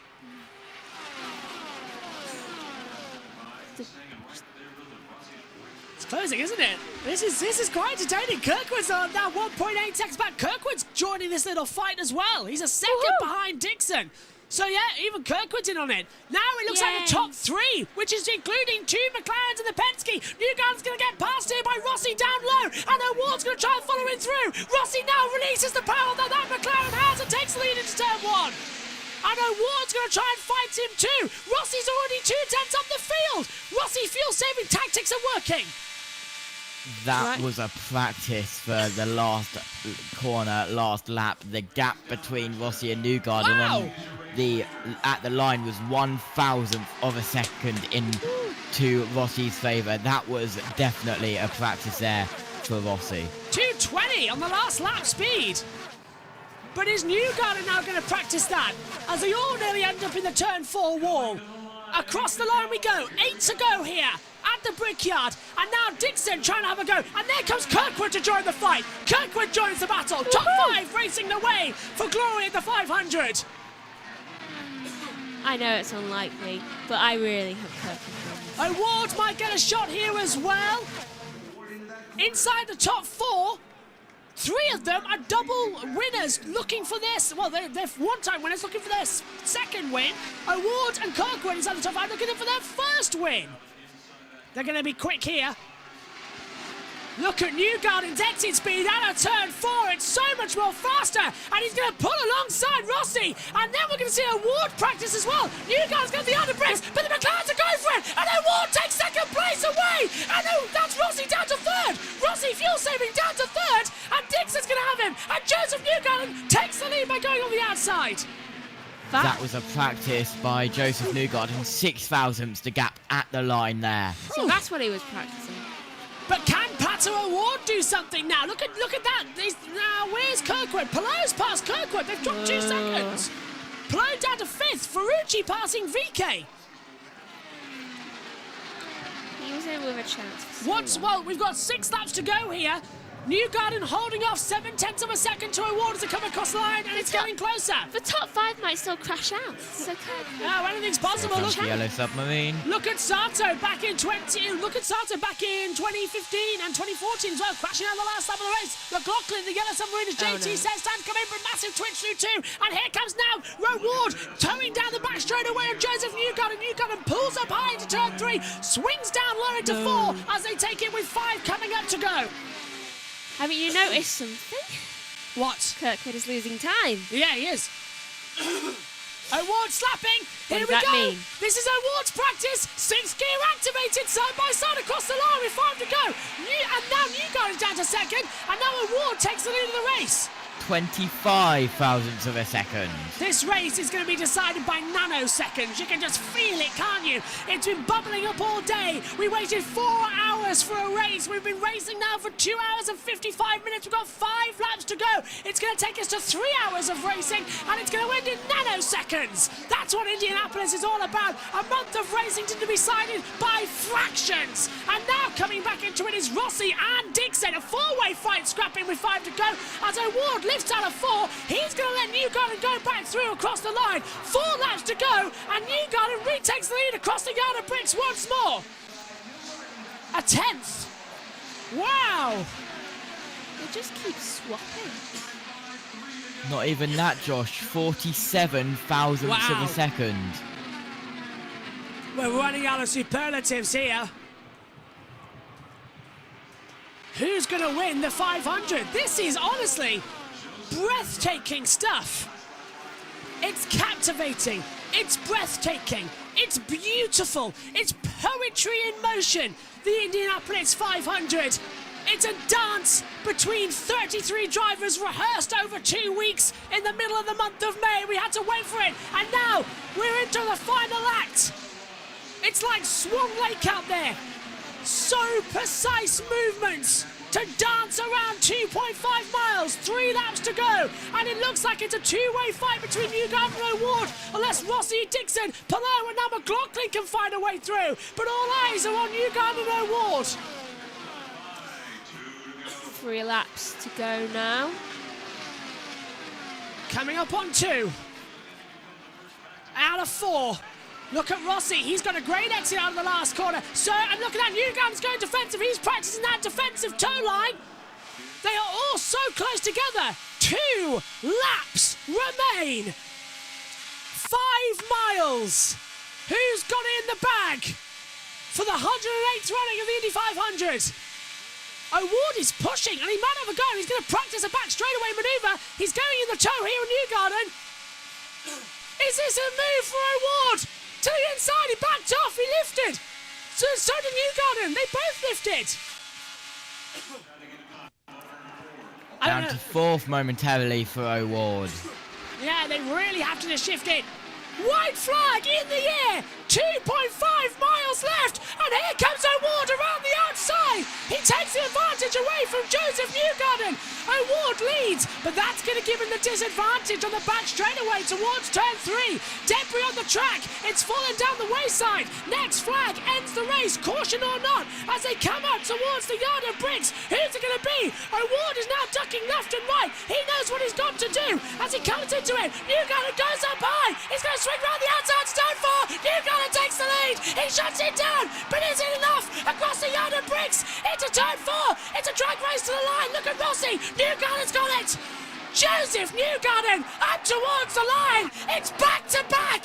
Joseph Newgarden wins the 108th running of the Indy 500. Back to back for the 5th time in history. Joseph Newgarden has done what he set out to achieve and do the double here in the month of May. Wow! For the first time in over 20 years, it's been done. Joseph Newgarden brings the captain a second successive Indy 500. Woohoo! Wow, and Pato lost out by 3/10 at the line. Oh. What a drive from Newgarden. What a drive from Pato O'Ward. They were practicing the last 10 to 15 laps, setting up, looking to see what they could do, but Joseph Newgarden came out victorious. And it'll be donuts on the yard of bricks, you can be sure. Joseph Newgarden, a 2-time winner. He stops on the bricks, he gets out, and if I wonder if, like a year ago, he will clap into the crowd for exactly 3 hours of racing. And Scott McLaughlin jumps back and goes into the fans once more. The die-hard fans who've waited all day to see a great race. He's over the fence. He's past a sleeping baby. He high-fives the father and he's into the crowd. And Joseph Newgarden takes it right back home to Indiana and celebrates with the greatest fans in the world.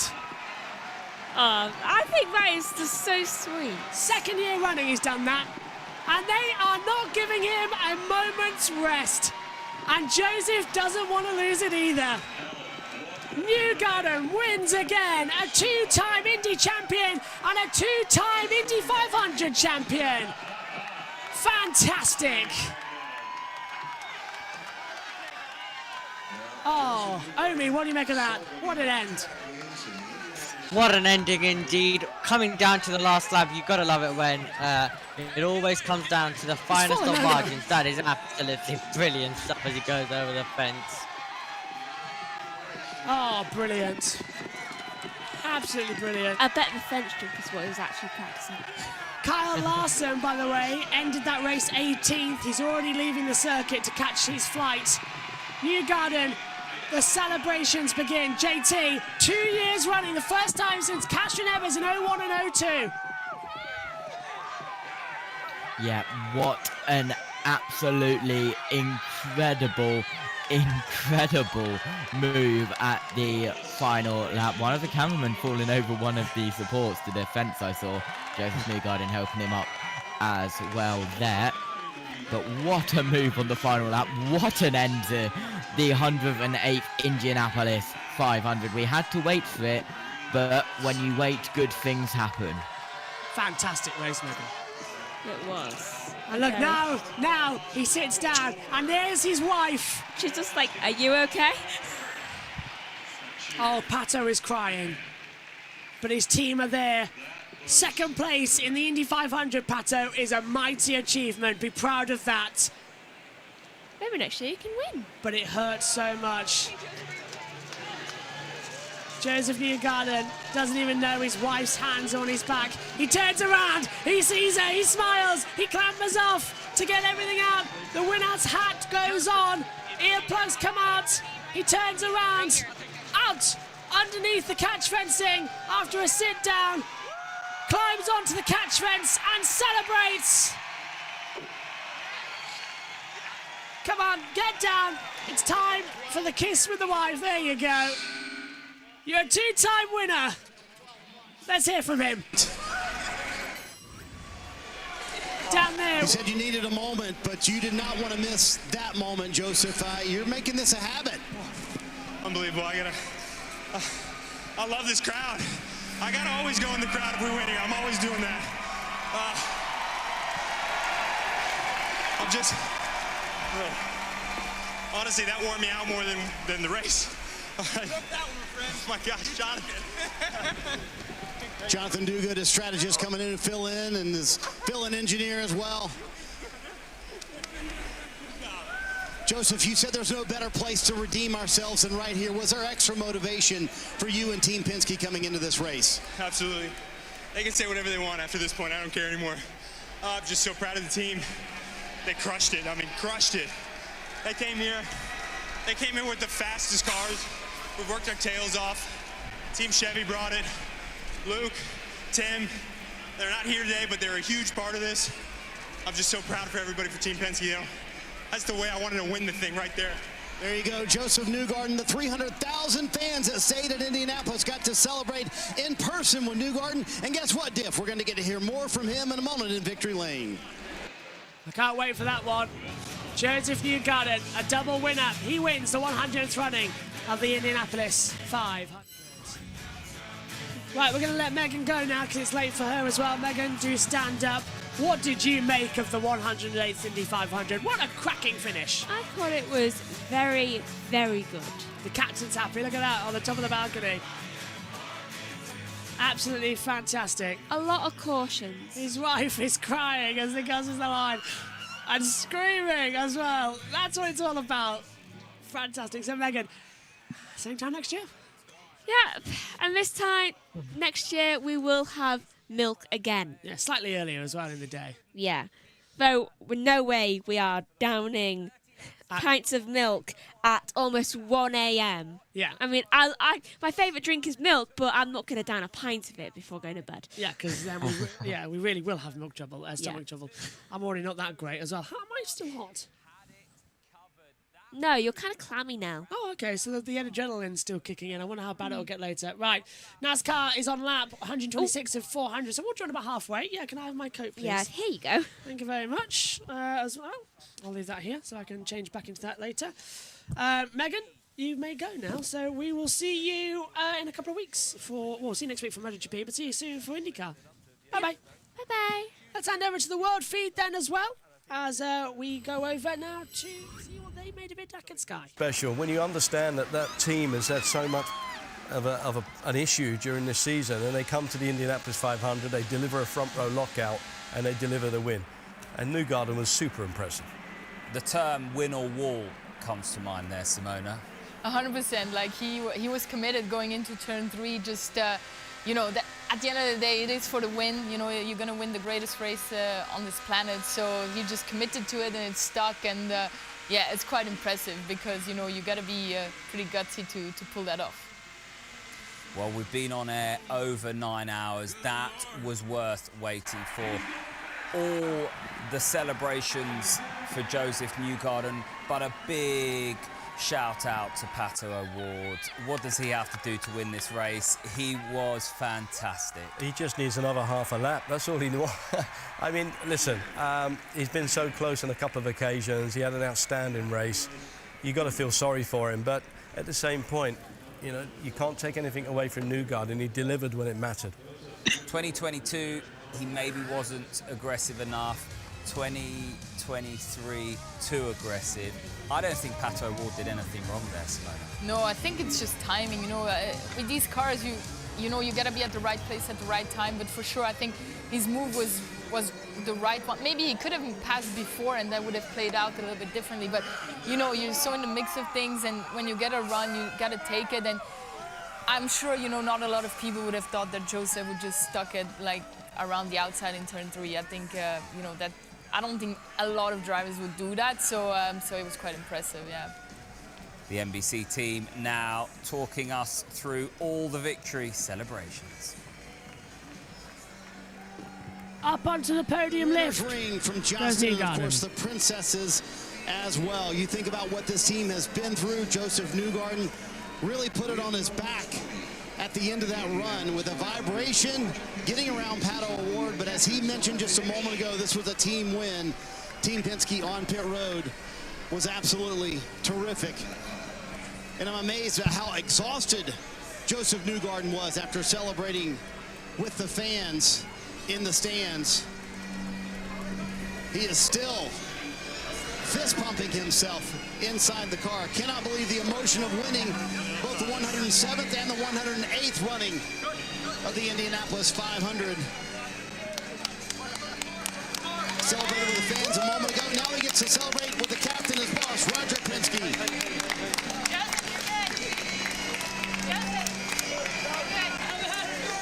Joseph Newgarden climbs out as now a two-time winner of the Indianapolis 500.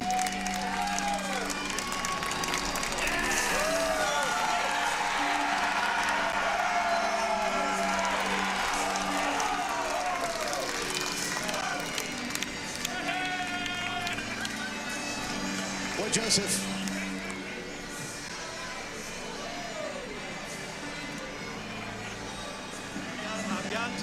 His mom comes in. Ashley, his wife. You seem so emotional. You also seem so drained. Was this one of the most emotionally draining Indy 500s you've ever been a part of, win or lose? No doubt, no doubt. I knew we could win this race again, and just a matter of getting it right. There's no better way to win a race than that. I mean, you know, I got to give it up. I got to give it up to Pato as well. He's an incredibly clean driver. You know, it takes two people to make that work. So it's not just a good pass. It's also, you know, someone that you're working with that's incredibly clean.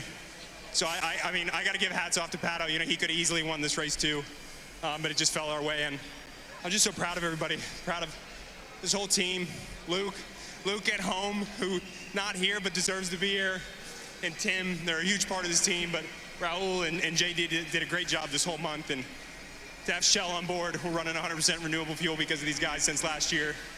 Everyone that partners with us, Team Chevy, it's just a great day. I'm glad we got it in today, too. I really thought we were racing tomorrow.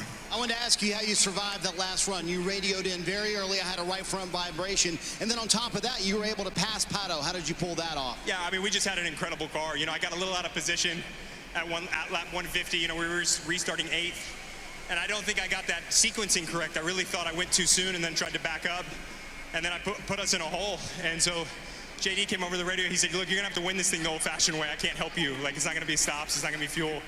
So I just went for it. I said, all right, the car's good enough. You guys have done your job. Let me drive to the front. And, look, they backed me the entire way. You can't win this race without a great car.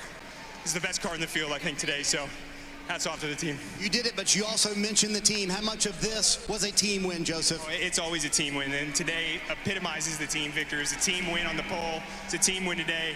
I'm thankful for Roger Penske. He stood by me. He's the man. He's a legend. There's no one that I've ever met that cares more about the fan and the experience than that man. I promise you. He cares so much about this place, and I'm thankful for him. And just like those 300,000 fans, he grew up coming to this race as a race fan, and now he's a two-time winner. There's the Borg Warner wreath and the milk coming shortly for Joseph Newgarden, who celebrates his second Indianapolis 500 win in as many years. Joseph Newgarden, victorious, and he'll get the milk as well, guys. That's what it's all about. Look, there's the wreath coming in. We're back on cameras, by the way, you two. As they come through. Where's that milk? There it is. The best decision of all. Joseph Newgarden, for the second time in as many years, takes the milk and wins in Indianapolis.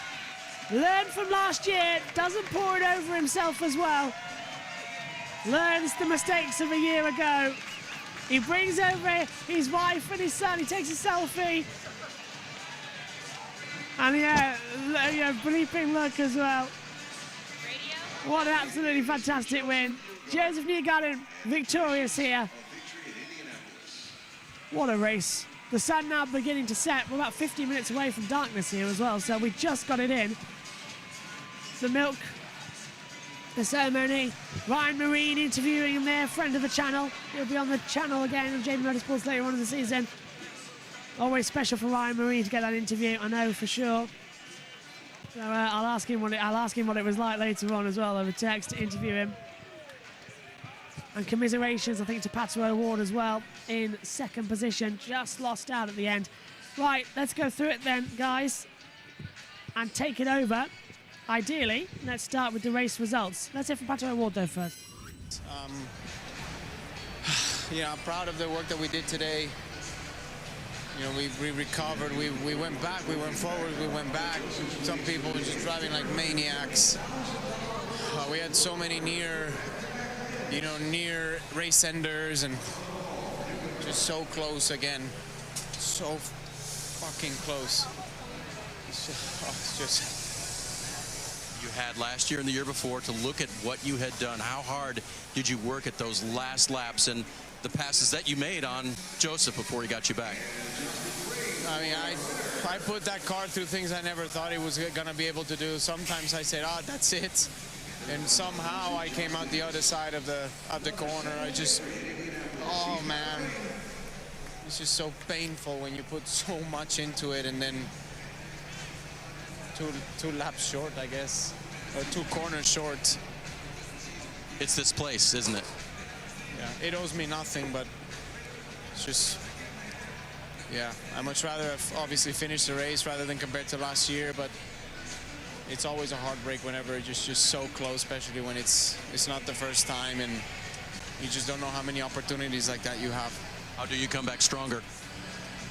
Do the same thing again and just keep on getting better and see if we fall on the right side next time.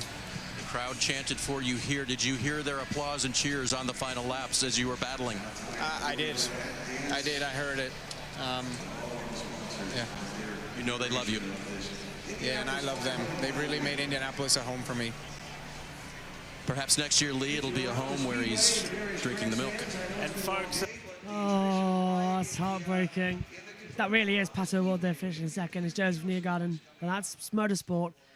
There's a winner and there's a loser. And that, unfortunately, is the way the cookie crumbles sometimes. JT, up to you. And I can confirm that Kyle Larson has indeed bolted, and he's already at Indianapolis Airport already. So he might be in the car for end of stage 3. Yes. No.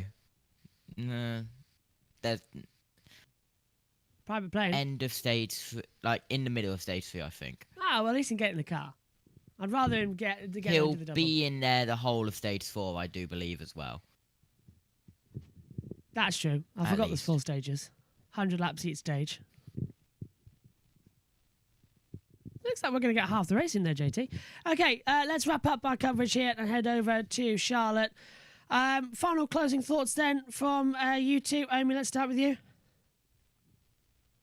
Definitely another great year of the Indy 500. Cannot wait for the month of May once again when it returns in 2025. But 2024 has been good. It's been nice and busy. But let's hope we get a little bit less of rain delays next year, even throughout the practice sessions of it getting cooled off. So let's hope it's a bit more dry. JT?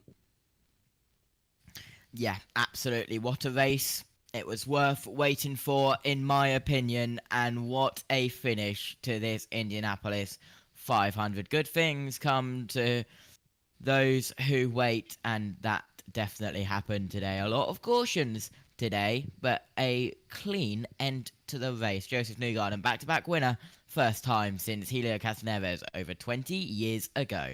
Thank you, JT. Thank you, Omi. Thanks to Megan and Jess as well for all your hard work and everybody throughout this weekend. One more to go then here, and that's the conclusion of the NASCAR Coca-Cola 600. Me and JT are going to move our way over to that area of the box. The 108th running of the Indianapolis 500 was absolutely magnificent. We've had delays, we've had ups, we've had downs, we've had rain, we've had sunshine, everything in between. And it ends with a repeat winner. Joseph Newgarden wins here for the 108th running of the Indy 500. Thank you for your company throughout the month of May. We'll see you in Detroit and back here again in Indiana next year. Bye-bye.